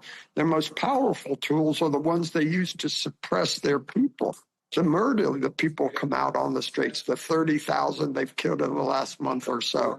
So again, this illustrates how weak they are and how incapable they are. Now, at the end of the day, I believe eradicating that internal power and their ability to suppress their people is what the president committed to when we started this conflict. He's said to the Iranian people, we watch you being murdered. We will not tell. Help is on the way. Well, the help has arrived, and we're focused on those external power sources. But ultimately, I think, and Israel's always been focused on the internal dynamics of the regime and what they've done murdering their people. So I think all those are factors that play into not only the current discussions, negotiations, and the ceasefire, but more importantly to the final end state for this conflict. Now, we're being told that the whole point of this blockade is to choke off Iranian revenue, but also to apply pressure to China. And I think the logic is that the biggest buyer of Iran's oil is China, and therefore, by blockading the Strait of Hormuz, China would persuade Tehran to reopen that strait. Do you think that's a likely scenario, that China would indeed go to Iran and beg them to reopen the Strait of Hormuz? Iran, Russia, and China have always had mutual interests that you're most importantly challenging the West and being problematic for the West. So there is dialogue, the discord, the amount of coordination, the amount of support vacillates. But there's no doubt that happens in Iran impacts Russia, impacts China. So I would be shocked if there's not dialogue, concern, or strategy at play from all of those players and how this impacts. So I think for this administration to think, believe, and maybe know, I just don't know that China has that much of an impact in Iran, because I know Iranian oil has an impact in China, is something that I'm just not sure of. And so I'd hate to comment, but you have to conclude that that's sure in the realm of possibility, that the mutual interests and dialogue is occurring as this conflict continues. And in terms of where you see things heading to from here, I mean, there are reports that a second round of talks may be on the cards at some point, even as soon as this week, between the Iranians and the Americans. President Trump has told a couple of news networks in the last 24 hours as well that we have an amazing few days ahead of us. And he said, quote, the war is very close to being over. Is that how it looks to you? Well, again, I got to go back to the objectives. And the president's made it very clear on his objectives in terms of the nuke program. Iran cannot have a nuclear weapon. And that's by the Israelis, UAE, Qatar, Saudi, everyone's come to that realization. Number two, the flow of oil and commerce through the Straits of Hormuz. Iran cannot be seen to own that, control that, or influence. It has to be unimpeded. So those are the two most imminent objectives the president has mentioned over and over, but over the duration of the conflict. And before, he also talked about the missile program. So that's going to have to come to some resolution. And then finally, a support of the surrogates. You know, Iran is the center of the Islamic Revolution, and they exported that to Lebanon through Hezbollah, through Gaza, through Hamas, to Yemen through the Houthis. So that's going to have to be dealt with and come to a conclusion. And then finally, as he said to the Iranian people, help is on the way. The government's got to quit killing its people. So while those two near-term objectives could be construed to be the end of the conflict, those other objectives may take longer to play out, but will always be at the center stage for not only the United States, but for Israel and the other GCC members, and ensuring there's long-term stability and security. There's going to have to be a reconciliation of all those objectives. Okay, well, thank you very much indeed for taking the time to speak to us. That's all we have time for. Vice Admiral Robert Harwood, thank you for your time, sir. Thank you. Well, we're joined now by Dana Pittard, who's a Major General for the U.S. Army, who served as the Joint Force Land Component Commander in Iraq. He joins us from Indianapolis. General Pittard, thank you very much indeed for your time. There are signs and signals of diplomatic progress, although the signals and the messages are quite mixed. The Pentagon is sending thousands of additional troops into the Middle East during the course of the coming days. I want to start by asking you where it looks to you like this conflict is heading. Well, first of all, thank you for having me. I think where the conflict is heading is obviously President Trump appears to be, in a hurry to make a deal. The Iranians know that. And what the Iranians have on their side is time. Knows that President Trump wants to make a deal sooner rather than later. But unfortunately, the Iranians may, in fact, overplay their hand. And if they overplay their hand and take too long, the U.S. will start hostilities again. So I think that's the current situation. My concern is if they don't go back to the peace tables, negotiations soon, we're going to see more hostilities begin. But we're in a situation where a naval blockade has been in place for about 2 days now. We're also being told that extra resources are being sent by the United States to the region. I mean, isn't all of that designed to put more pressure on Tehran into accepting Washington's terms for ending the war? Oh, it is. It's designed to push Iran to the negotiations table. But in some ways, in attacking Iran, not realizing really, I think, the context and the history of the Iran-Iraq war that lasted 8 years, the perseverance of the Iranian people, that I think in some ways that the U.S. underestimated Iran. Iran has taken a tough blow from both Israel and the U.S. over the last month, but is still standing. So in that regard, they're not necessarily in a hurry to go back to negotiations, but we'll see. I think there's some internal things going on in Iran where it is in their best interest to end hostilities and come to the negotiating table. But there's a lot of pride there.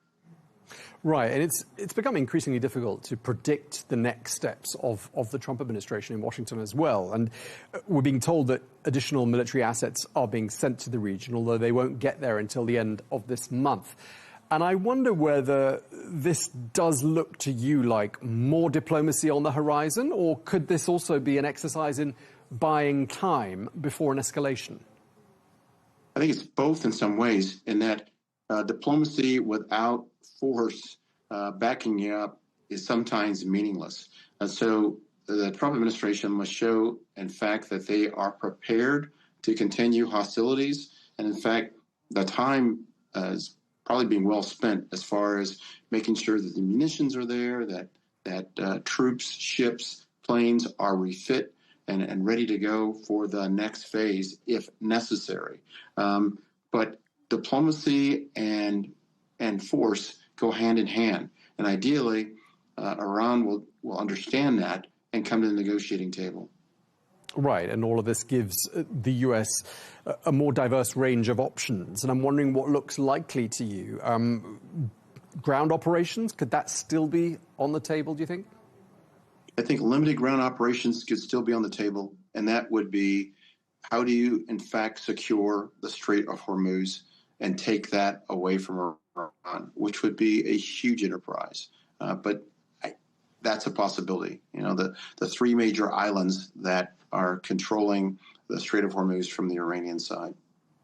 But there are two enormous US aircraft carriers already in the region and others on the way. And the Iranians don't have a navy any longer. So why is it so difficult to secure the Strait of Hormuz? Well, I think it's also, you know, fear is its own weapon, in that ships coming through being hit by drones, you just have to hit a couple ships with drones, and who else wants to take that kind of a risk? So based on plans that I know that I was able to be a part of in the past, when we did exercises on the Strait of Hormuz, it was really, the mines was seen as the biggest deal, the Iranian Navy was seen as the biggest deal, but not really the drones. And the drones have made such a difference, the Iranian drones, in certainly a negative way. So without physically even being on the strait necessarily, the Iranians are still being able to control access through their drones, both their aerial drones, and we haven't really seen these much, but they do have underwater drones, which can make a difference too. Iran's also talking about blockading the Red Sea, and I wonder how much of an escalation, how significant that would be, and whether it's at all achievable, given, as we've been saying, that they don't have a navy.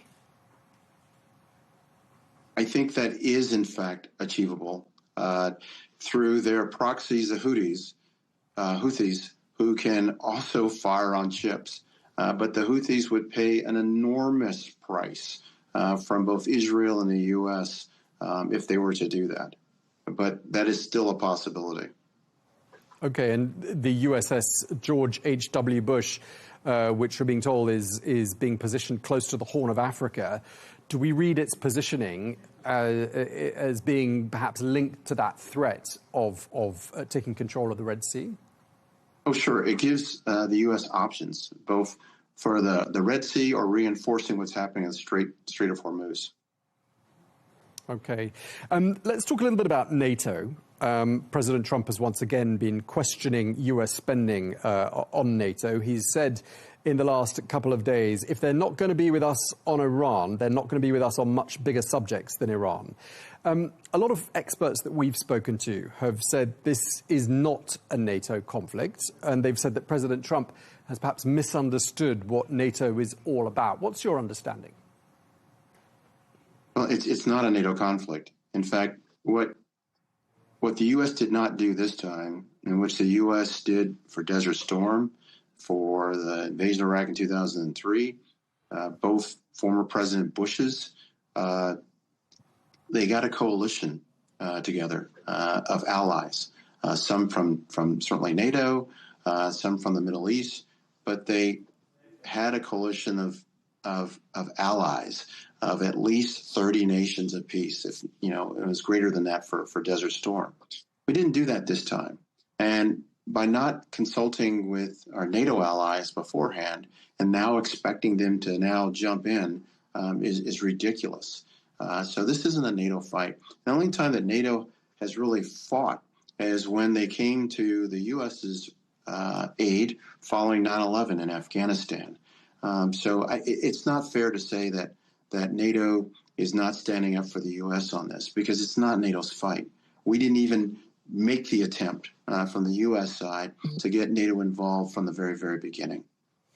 President Trump's been calling NATO obsolete. Do you think it is? Not at all. And he obviously lacks context and history of what was behind the formation of NATO.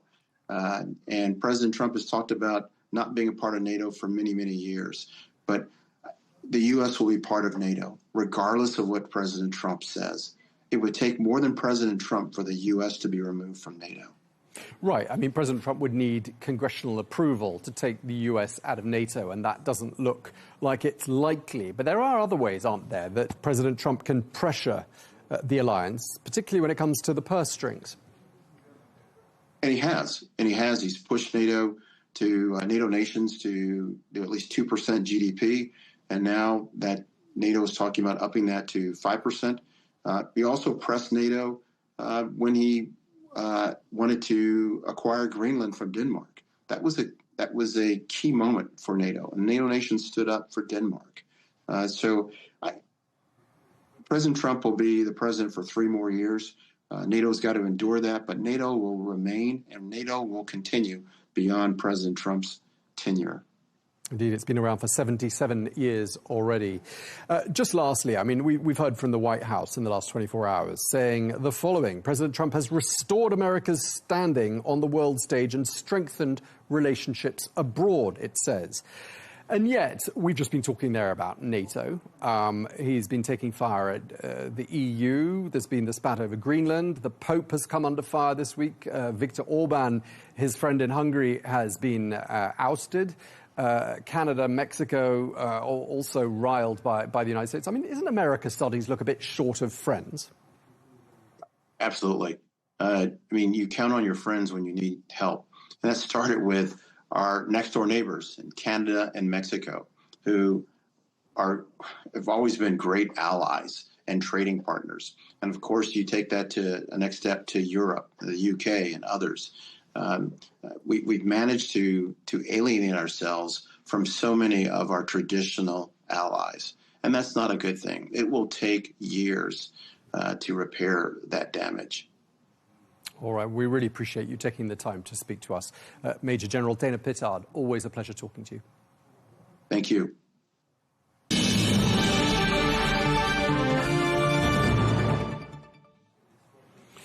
Well, in the context of the Iran conflict, the EU Council President, Antonio Costa, has been visiting the region. Well, he's described the blockade of the Strait of Hormuz as, quote, very dangerous for the global economy. He's also been emphasizing the urgent need to ensure freedom of navigation. Well, on Tuesday, President Costa held talks with the Saudi Crown Prince Mohammed bin Salman in Jeddah. Well, it was in Jeddah that we sat down with President Costa. Here is our interview with him. Hello, and thank you for joining us for this special interview on Al Arabiya English. Today I'm in Jeddah, where I'm joined by the President of the European Council, Antonio Costa. Mr. President, it is an honor to meet you. You've been in office since 2024, and as European Council President, you represent the EU's 27 leaders. A warm welcome to Saudi Arabia. I gather this is your first visit to the kingdom in your capacity as president, and indeed at all. And you've been meeting the Saudi leadership. And I'd like to ask you, first of all, what message do you bring with you? Well, thank you for this interview. I brought mainly 3 messages. First of all, solidarity and gratitude. Solidarity for the crisis we are living in the region. Gratitude, by the way, that the kingdom protects our citizens during this process. Second main important message, the European Union and their member states are keen to contribute to solve this crisis. Some member states are giving military support to defend the kingdom. We are keen to participate with our expertise in the negotiations to address the key issue of the nuclear capacity. We are keen to participate in the coalition of the willing to ensure the freedom of navigation in the Strait of Hormuz. And as third, we want to develop, and I think it's more important than ever to strengthen the relationship between the European Union and the Gulf Cooperation Council, but also our bilateral relationship with the Kingdom of Saudi Arabia. We are trying to negotiate 3 main issues: the visa liberalization, the free trade agreement, the strategic partnership. And I came to say we want to pursue our negotiations and to conclude as soon as possible. Okay, and I'd like to ask you how you see that relationship between Riyadh and Brussels evolving. I think it's clear that now the world of today is a multipolar one. And in this multipolar world, it's very important that the different regions of the world achieve to cooperate for security and prosperity. And the Gulf region is a key region for us. Is in the transition, is a bridge between Europe and Asia, is a strategic partner on energy, is a strategic partner for produce stability in the world, and we want to strengthen our relationship. We had a very good summit 2 years ago. Normally, we will have here in the Saudi Arabia this year a second summit, and we want to develop our relationship. Okay, and you've made various statements with regards to the conflict in Iran. You've called for de-escalation, you've called for the protection of civilians, respect for international law. But is there going to come a day, or do you see a point when those statements will be backed up by action? I hope that this ceasefire can give the opportunity for United States and Iran achieve a peace agreement. It's very important, not only for Iran, not only for United States, but not only for the region, but for all the world. Because this war is, of course, challenging for international law, is risky for the economic stability in the world, and is the risk of spread among the region. And we condemn very firmly the attacks from Iran against their neighbors, especially, namely, against the Kingdom of Saudi Arabia. We believe that it's essential to stop the war in Lebanon, and then Israel needs to engage seriously with the Lebanese authorities to deliver what we need to deliver. That means disarm the Hezbollah, but we need to address the main causes of this conflict. We need to ensure that Iran never ever have a nuclear weapon. We need to ensure that Iran can control the ballistic missiles that is a threat for the region, as we have seen during these weeks. And finally, Iran needs to stop to funding the proxies who are threatening the security around the world, namely in Europe. And with regards to Lebanon, talks obviously have been taking place in Washington. I don't know if you're encouraged by that the Israelis and the Lebanese have met with the Secretary of State, Marco Rubio, brokering the talks. But why was Lebanon left out of the ceasefire, and what's Europe doing to support Lebanon? Look, Lebanon is a key element for the stability in the region. And of course, Lebanon is victim of the activity of Hezbollah. But the Lebanon government took a very historical decision to ban the military activity of Hezbollah. That's why we are saying to Israel, look, you have, of course, the right of self-defense, but now what we need is to engage with the Lebanese authorities, to allow the Lebanese authorities to do their work, their job, and their job is clear, is to disarm Hezbollah. And this is essential. On the other side, we can never forget that if you want to have a lasting peace in the region, we need also to solve something that we can never forget, is the right of Palestinians to have their own state, living in peace and good relationship with their neighbors in Israel. And for this it is necessary to stop the illegal settlements in the West Bank. Is essential to consolidate peace in Gaza and to rebuild Gaza and to ensure the reconstruction of Gaza. And this is a puzzle. And we will only fix and ensure the stability in the whole region when we fix all the different pieces of this puzzle. I want to ask you one more question about Lebanon, because there's a lot of suspicion in Lebanon, and I've gathered this from speaking to ministers and figures in the public eye there in the last few days. Many suspect that a land grab is on the cards, and there is concern that Israel may have its eye on 10% of Lebanon's sovereign territory, i.e. the area south of the Litani River. In the event that there is a land grab and that Israel does seize that territory, what would Brussels do? Look, in these challenging times, nothing better than back to the basics. And the basics is the full respect of international law everywhere. And the sovereignty, territorial integrity, the respect of the international recognized borders are three key principles enshrined in the United Nations Charter. And these principles apply in Ukraine, apply in Lebanon, apply everywhere. And we need to stand for these rules because the alternative or international rules-based order is the chaos. And this is what we are living the last years. It started with the full-scale invasion of Ukraine by Russia. But it continues now with the way that Israel managed the situation in Gaza. It continues now in the way that Iran is threatening and attacking their neighbors.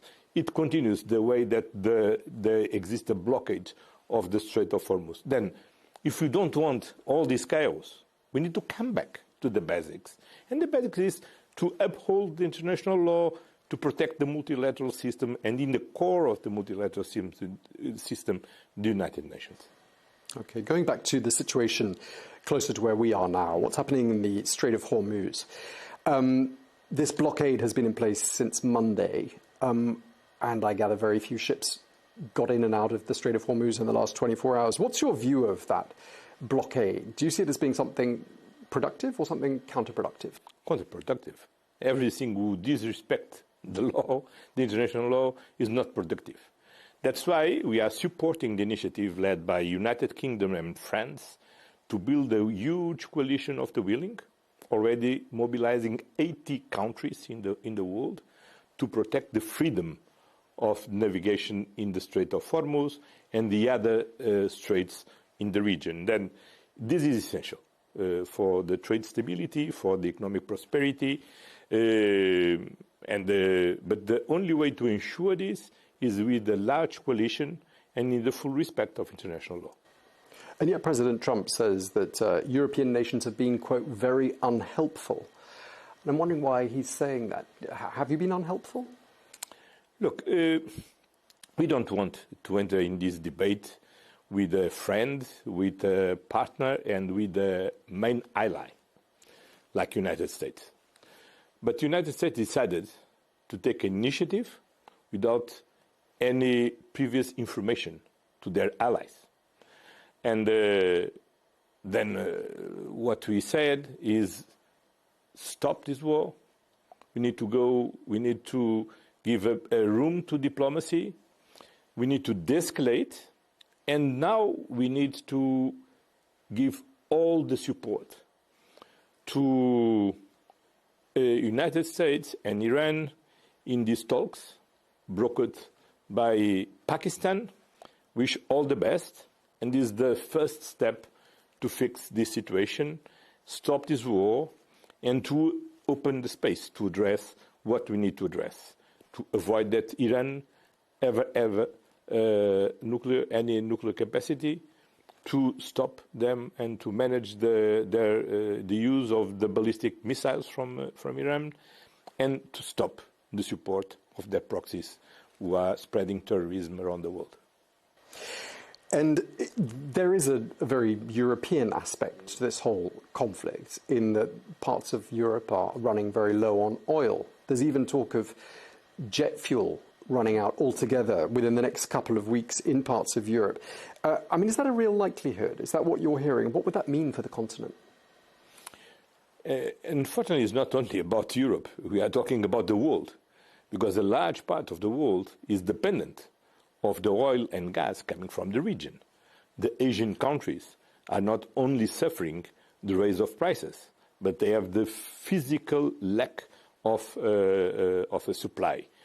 And in Europe, we are less dependent from oil and gas, but we are dependent of some kind of products like jet fuel. And of course, this is critical for the global economy. And this is one of the reasons, because we need to mobilize the entire international community to try to fix this and to give all the support for these efforts brokered by Pakistan to ensure to not just preserve the current ceasefire, but to achieve a lasting peace in the region. And we've just heard that another round of talks is going to take place in Pakistan in the next day or two. Are you encouraged by that? Yes, of course. And I wish all the best. And I think all the parts need to engage on this, because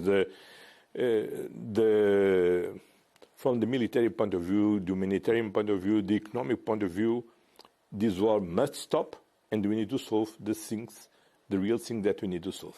And to solve this, we need to use diplomacy. Okay. I mean, President Trump has shown from a long time ago some disdain, it would appear, towards the European project. It began with him encouraging Brexit.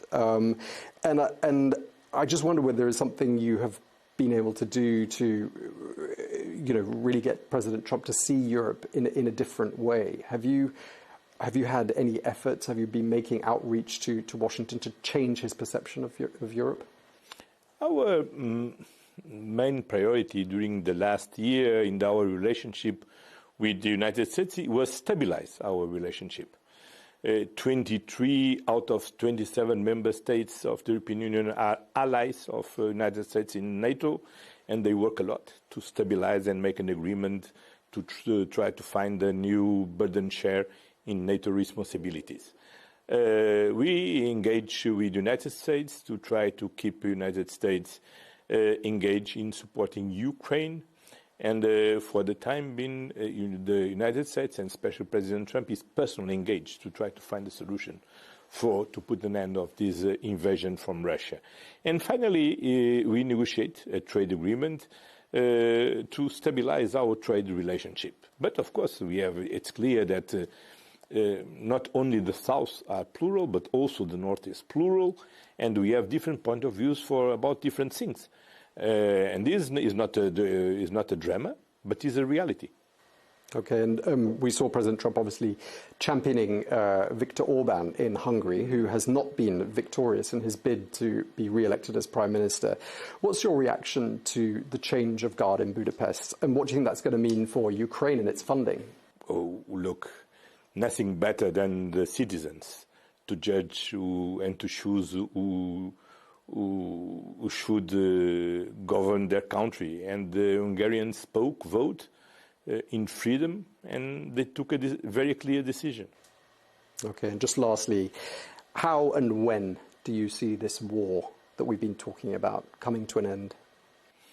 Oh, I cannot predict. I hope seriously that these talks between the United States and Iran, brokered namely by Pakistan, achieve in the good result. I think it's very important for the global stability, for the global prosperity, and for the peace and stability in this region. Then I wish all the best for those who are engaged in these negotiations. Okay, we're going to have to leave it there. We're out of time. But thank you very much indeed, Mr. President. Antonio Costa, President of the European Council. Thank you for your time. Thank you.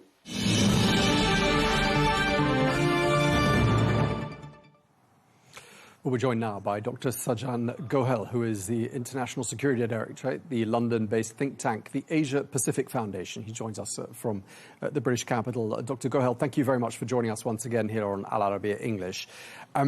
Just in the last couple of minutes, we've heard the US Vice President quoted by the Wall Street Journal saying that the US and Iran are going to meet in principle on a date and a venue to be decided. I mean, what more have you heard about this latest round of talks? Have you heard that it's going to be necessarily in Pakistan? Well, there has been a lot of speculation about when these next round of talks could happen and where. So some cities that have been mooted have been Geneva, Istanbul, as well as back in Pakistan, Islamabad, the capital. It's still to be decided. My understanding is that there is some concern about the U.S. side over the distance and the logistics, because previously, when U.S. Vice President Pence went to Pakistan, he was coming from Central Europe, from Hungary. So the distance wasn't as intense as it would be coming directly from the U.S. And there is that perception that Iran doesn't have a long way to go, the U.S. would. But we'll have to wait and see. Certainly it does look like talks are going to go ahead for a second round. But as to where, that is still to be determined. Yeah, we've heard from Vice President J.D. Vance saying that President Trump doesn't want, quote, a small deal. He wants a grand bargain. What do you read into that? Well, there's so many things that are on the table. I think one of the sticking points in the last round was that the U.S. wanted Iran to have a 20-year halt on uranium enrichment. And it's believed that Iran was offering 5 years. So that in itself is a major red line. Iran wants full lifting of sanctions. They want the release of some $120 billion in frozen assets. They want compensation for war damage. They want Lebanon to be brought into any arrangement. So these are, of course, major issues there. And, of course, for the U.S. to give full sanctions relief as well as the release of frozen assets, that's going to be red lines for many in the United States. The key, though, to all of this is the Strait of Hormuz. This is the economic knot tied to this conflict. And therein lies the biggest challenge, is how do they resolve that?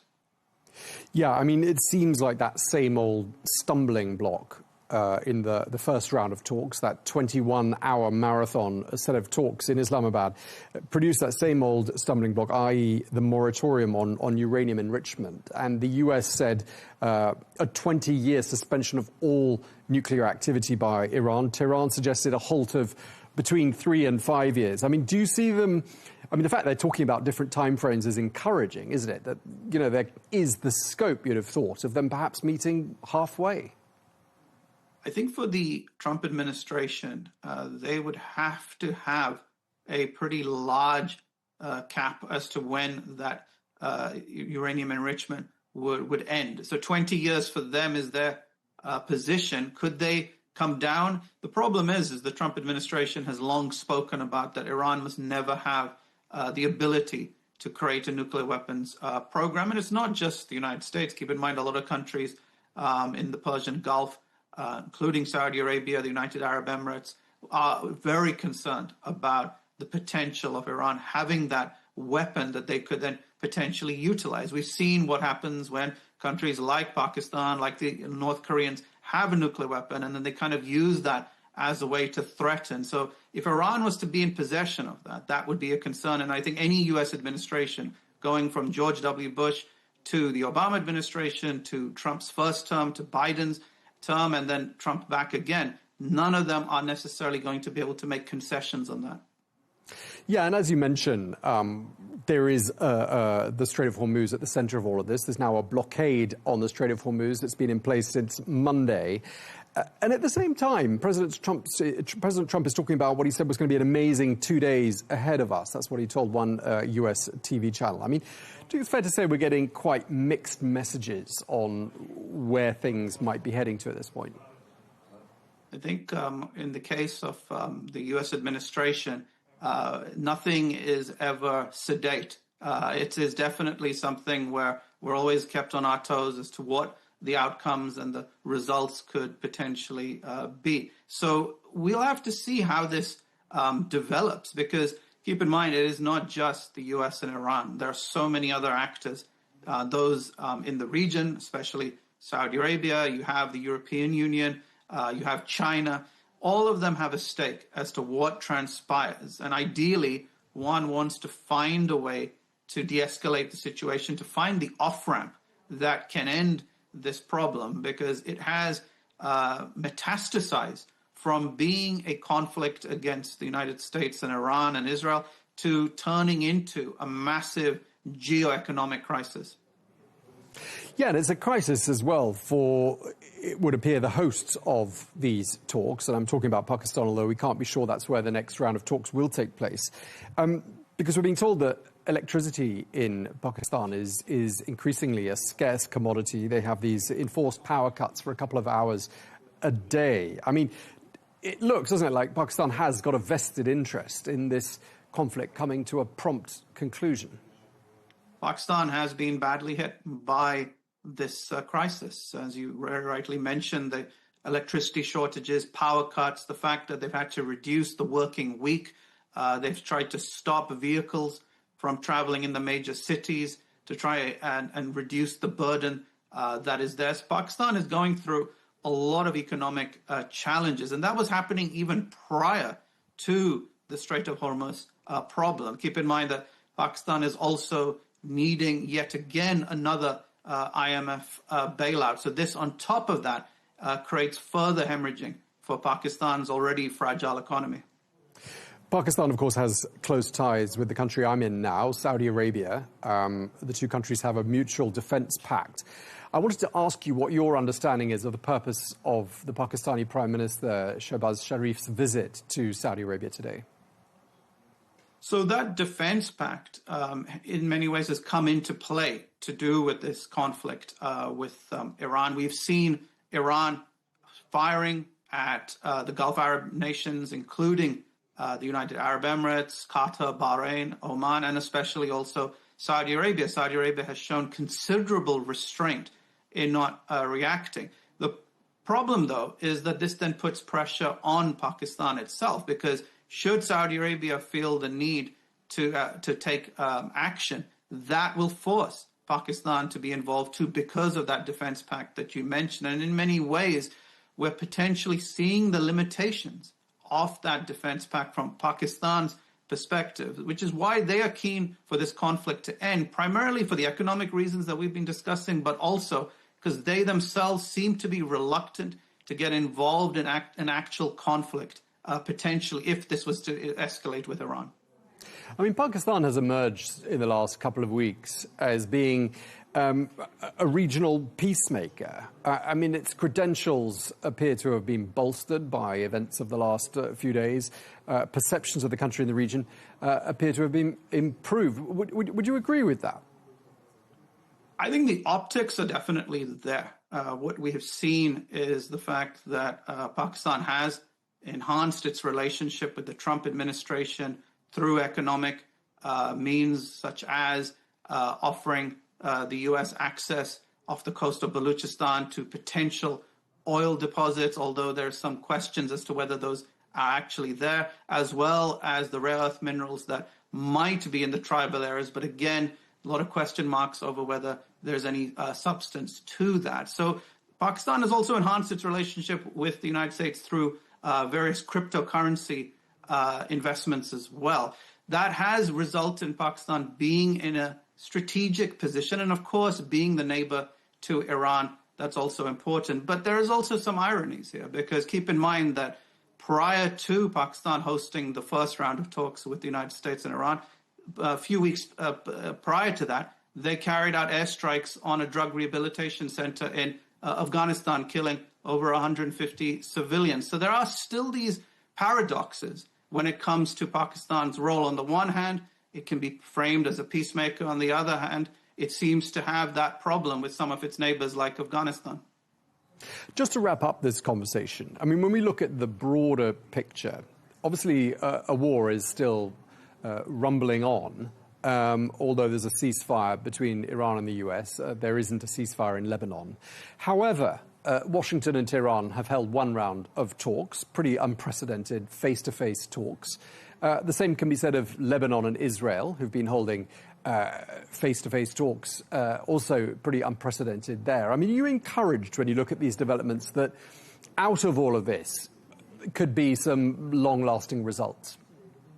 Well, milestones are definitely there. So the US and Iran talking for the first time face-to-face since 1979, Israel and Lebanon meeting for the first time since the early 90s. That is something that could be utilized. But we are still very far away from achieving peace with both those scenarios. In the case of Lebanon and Israel, Hezbollah is the major sticking point as to what will happen over that group, because Israel wants them disarmed.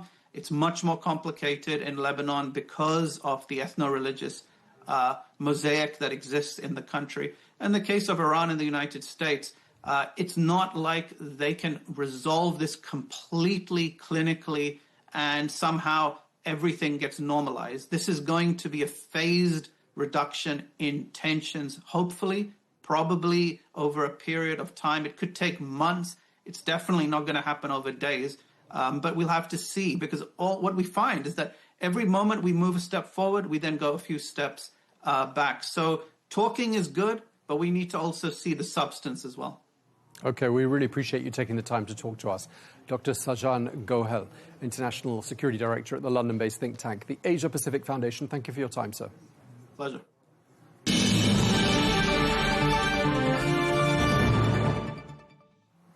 Meanwhile, Lebanon and Israel have held their first talks in over 30 years. The first talks since 1993, in fact. Talks that are aimed at ending fighting with Iran-backed Hezbollah. Well, the US Secretary of State Marco Rubio, who helped mediate, called the talks a historic opportunity to curb Hezbollah's influence. Well, despite US pressure for direct talks, Israel has today continued to strike several areas of Lebanon. The Lebanese government is now calling for an immediate ceasefire and urgent humanitarian action amidst a worsening crisis.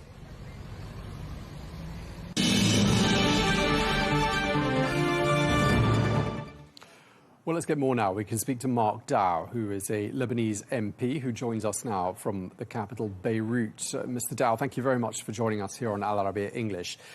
Before we start talking about the dialogue in Washington yesterday, I'd like to ask you what's been happening in Lebanon today. I gather there's been fresh Israeli strikes about 20 kilometers south of Beirut. There are also reports that Hezbollah has been firing rockets into northern Israel today. I mean, it doesn't look, does it, like either side is backing down anytime soon?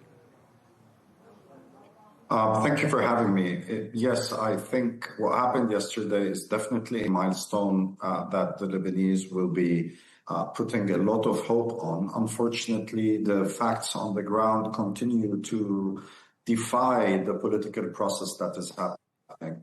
Hezbollah is not content with the negotiations, and I think the Israelis, that wasn't their first choice in the first place.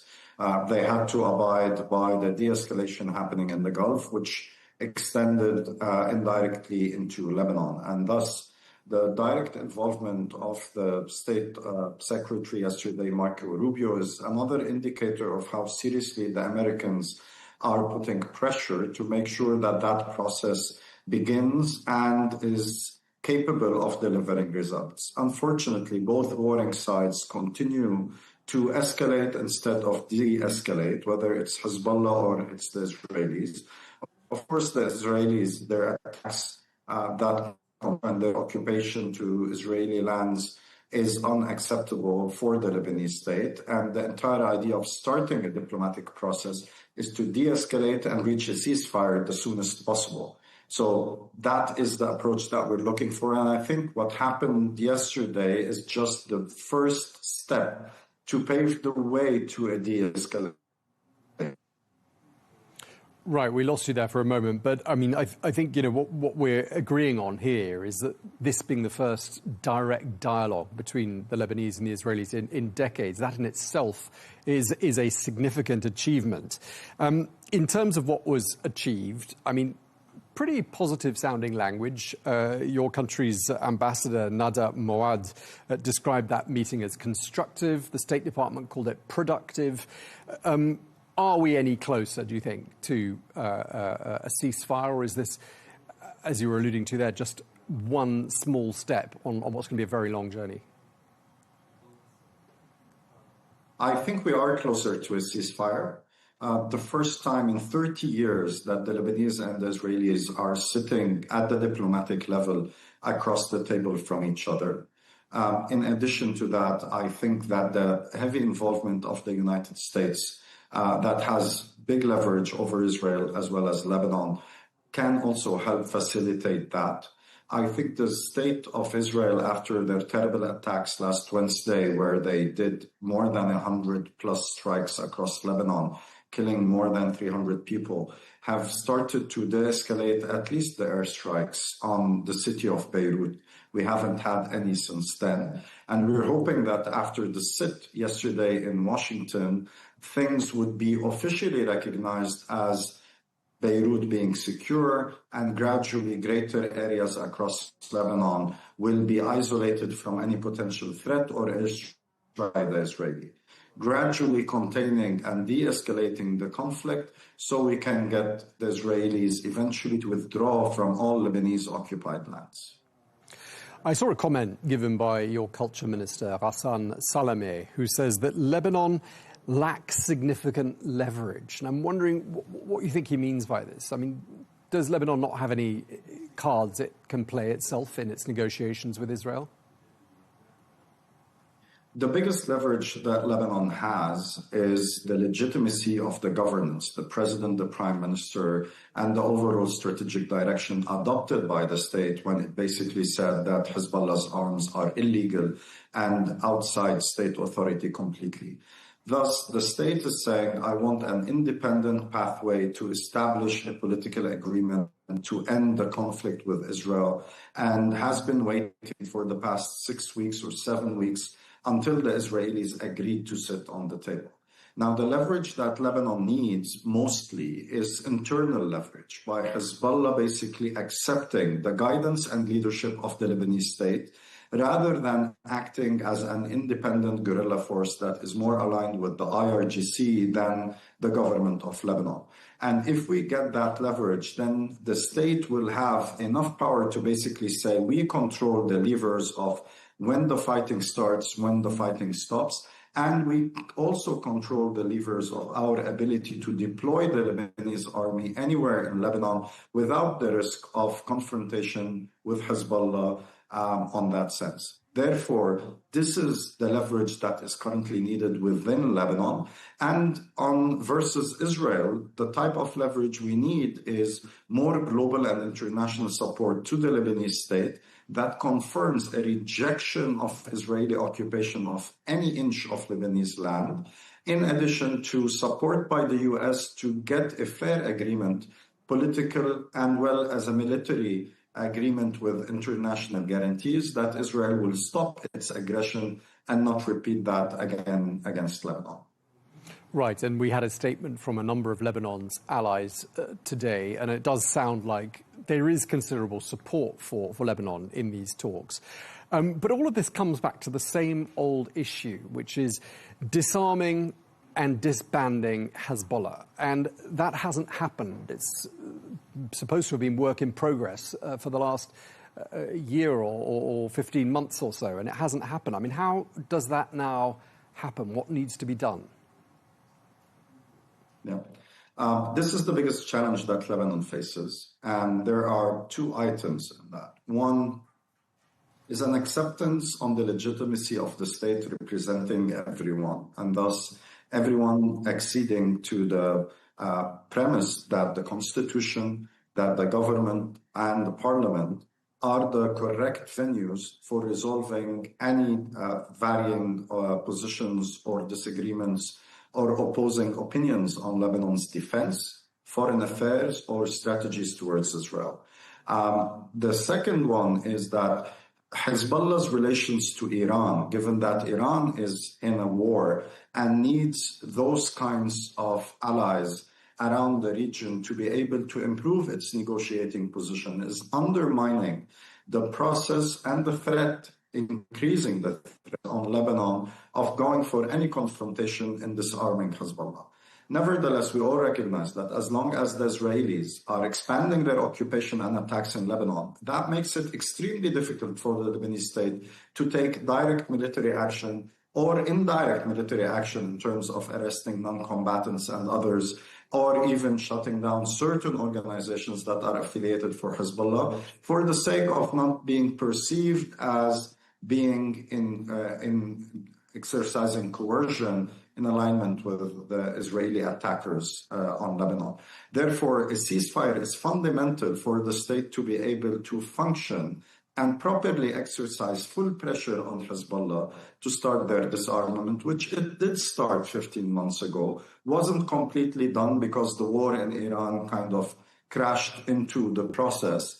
And thus now we have to deal with the ceasefire, and the decisions have been taken by the Lebanese state. Hezbollah's arms are illegal officially in Lebanon, and they're not allowed to operate.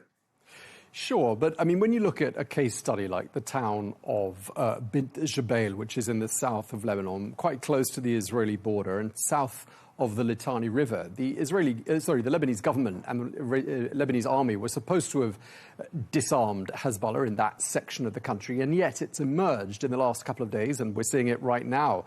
Bint Jbeil is a hotbed of Hezbollah activity, lots of resources there, soldiers and so on. Why didn't the Lebanese army succeed in properly disarming places like that? I mean, did they sort of go at it in a rather half-hearted way, do you think? Well, I think the city of Bint Jbeil, which is one of the biggest within that region, it's 5 kilometers away from the Israeli borders. It has a big population, and a lot of Hezbollah's fighters come from that town. So I think those people are actually within their turf, their homes. They're using light weapons. We're not seeing a front line in Bint Jbeil. The Israelis have already entered the town from several directions. Therefore, they have technically surrounded the entire town. But there are people who will continue to fight the Israeli occupation, even if they had any chance, even if they had a knife. Those are their towns, their environment, their city. So everyone will be fighting. They don't have the capability of running major operations against the Israeli army. We're talking here artillery or otherwise. There are street fights that are ongoing, and those against an occupational force will happen whether there's Hezbollah or not. Okay, clearly Hezbollah does not like the fact that those talks took place in Washington yesterday. The Secretary General of that group, Naim Qassem, said that the talks, quote, require a Lebanese consensus. I wonder what you think the Lebanese public makes of this dialogue with Israel, given that the two countries are technically at war.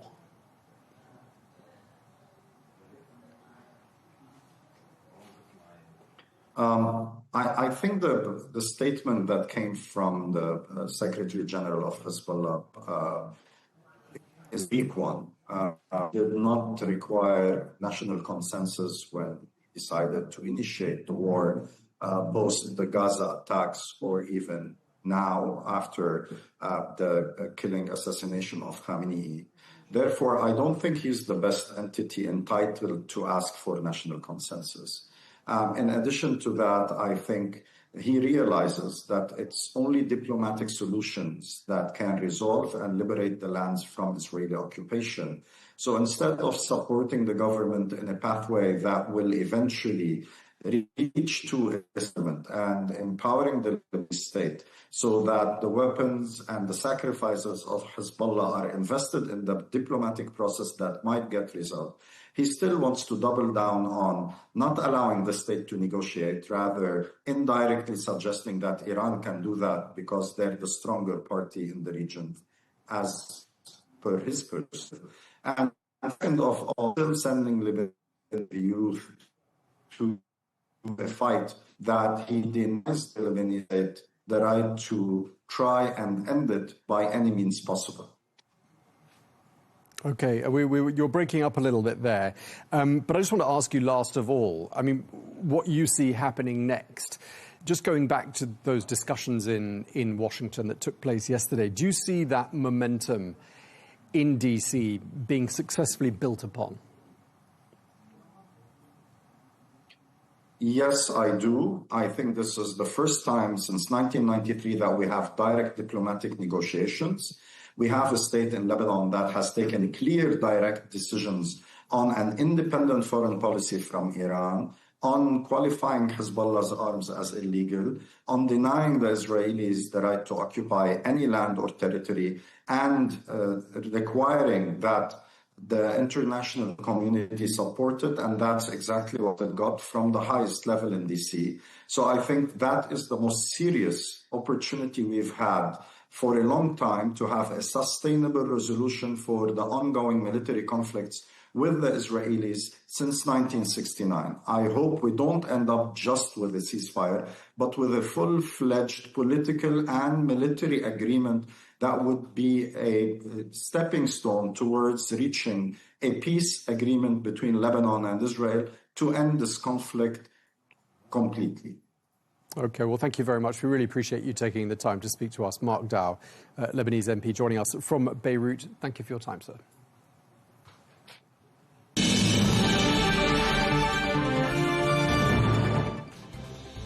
Well, that is all we have time for on Global News today. Thank you very much indeed for watching. Do join us again tomorrow for more exclusive interviews. Until then, goodbye.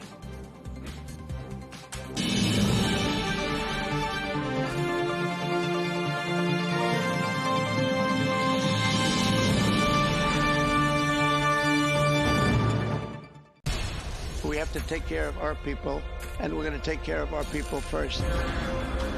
For in-depth analysis and all the latest developments across the globe, make sure you join us every weekday. President Trump is trying to negotiate a ceasefire. With so much happening, so much information, and so much noise, international law will have no part in his administration. It can be hard to keep track. Tariffs will just fuel inflation. We're going to fight these tariffs. But you can count on us to tell you what you need to know. We stand by your side. Join me, Tom Burgess-Watson, for Global News Today, right here on Al Arabiya News.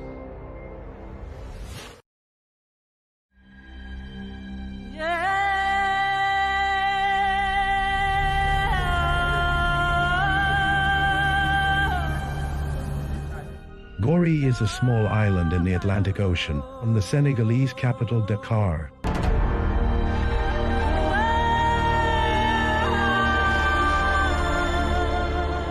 For 4 centuries, it was one of the most prominent stations in the slave trade.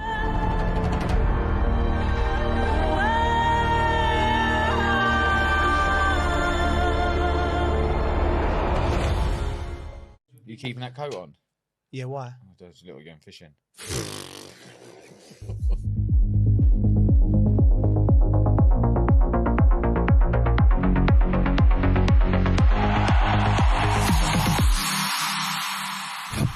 One of the Liverpool fans calls in, he goes, look, you can win the Champions League, I still want him off. I got called a Bulgarian lizard once. Bulgarian lizard? That should be the name of this podcast. Yeah, it should be the Muppet Show. The Muppet Show.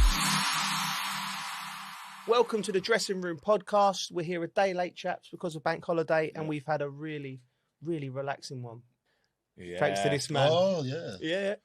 Do you want to? It wasn't relaxing me getting there, though. I was rushing. Do you want to explain to the listeners where we was yesterday? Mate, do you want me to take it? I think take the ball by the horns. I'll say it. Yeah, we went for a bit of hot yoga. And yeah, it was quite interesting. So obviously, when you go to these type of places, like I didn't know what to expect, but I know you have to go there relaxed. Yeah. And open to the elements, open to what can be. Yeah. So I've gone in. I'm obviously late, as I always am. That so was, I'm already that was rushing the most there. stressful part. I know one of them's going to be late, and they lock the doors. Yeah. Somehow you've got them. You got the doors. They started open. late for you. They started late, All the women of Cobham waiting for Colton Cole. Do you know what I mean? Yeah. And I got there, and it was very inviting. Yeah. Got in there, and I didn't know what to do. I didn't have my towel. That was the main thing for me because I don't like sweating without having a towel to dab my face at least. So that was really uncomfortable. But when I got in there, everyone was very nice, isn't it? Yeah. Did you find calm. it tough? It was calm. Yeah.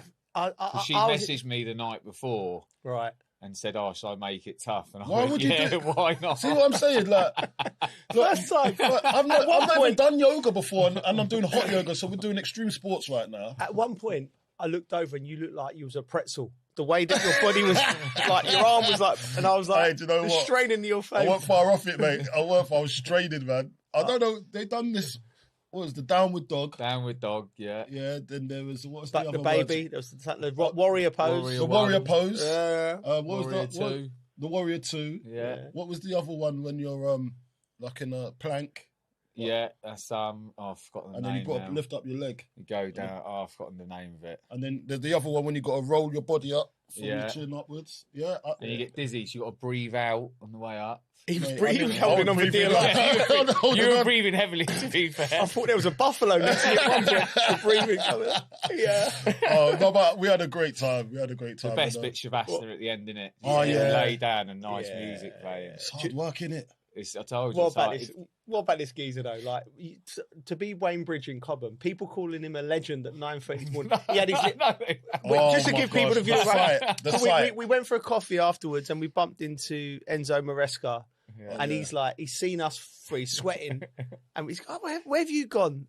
Paddle? We've got hot yoga, and he looks at us like. He was like, that must be a sight. Man, like one big black guy and two white guys, and I can see he was looking at me. He's like, "Have you lot influenced this guy here?" I said, "I'm open to try new things, man. This is not my style, but I'm having a little go." It's good. You feel good afterwards. You do feel good, mate. And we will recommend it to anyone listening if you get a chance. Yeah. But you've done yoga before. I've done yoga before. But if anyone listeners get a chance, go and do hot yoga and write us in and tell us about your experience. You do feel good after. You do, man. What I would advise is to start just doing yoga first. Don't just go into hot yoga, because I didn't know I was getting into. Yeah, it's good, but you need that, because I didn't know what I was doing. And you made it strong. You made it strong for me. It's bang out of order what you done. No, it's all right. Mate, you loved it. That's why you kept on laughing at me. Like, we was doing the plank, and then he just kept on looking at me laughing. I couldn't help myself. I was cursing in my head. I was actually cursing. I didn't want to say certain things, but you got to be calm in that situation. Yeah. But we had a great time in there. That was good. But we saw Enzo Maresca. Yeah. And then me and you, we thought, they actually look similar, didn't they? Oh, exactly. So we've got a photo of them together. We've got a photo. We'll put it in there. Yeah, we'll have to get it. He looked cool, by the way. Yeah. He looks like what you're supposed to look like. He had like these loose-fitting light blue jeans on, pair of light Gucci t-shirt. Oversized t-shirt. That's what you're supposed to look like. All right, I want to be Enzo Maresca when I grow up. Right, okay. He's a nice guy. He's a nice guy. He's a good guy. I thought he was hard done by. Should we talk about football? People think they're on a yoga podcast here. Right, okay. Right, Arsenal, Bridgie. You was at the game. Yeah, the Grim Reaper for Arsenal turning up again on the sideline. You see this guy, he had his big cloak on the side of the pitch. Looked like he was dictating what was going on the pitch. You were the Southampton mob, wouldn't you? Yeah, but my dad obviously buzzing, just sat in the director's box, had best mate Luke and Aaron come. And your dad looked amazing, by the way. Oh, he dressed up, waistcoat. He's actually lost loads of weight, and he ended up wearing a suit he ain't wore for about 15 years. Is it? Yeah, and then he had an old and then he had my old Saints tie on. Oh, wicked. Little top hat, walking stick. Oh, mate, he was buzzing. Yeah, absolutely buzzing. And then to trot into the director's box as well with all the big dogs. Yeah, the atmosphere was brilliant, by the way. Yeah. So good. Yeah. Was it? Yeah, it's been the build up to the game down... was wicked. Really? Because I was surprised how it felt. 50 years to the 50 year years since they last won the cup. And 50 minutes in between both their goals. Yeah. So 35 and 85 minutes. Oh, my God. Yeah. It's written in the stars for the minute. My mate Luke's obviously fuming because you pulled City out the bag. I know. He's not happy. He's already told me. He's not happy about that. But you've got to beat them to win it. Yeah. So. We're going to talk about Arsenal because, listen, it's the theme of the last 3 months. Are they every time they lose a game, lose a couple of games, are they bottling it? The quadruple's gone. They're now out of 2 competitions. They play Sporting Lisbon tonight because we're recording this on a Tuesday. Do we think we're at the stage now where it's league or bust? Are they? What do you make of what's going on? Saints played well, by the way. They played really well. They did play really well. They did play really well. You know where Arsenal struggled with a long ball? Yeah. Struggled massively. You were saying that, yeah. Mm. Like the first 2 long balls, they were in all the time. Really? Just getting in all the time. Yeah. Sorry, but going back to Arsenal, Gabriel limped off, right? They've got a lot of injuries at the moment. They're coming into the most crucial part of the season. We've been in that position, Bridgie, like where you're. What was the crucial things do you think that we had that this Arsenal team haven't quite got yet that they need to show in these next few games because the pressure's on. I think the squad, whoever came in, slotted in all right. No matter how many changes there were. Yeah. I mean, sometimes you could change 4 or 5 players, and it affects everything.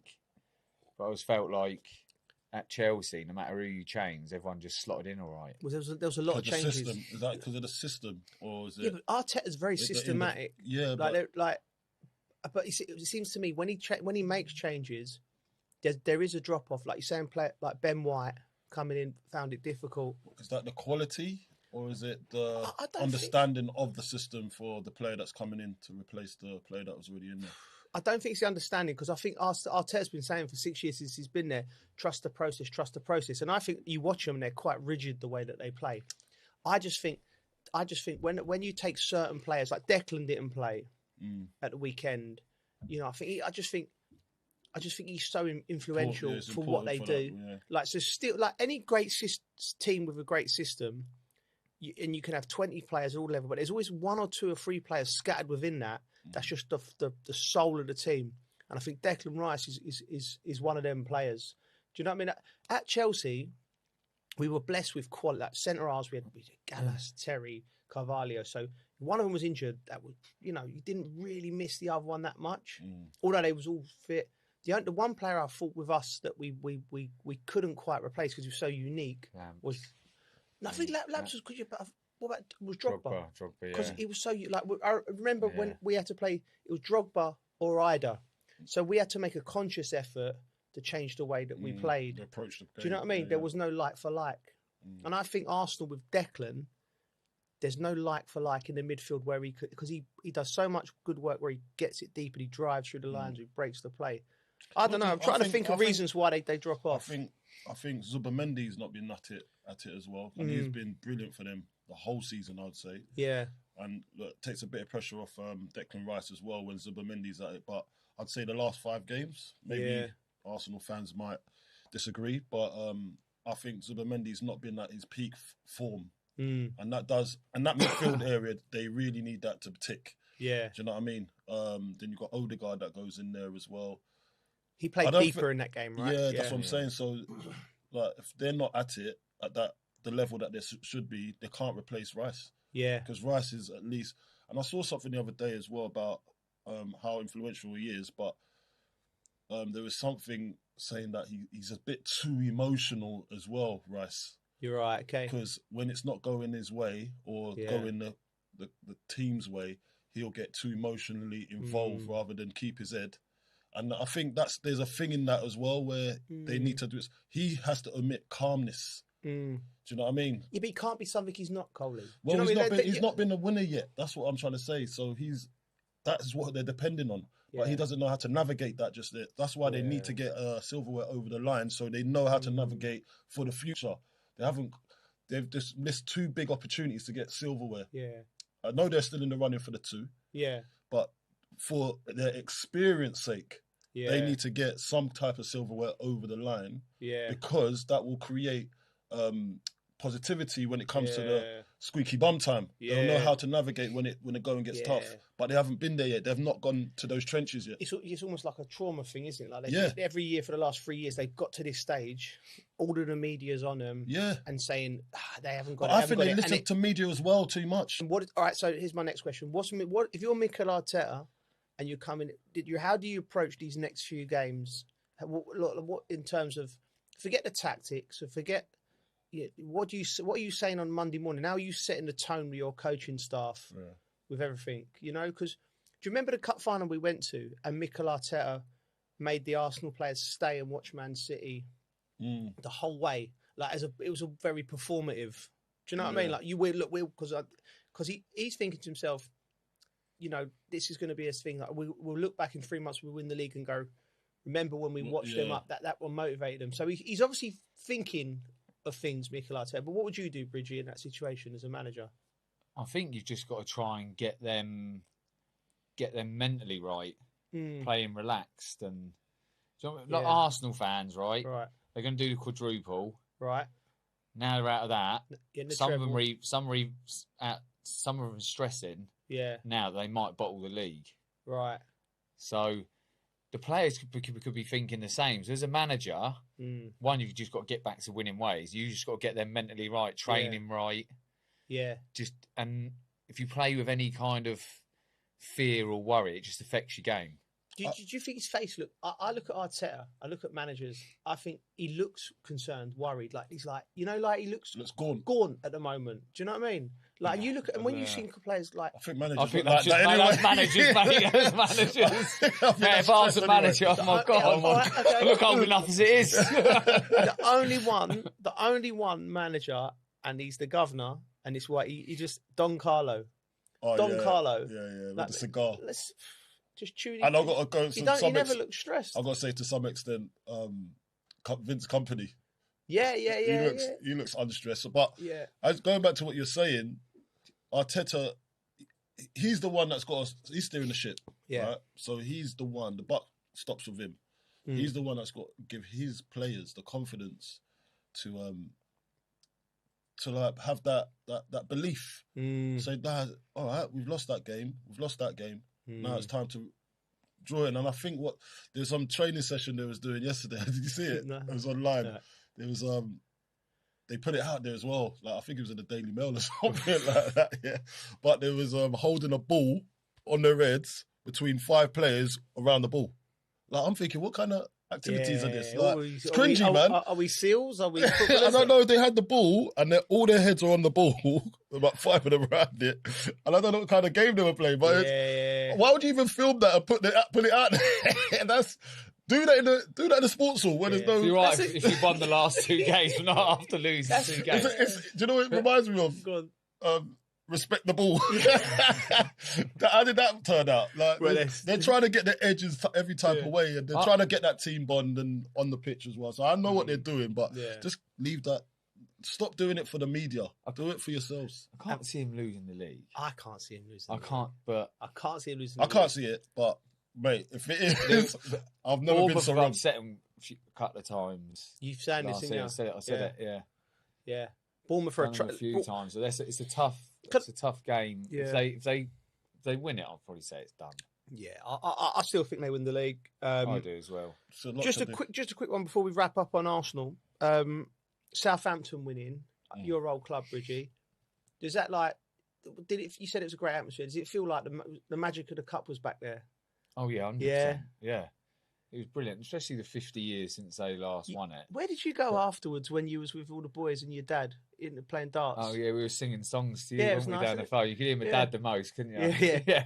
We ended up back at my sister's house. Right. The husband's got little pool table and dartboard and that, so we were up for a few hours. The governor of Winchester. Weren't we? Yeah. The Southampton fans are happy. Then the FA Cup's mate, back. buzzing. They've been on fire as well. They haven't lost in Have you got the keys to the city over there? No, Matt Letizia has me. Matt Letizia. You should have, mate. You promote that place properly, mate. But yeah, Southampton are massively thinking they can go all the way here. They have to come up to Manchester City. They have to go. Is it away to Manchester City? That's Wembley. Yeah. Oh, is that Wembley? Yeah. So okay. So one day out. Yeah. So it's a one-off game. Yeah. So you never know, you know. Yeah. That's what you do. Never know. Mickey have his suit on. Anyway, we're going to move on. Going? I don't know yet. Maybe. It's for both your teams. He'll be working. I'm working on getting him a job. Oh, get me a ticket then. He actually made a phone call yesterday trying to get me a job. Is it? I haven't told him I want to do it. Man City versus Southampton. Yeah, that played makes for sense. both clubs. Yeah, that makes sense. Yeah, bringing him in. Yeah. Tells after his commission. I said, no, I'll take that. I'll set this up. Right, here we go. Right, moving on. We got Liverpool now. It was a drubbing. When you consider they were the 2 teams at the top for so long, they looked like a gulf apart. Man City fans were singing "You're Getting Sacked" in the morning, with Xabi Alonso available.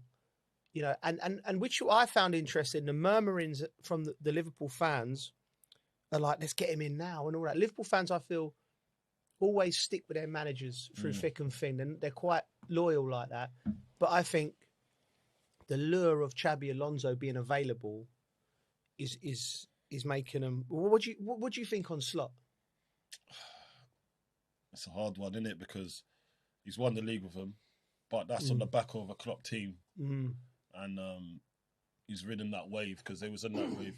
And I always go back to they go in the summer. Yeah. They go on holiday, come back to bad news on tragedy. Tragedy, yeah. Diogo Jota, one of their teammates, one of their highly respected teammates in the dressing room as well. that drama can carry on for you don't know. Yeah, And it's true. there's nobody that out there that can say how to deal with that as a team. And I always say, and then on top of that, I don't think they went into the season prepared with the style of play that he wanted to employ, because you got to understand Isak's fiasco as well. That was a painstaking, wasn't it?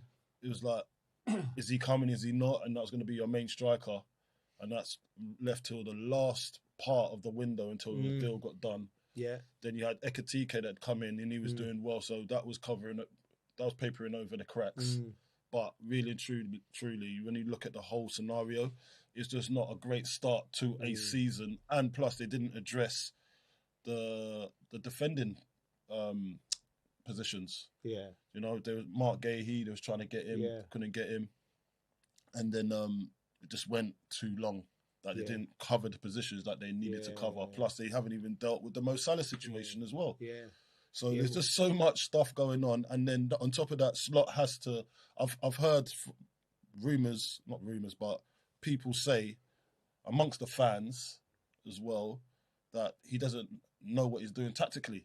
So some of the substitutions that he's making, some of the tactical elements of his formations when he wants to try and tweak things, he's not doing the right things. Yeah. And you know how Liverpool fans are. They know that they can suss out a fraud quick. You know what I mean? So I think that all of that culminating to one, it's just a mess there for this season. It might, and the signings hasn't set the world alight as well. Some of the top signings, they ain't done nothing really of note. So, and I do like Wirtz, by the way, but I think he's got more to come.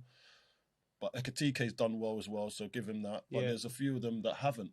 And and even the other players as well. Yeah, there's you know, they've been like, underperforming. Yeah, you know, like players like Kirk, he's been the best player. Kirk's coming into the side from that Bournemouth side where he looked phenomenal. He hasn't hit the ground running. When you break it down like that, it's like you're in real time. You're doing an appraisal on why it's gone wrong. You can see it all, right? So. So I agree with everything you said. Liverpool fans don't want to hear that. But I agree with everything you said. It's the reason. You summed it up nicely, to be fair. As to why it's gone wrong. The balance in the midfield, he's trying to get Wirtz in as well.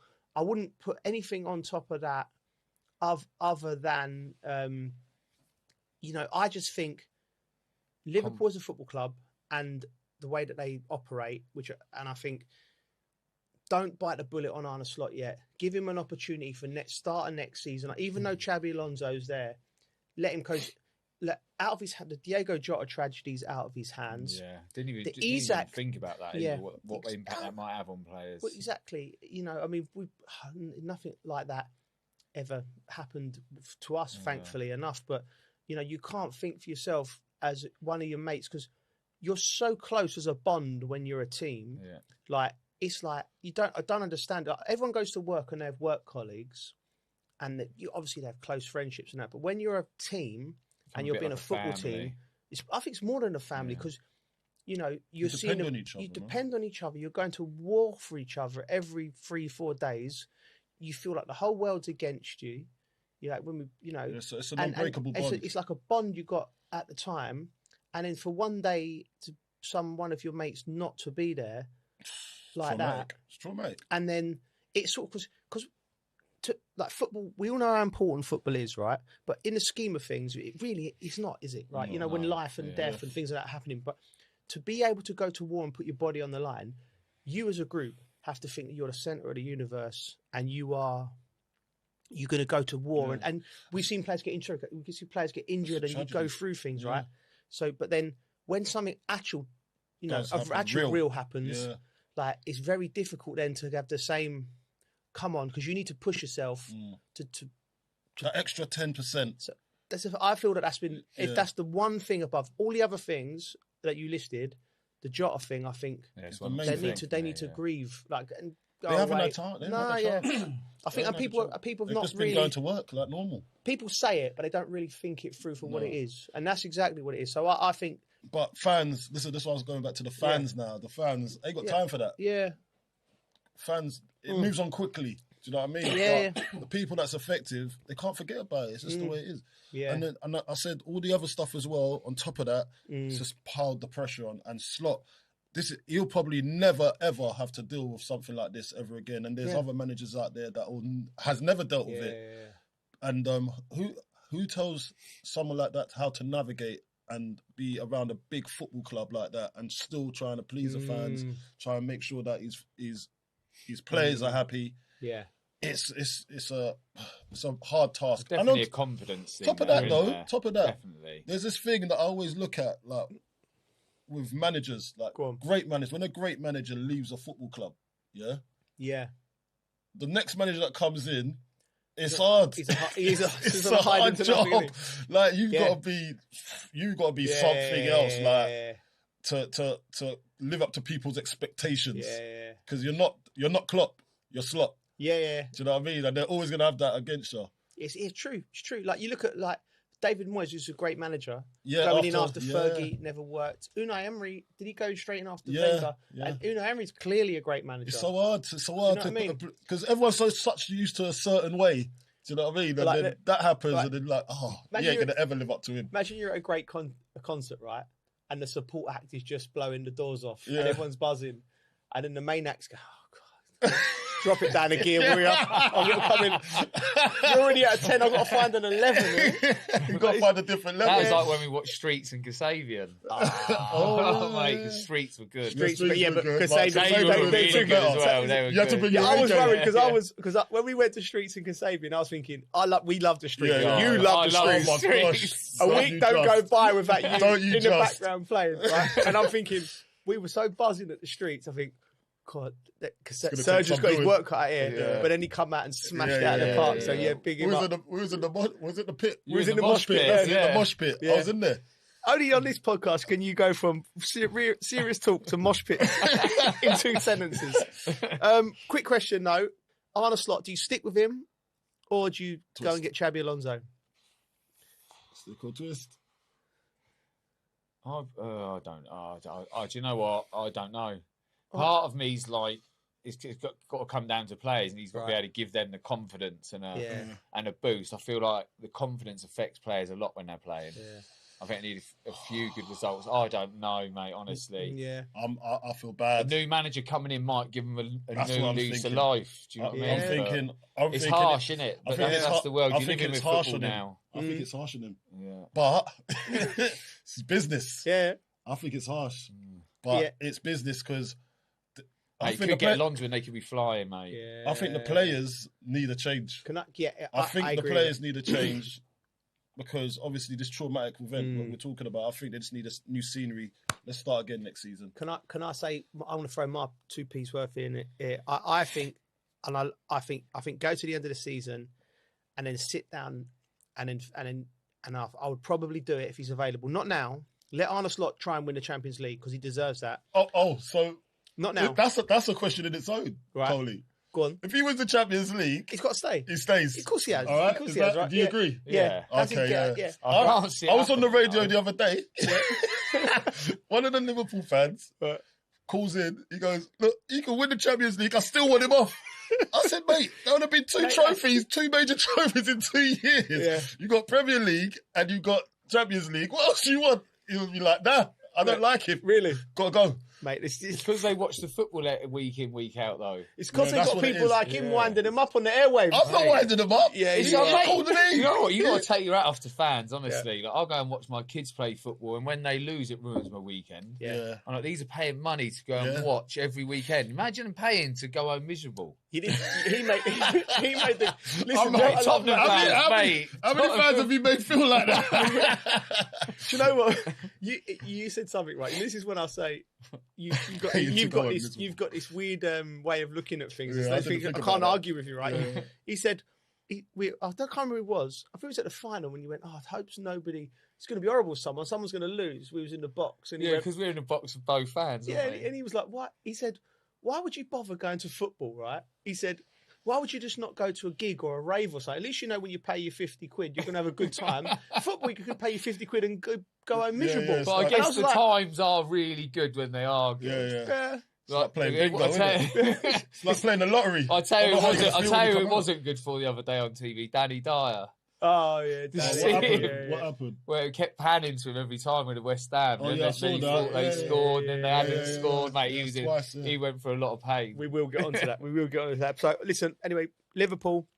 I'll bring Alonso in, and I'll tell you why. I think Alonso tends to play with that sort of 3-4-3 system. I think Frimpong and Kirkes, Wirtz in behind Isak and Ekitike, Szoboszlai and McAllister, maybe as a 2 in there. Yeah, turned up this season, McAllister either. He hasn't. He's but yeah. But anyway, I would do that. Moving on, Chelsea now. Listen, lots going on, Coley.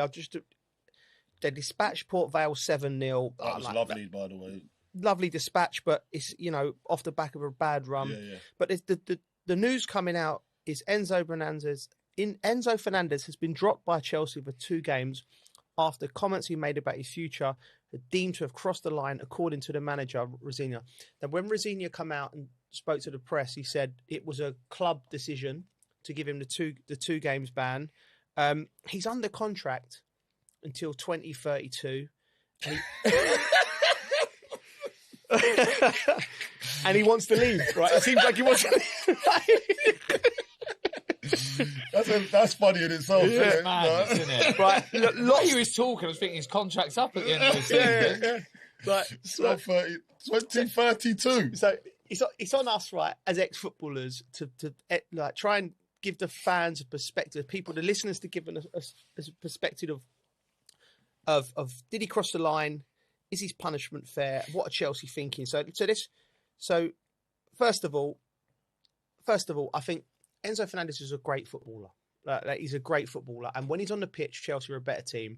And he's clearly, when he signed for the club, he would have been clearly sold this dream. We're going to go back to the top. It's Chelsea Football Club. It's global. He's thinking to himself, fantastic, 100 million player from Benfica. I'm at the big league. And he's been there 2.5 years now. He's probably looking around and he's playing with young players, not really competing with your Arsenals, your Man Cities. And he's probably thinking, he signed this 8-year contract of what he signed, which Chelsea, and he's probably thinking, this ain't happening for me. And it's a short career as a footballer. So I think between him and his agent, they've decided they want to get out. Now they have to, these agents probably encouraging him to say these things in the press, because what it does, it destabilizes the club. But like you said, when you've got a year or 2 years left, you'll hold the power in the contract because you are a valuable asset.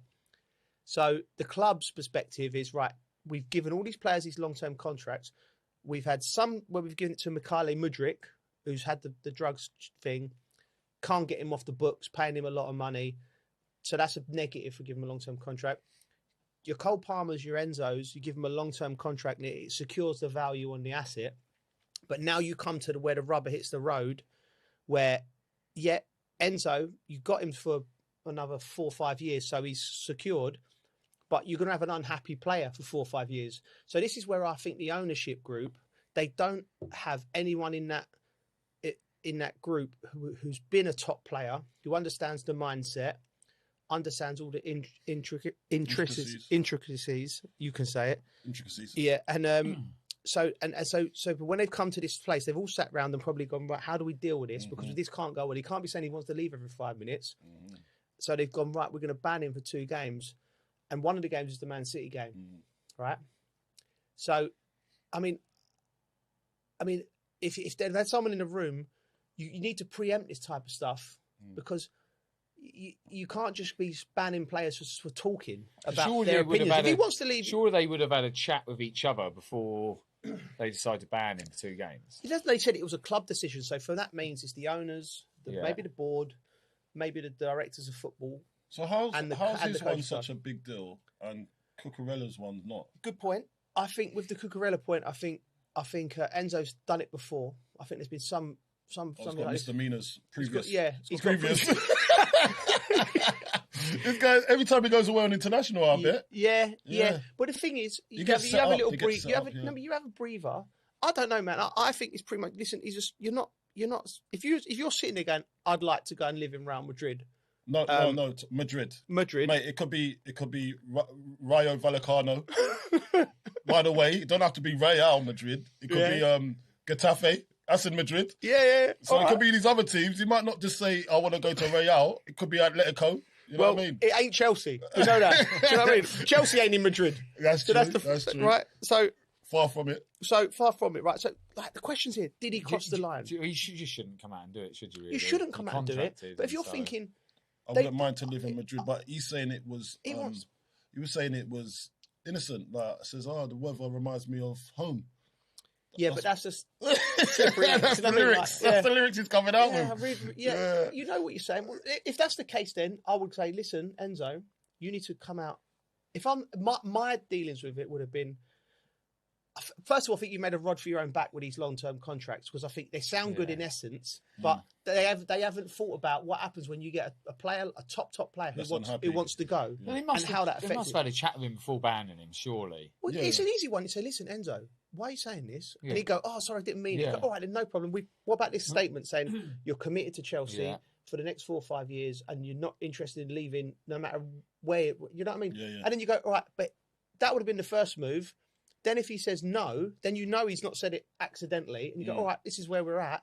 And then it becomes a thing, well, then listen, I just think I could have said this was coming down the line 2 years ago with these long-term contracts. 100%. That's how they're going to try and get out of it. Of course, players are going to try and navigate. We see Isak in the summer. I wouldn't. If you're going to do it, fine him. Yeah. Don't ban him for 2 games if he's a player that's going to play. You're hurting yourself and still really. give you everything. Because no matter what, whenever you go on the pitch, you're still going to give everything. You're never going to go out there and not give everything, are you? We would think that. I'm assuming Enzo is that type of character. But we have seen some wrong ones. We have seen some wrong ones. But would you forcing yourself out of a club is it's so ugly, isn't it? It's so ugly, hardcore, right? Do you know what I mean? Like, because the only people that pay the price are the fans. Yeah. Do you know what I mean? If they're not happy, you've seen what Chelsea do. Exactly. You go into it doesn't matter how good you are, what kind of background you've got, or what kind of reputation you've come with. Yeah, you get put in the reserves. They've gone hardline Chelsea on all of these type of issues. They've gone any of the players that they've give long-term contracts out, and they won't leave because the players can't get the money that they're on at Chelsea and whatnot. They go, right, you're going to Siberia, the bomb squad. You're going out there. You're going to train with the kids. You're going to make your life difficult, which is completely wrong. Yeah, because every one of them players were bought in good faith, and it hasn't worked. And it's not just the player's fault. If a player's not worked at a club, the player has to take the most of the blame, but it can be the manager, it can be just the situation, it can be no one's fault, right? Mm-hmm. But you can't go, right, we wanted you, go and get over there and do that. I've been vocal, but I don't think that's... You've been in that situation. So just talk me through that. What was it like? What bomb squad? You've been at... I was with bomb squad for 6 months. So was I. Shay Given, Adebayo. I was in bomb squad in Indonesia, though. That's a proper bomb squad. Proper bomb squad. Oh my God. Mate, they put me in bomb squad in Indonesia. I didn't do nothing wrong. It's crazy. Imagine being in Indonesia, segregated. I could have dealt with it differently when I look back, maybe, but not like loads differently. Go on. But I could have been a bit more positive. But when I was with them, there was Craig Bellamy, Shay Given, Adebayo. There was like a group some of big us. dogs in there. We were coming back for pre-season. Just got a phone call saying he don't want you at the training ground. Just from who? I can't remember. We don't want you at the training ground. So it wasn't the manager? No, management Weasel. Called me. He'd never call me. That's a proper Weasel move. Who was it? Mancini. Come on. But I ended up coming back 10 days later. Yeah. But when he called me, I was just... When I got that, I was like, I thought I was going on holiday again. Yeah. So, I went on holiday for another week, but I come back and I'm still training with the kids. It must have hurt. Oh yeah, because then you like know you're kind of done. Like there's no way of changing his mind. He's gone, no, I'm just done with you. Yeah. So then you train with the kids, but like obviously, like you say, you're on big money. So then it's like, well, who's gonna come and get you? And I think a couple of lads might have got out in time, but then you're training with the kids every day, but I'd never cause a problem. Yeah, of course I'd go in and still train. work hard, but you're just like, I lost a little bit of love for football because I'm like, what's next? Like, am I just seeing this out? Yeah. And I remember it got to Christmas time and he called me over because I thought I had 2 weeks off at Christmas. Right. Because obviously the kids get a bit of a break. Yeah. Oh, you're training with us now? I was like, oh, come on, mate. So he's just done a spiteful one as well. Oh, yeah, I was like, come on. So hold on, so you've been out. I've been out all the way from summer to the youngsters get 2 weeks off at Christmas. Yeah. But he's gone, no, you come and train with us now just to be spiteful. Yeah, and I was just like, oh, come on, mate. Like, what are you doing? Taking the piss. I ain't caused you no problems. I was literally just going to go home for Christmas. Yeah. Oh, that's your problem. You just want money. You don't want to play football. Oh, So wow. no, but you're not going to play me. You're just keeping me here for the sake of it. You haven't all of a sudden just changed your mind. You don't want to play me. Yeah. So don't blame me. Spiteful. So then, anyway, I've got to get past that bit. And I think I went in January, and then ended up going to. I went to Brighton in the end. Yeah. For less money, I took a little bit of a cut to be able to go because I just thought I need to get out of here. I just think his behaviour there is atrocious. I think diabolical. Yeah. And you haven't done anything to him. No. And I'm like, I could understand. I can understand if you're a player that's causing disruptions in the first team. You're gone. But you're still going to want to train. You still want to be and fit. You're a model professional, and you're playing with people that you get on with. Exactly. Like, I get it if there's a bad egg. I get if there's bad egg, but I was never a bad egg. But that's interesting because what is Enzo's teammates thinking? No. Yeah. That's exactly it, Coley. We'll probably go to you and go, mate, what are you doing? Yeah. I would go to Enzo and go, come on, geez, what you like? Yeah, and like, come on, you're with us, right? And that's problem solved. Yeah. But the club's be going.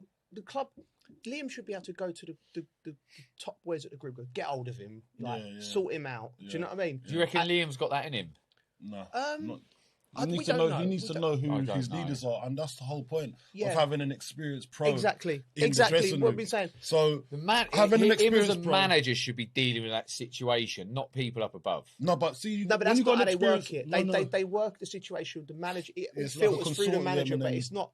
Do you know what I mean? Whereas we're used to a system where the manager is the be all and end all. Yeah. So Mancini, he would obviously have to tell the directors he's doing that to you, but that's him. Do you know what I mean? There's no one going, I'll tell you what, geez, let's nose up Reggie's Christmas.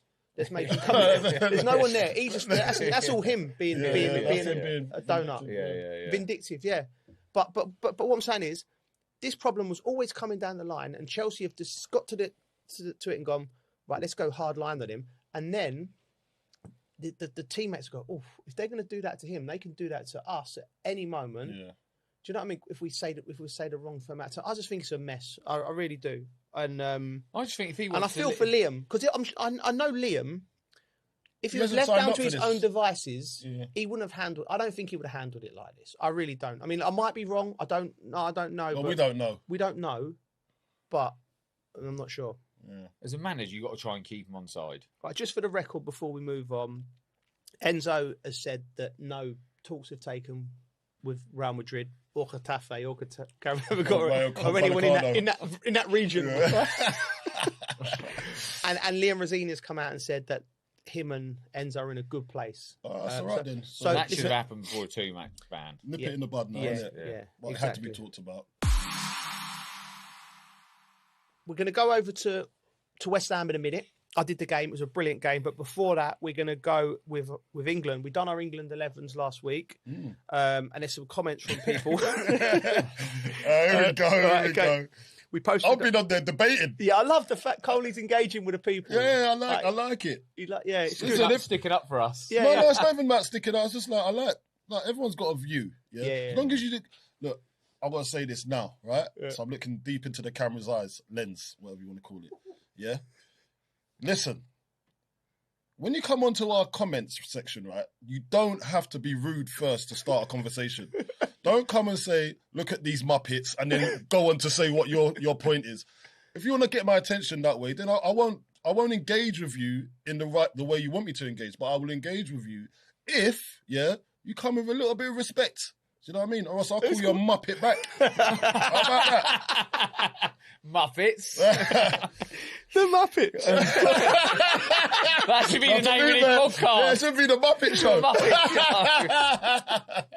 Yeah, that's our new podcast name, the Muppet Show. Right, here we go. Right, so listen, most people like Bridges' team. So 90% Coley, you was at the back.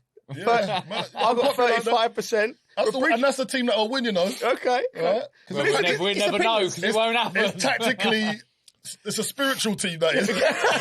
It's in the unseen world. All right, I do pick my teams What on did you get? spirituality. Was you second? No, I was second with 35%, but Bridgie smashed it, 46%. Is it? Now, Colton, Yeah. you had Madueke in your team. Yeah. Craig said starting with him was mad. Like, defend your thing with Madueke. Look, Or just admit you got it wrong. No. Look, it could have been a toss up between Madueke and Bowen for me. Yeah. But Madueke is in a. My reasoning for going with Madueke is because he's in a title challenging position, so he should be on a high, right? Yeah. And I'd have loved to put Bowen in there. I was not going to put Saka because I think Saka closes the space. Yeah. For Kane to operate. Right. Where I think, and Bellingham, where I think we need runners on the outside that can take on players on the outside and in the inside. A little bit of unpredictability. Yeah. That's why I've gone for Noni Madueke.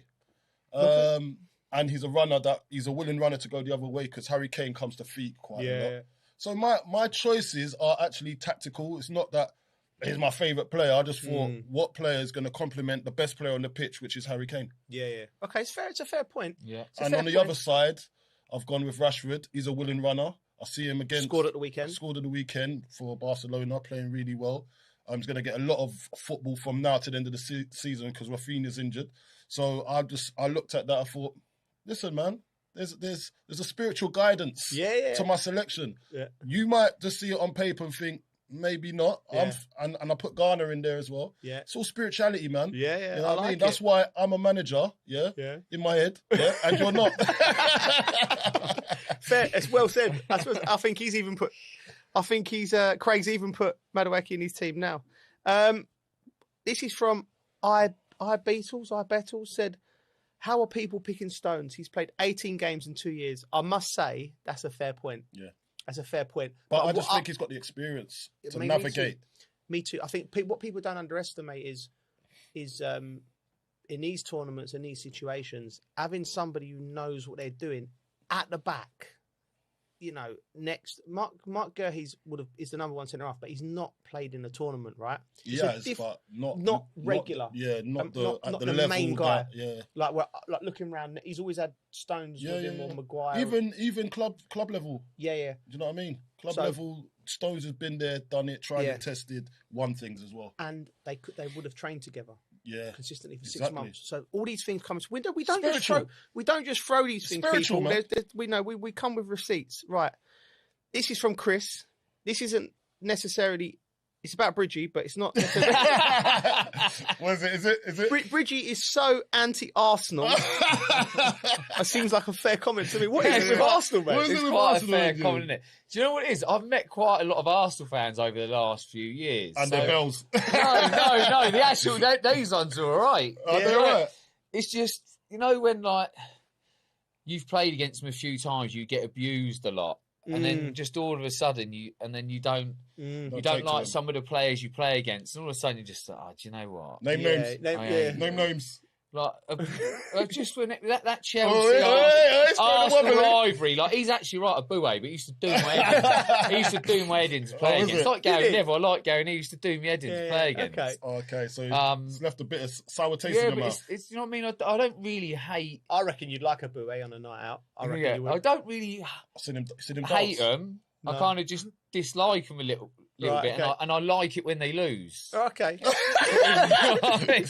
you don't like them then? Mate, they're good. You're happy when they're miserable. Yeah, but it's just certain things in your life, and you just, if they went and won the league, I'd actually be happy for the people that I like. That we love. Arsenal, the people we love would be happy. But everyone else, I won't be happy for. Okay, that's what I mean? We've got a guy that follows us, and he's quite vocal. I didn't know Marlon King was an Arsenal fan.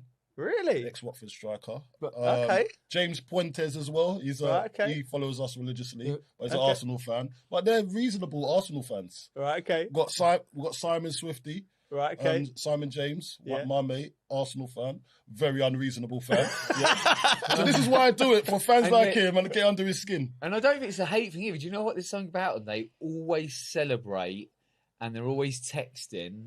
And it's their season, they're going to win this. Digitally active. So early. Yeah, they're digitally. So early than any other team I can think of. They go. So like, then I'm just like, I'm just going to see you eat these words. You know what I mean? Listen, they got to win something. Banter is funny. They got to win something. They're going to win the league.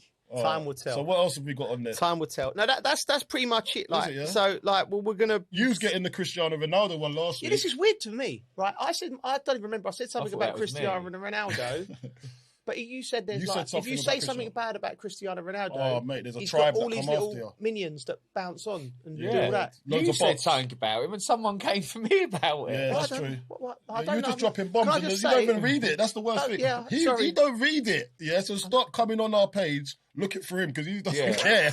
Carlton reads it all the time. Go for Carlton. Yeah, come for me. Like, I don't mind bouncing back and forth with you lot. Yeah, I just found it weird. Like, anyway, Cristiano. You know, I don't mind him. He's all right. Leave me alone. I think a lot of these people as well sometimes, you know, like they see it and they think of a reply straight away rather than slow it down and think. Yeah. That's what about it. Just chill out a bit. Chill out. And then write something names if you you really got want on to. there. Really? They've gone boom, straight in two-footed. Didn't see it, anyone. Yeah, don't even see it. So there you go. I'm seeing. I'm hurting. Coley's my guy. Yeah, I'm going to start sending them all to you. Okay. Thanks, mate. No, my mates do that. Like, I got like I got called a Bulgarian lizard once. My mate thought it was brilliant. Yeah. I said something about Liverpool and Turley they didn't like. And this geezer, it was quite funny actually. He went, look at him, he looks like a Bulgarian lizard. I don't even know what a Bulgarian lizard looks like. But there you go, we're moving on. We do now. Yeah. Right, moving on. West Ham, I was there. Can I say, Colton, what a game. Like, it was a good view. It was, a good view for the mutual. Yeah, before I go on, right, you know, I don't know if it's my old age what it was, but I get really when I go to West Ham and a big night like when the crowd they were singing Bubbles, I get really emotional. I was like, because you know, like I remember that song when you're there and you're a kid and it's all new and it's all fresh, and it was the fans were so up for it. Yeah. They were so up for it for the game, and as we come down from where we was watching the game, God knows why they do this. They put us like right between the Leeds fans and the West Ham fans, and we got to stand there for 10 minutes and just watching them scream abuse at each other. The passion, the from the top of their lungs, running from the top. I saw one geezer. He must have been about 65, limp. And I saw him running down like it took him ages to get down, just to get blurt out some nonsense. Yeah. And then there's all these other West Ham fans, and I was watching it. It was brilliant. It's their stress relief, isn't it? Yeah, I thought it was brilliant. Like, and I'm like, listen, you're right. It's a stress relief, and that's what they come to football for. That's the whole point. But that's what they're paying for. Yeah, that's what they're paying for at the end for West Ham, where you see the Leeds fans going absolutely mental. What about the West Ham fans that left 2-0 down? Yeah. When was that, half time? No, it was 2-0 down. Just like there was 10 minutes to go, and you know, then they're all creeping out, and then if anyone knows the Olympic Stadium, it's a long way out. Yeah, right. So it's a little bit there was a portion of them that went out, and then they tried to get back in. The stewards give them you ain't coming in tonight. Yeah. Oh, and then the ones that come back with their head held with their tail between their legs. Like, I was just going to the toilet. Just going to the toilet. That was Fletch and Ali on commentary, like because we're finding these people all coming back into the stadium, and everyone's going, "Don't leave! Where are you going?" It was brilliant. It was absolutely. So brilliant. I would have thought a different way there because I went to the toilet when Saints got their second goal. Did you? Yeah. Okay. So I missed it. So then I just thought, well, we'll just stay here. What, in the toilet? I stayed out. I stayed in the toilet. I left the toilet, but I thought I'm not going back into the stadium because I've gone to the toilet. That's why they scored. So right. I'll just stay out here. Because if I go back out there, Arsenal might score. So last few minutes. Maybe that's what some of the fans were thinking. That's what they should have done. Stayed out. And maybe that's probably what they were thinking. They said, "Do you know what? Well, I'm out here now. We've caught up, so I might as well stay out here. Not try and get back in and just." The only thing is trying to get back in and seeing them lose. That's even. It's just. I know. Tops it off, isn't it? But one thing, I was convinced West Ham were going to win as it went into extra time. The young goalie here, let's just give him Finley Herrick, like a character, by the way. 20 years old. Yeah, he looks like a character. He was chatting to every penalty taker before I thought he's got a bit about him. He has definitely got a bit about him. Do you know him? Yeah, of course. Yeah. I rung Coley because I'm at the game and I'm like, this kid, he was the anomaly on the bench, like, because we have all our notes and it'll be like, you know certain players, and I don't know nothing about this kid. Yeah, Josh Ajala on the bench as well. We had a few youngsters. So all the youngsters, I ring him up straight away, and he goes, "Yeah, he was on loan to Boreham Wood for he's only played 11 for a short one for 11 games, 20. He's been at the club since he was 6 years old." And I'm just thinking, you're talking about spirituality, and I'm thinking, it's written. This he's sitting there. He's been at the club since he's 6. Imagine all them nights he would have been dreaming of his debut for West Ham. But it would have been, I'm coming on with 5 minutes to go and I'm going to win the penalty shootout in a big FA Cup tie. So I think it has to be done. And then I thought the crowd give him a massive, like they always do at West Ham. They give him the big up and he'd come on. And what he done very smartly, because there was 5 minutes to go. He couldn't get into the game.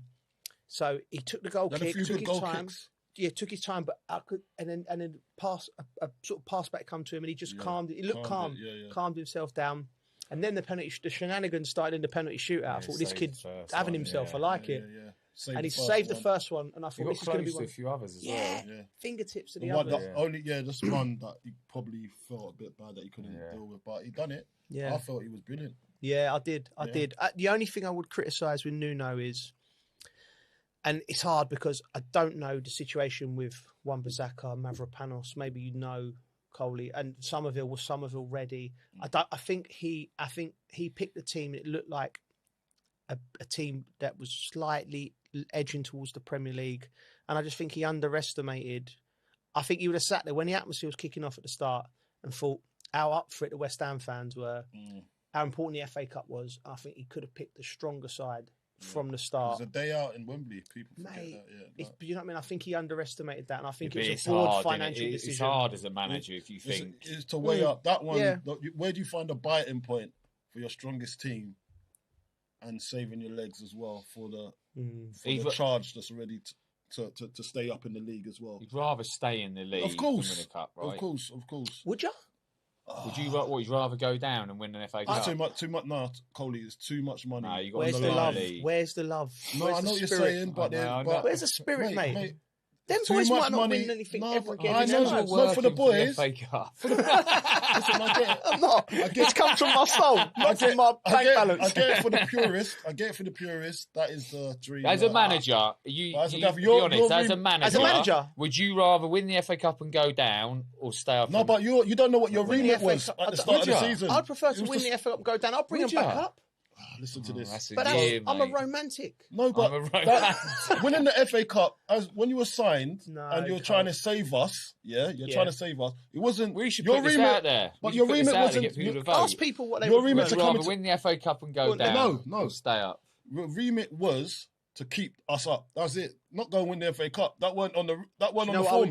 That weren't on the forms, mate. When you're signing that contract, the owner was saying you better keep us up. And then we'll give you a nice. It's not to win the FA Cup and go down. Corporate greed. No, but you have to. He's doing his job. He's doing his job. No. I'm not having it. No, you're not having it. I'm not having it. He's doing his job, mate. I'm not having it. Listen, I'm not having it, mate. The FA Cup would have been a bonus. It would have been a bonus. It's no bonus. All right. Well, I think you'd rather stay up, I reckon. Okay. You're just saying it. No, I'm not. 100%. Mate, I'm not having it. Well, we can ask the people. Because if West Ham go down, they'll come straight back up. Money comes and goes. I like what you're saying there. I'm going to remind you about this. Listen, I'm the romantic. These capitalist people next to me. But listen, it's one for the viewers, other viewers, listeners. We're going to do a poll. Would you like to go down and win the FA Cup, or stay up and not win the FA Cup? I think it's a no-brainer. There you go. But before we move on, Friday night, Coley. Yeah. Is this the biggest game of the season for West Ham? Wolves at home. The biggest game of the season So is far. every game. It's every game. It's been the biggest game. I think what you'll see for this game, it's a big. Win. It's not. It is a must win. Every game's a must win, but we got to go and put a good performance up. That's all I care about because we got to keep that momentum, and then hopefully Lady Luck's on our side. But what it does, if we do win this game, it puts a lot of pressure on the teams around us to win theirs. So the likes of Spurs, for instance, they're going to have 2 days to mull over it until their game. And then that's going to put a load of pressure. And De Zerbi, he's come in, obviously, but I think fans are probably going to look at that thinking that's going to be our boost, that's going to be our bounce. If they don't bounce and it's a flat ball, then and we go and win. Yeah. I think psychologically we win. And we stay in the Premier League. You think it's that big, yeah? I think it's that big. Oh, wow, that's massive. What about you, Bridgie? It's a must-win game, isn't it? But who else they got to play? They've got to play. They've got a reasonable run in. I think it's Crystal Palace away. They've got Leeds. They've got Leeds. There's winnable games for West Ham. Yeah. I'm looking at it. They're all much of a much. Because you know what these games, when people and punters, West Ham fans, Spurs fans, Forest fans, and even Leeds fans will be looking at it going, oh, that's a winnable game. That's a winnable game. That's a winnable game. But when you come to the end of the season, 2 to 3 games at the end of the season, pressure comes on. But also, say for instance, if Leeds win the next 3 games and they're completely out of it, then West Ham played them at the last game of the season. You'd like to think they're going to be on holiday. So it changes. So you just got to win the next game. Needs win it. They've got to win it. Moving away from football, we all love our golf. It's the Masters dinner. Rory McIlroy will be choosing the meal this year. I'm just thinking, if we had a Champions dinner for our teammates, what would yours, starters, mains, and desserts be? What's your thing? A prawn cocktail. Prawn cocktail? Yeah. I was not expecting that. Never expecting that either. What's like chicken wings or something. What chicken wings? Why are you stereotyping me, bro? I'm not. You like chicken. You like chicken. You want a prawn cocktail, bro? No chance, mate. You're not having a prawn cocktail. You didn't put me in a chicken wing box. What, black people just like chicken, yeah? No. Oh, that's what we're doing now. I'd have chicken wings. I'm having prawn cocktail. Oh, chicken wings. I'm having a prawn cocktail. I'd have a burrata. A burrata? Oh, my God. This guy, man. I think you're so foreign. No, mate, you're from, where are you? Canning Town? Where are you from? Kentish Town. Yeah, like, come on. Do you not like burrata? Yeah, I do like it. Yeah, but what? Why? I said caviar. It's a bit of cheese. Anyway, right, poor from you. Some bit of cheese, some posh cheese, that is, isn't it? How's it cured? I don't know how to do it. Right, mains. I'd either have some fried chicken. No, he's doubling down on the chicken now. Who does this guy think he is? I swear down. No, I like fried chicken. Fried chicken? Yeah, like proper fried chicken. Yeah, but you can't have starters and mains. I want cornbread and fried chicken. Just Popeyes. You might as well spell Popeyes. I like chicken. Just say he just wants KFC. No, not KFC. Proper fried chicken. All right, okay. Proper homemade fried chicken. I'm going mains. A bit of steak. Yeah. And fritters. Yeah. Okay. Fritters. Steak and chips. Medium rare. Medium. Yeah. Where you going? I am gonna go with fish and chips, but a good one. Yeah, like not haddock or. I like place. cod. I like cod. Fish chips and mushy peas. Coley. There's a fish called Coley. Do you know that? Is there? Yeah, there's actually. Mate, we need to go and sample that. All right. Okay. Yeah. I've never heard of a Coley. There's a Coley fish. Yeah. There's not a Coley fish. Where? You can get battered Coley fish. I swear down. Really? You think I'm joking? True. Go and search it up. Go search it up. He's still eating. I'm a man of knowledge. I'm a man of knowledge, man. There's Coley fish. Never heard of it. I've never been to Sainsbury's and seen salmon, trout, Coley. I've never seen. It's not in them type of. Not in Sainsbury's. Are rare? Are we rare? It might be in Waitrose. Okay. You know what I mean? This has gone sideways. No, it's not. It's not. Okay. So what? You want a bit of haddock, battered haddock, cod. Cod, mate. Yeah. I like cod. I like cod. Yeah, and a really good one. There's a great little one in It's one called the Seashell. I used to go as a kid. So it's in Lesson Green, Edgware Road, just down there by Church Street where I used to live. And I used to go every Friday night as a kid. So, like, you know what I mean? That's my thing. Anyway, dessert, Bridgie. I think I'll be full up with all chicken. going to get chicken for dessert as well. Oh, how much chicken do you want on this plate, bro? Oh, I don't know, dessert. I'm not really like a dessert man. Like chicken maybe strippers. like a little chocolate eclair or something. You know, the profiterole towers. Profiterole towers. Yeah, okay. maybe one of them or something. When you eat, right? When I eat, I eat. Yeah, right? when I eat. Yeah. But most things I do, innit? He eats When like I'm doing he's bulking. when I'm doing it, I do it. Yeah, exactly. He eats like he's bulking. Yeah. Training for something. I'm going to go old school. Was it old school cake with custard? Yeah. Okay. So the school, remember the school? Yeah, school cakes. School Yes. cakes. Yeah. The old school sponge cake kind of thing. Yeah. With the sprinkle on top. Yes. Go with that. Love that, mate. I don't mind cheese board, to be fair. Cheese okay. board is good. Until the chicken is consumed. Until the chicken is consumed, he wants a cheese board. Chicken and cheese, pretty sweet as enough. Right, okay. Right. I'd have apple. What drink? Apple crumble. Apple crumble. Apple crumble. What drink? All right. Okay. This ain't even on the notes, but I'm enjoying this. What drink would you have? Oh, I don't know. I'd struggle to stick with one drink. I'll go for Peroni. You know what I'm into I'll probably at the moment. one beer. Tequila. Mezcal and ginger ale. Mezcal, don't like. You hate the only drink. I love it. Smoky tequila. Smoky tequila. For anyone out there, it's just beautiful. Well, that was fun. Right, next week, Carlton's away in Bangkok. Yes, okay. Going to be looking for some train stations out there. Carlton's away days in Bangkok. Well, it'll be a bit different to Braintree, but we'll see. Yeah. Okay, right. So, but we got another Premier League great. Yeah. One of our friends, Ida Good-Johnson, the Iceman. So, if you've got any questions for Ida, email them in to the usual things. A reminder, we drop every Tuesday apart from this week, and you can watch us on YouTube and listen to us wherever you get your podcasts. Please follow us on socials. We'll be back next week, so please like, review, and subscribe. Right. I'm on absolute flames today. See you later. Flowing.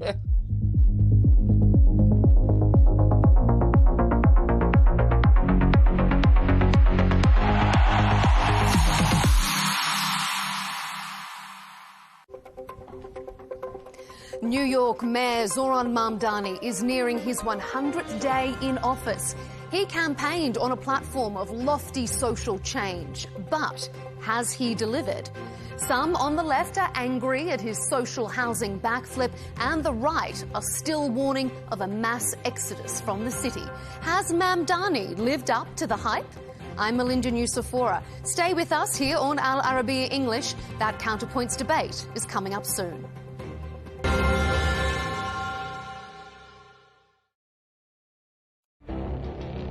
It feels like decades are passing by in a matter of weeks. Seismic shifts in the world order. Never, ever will be part of America. With so much happening and so much noise.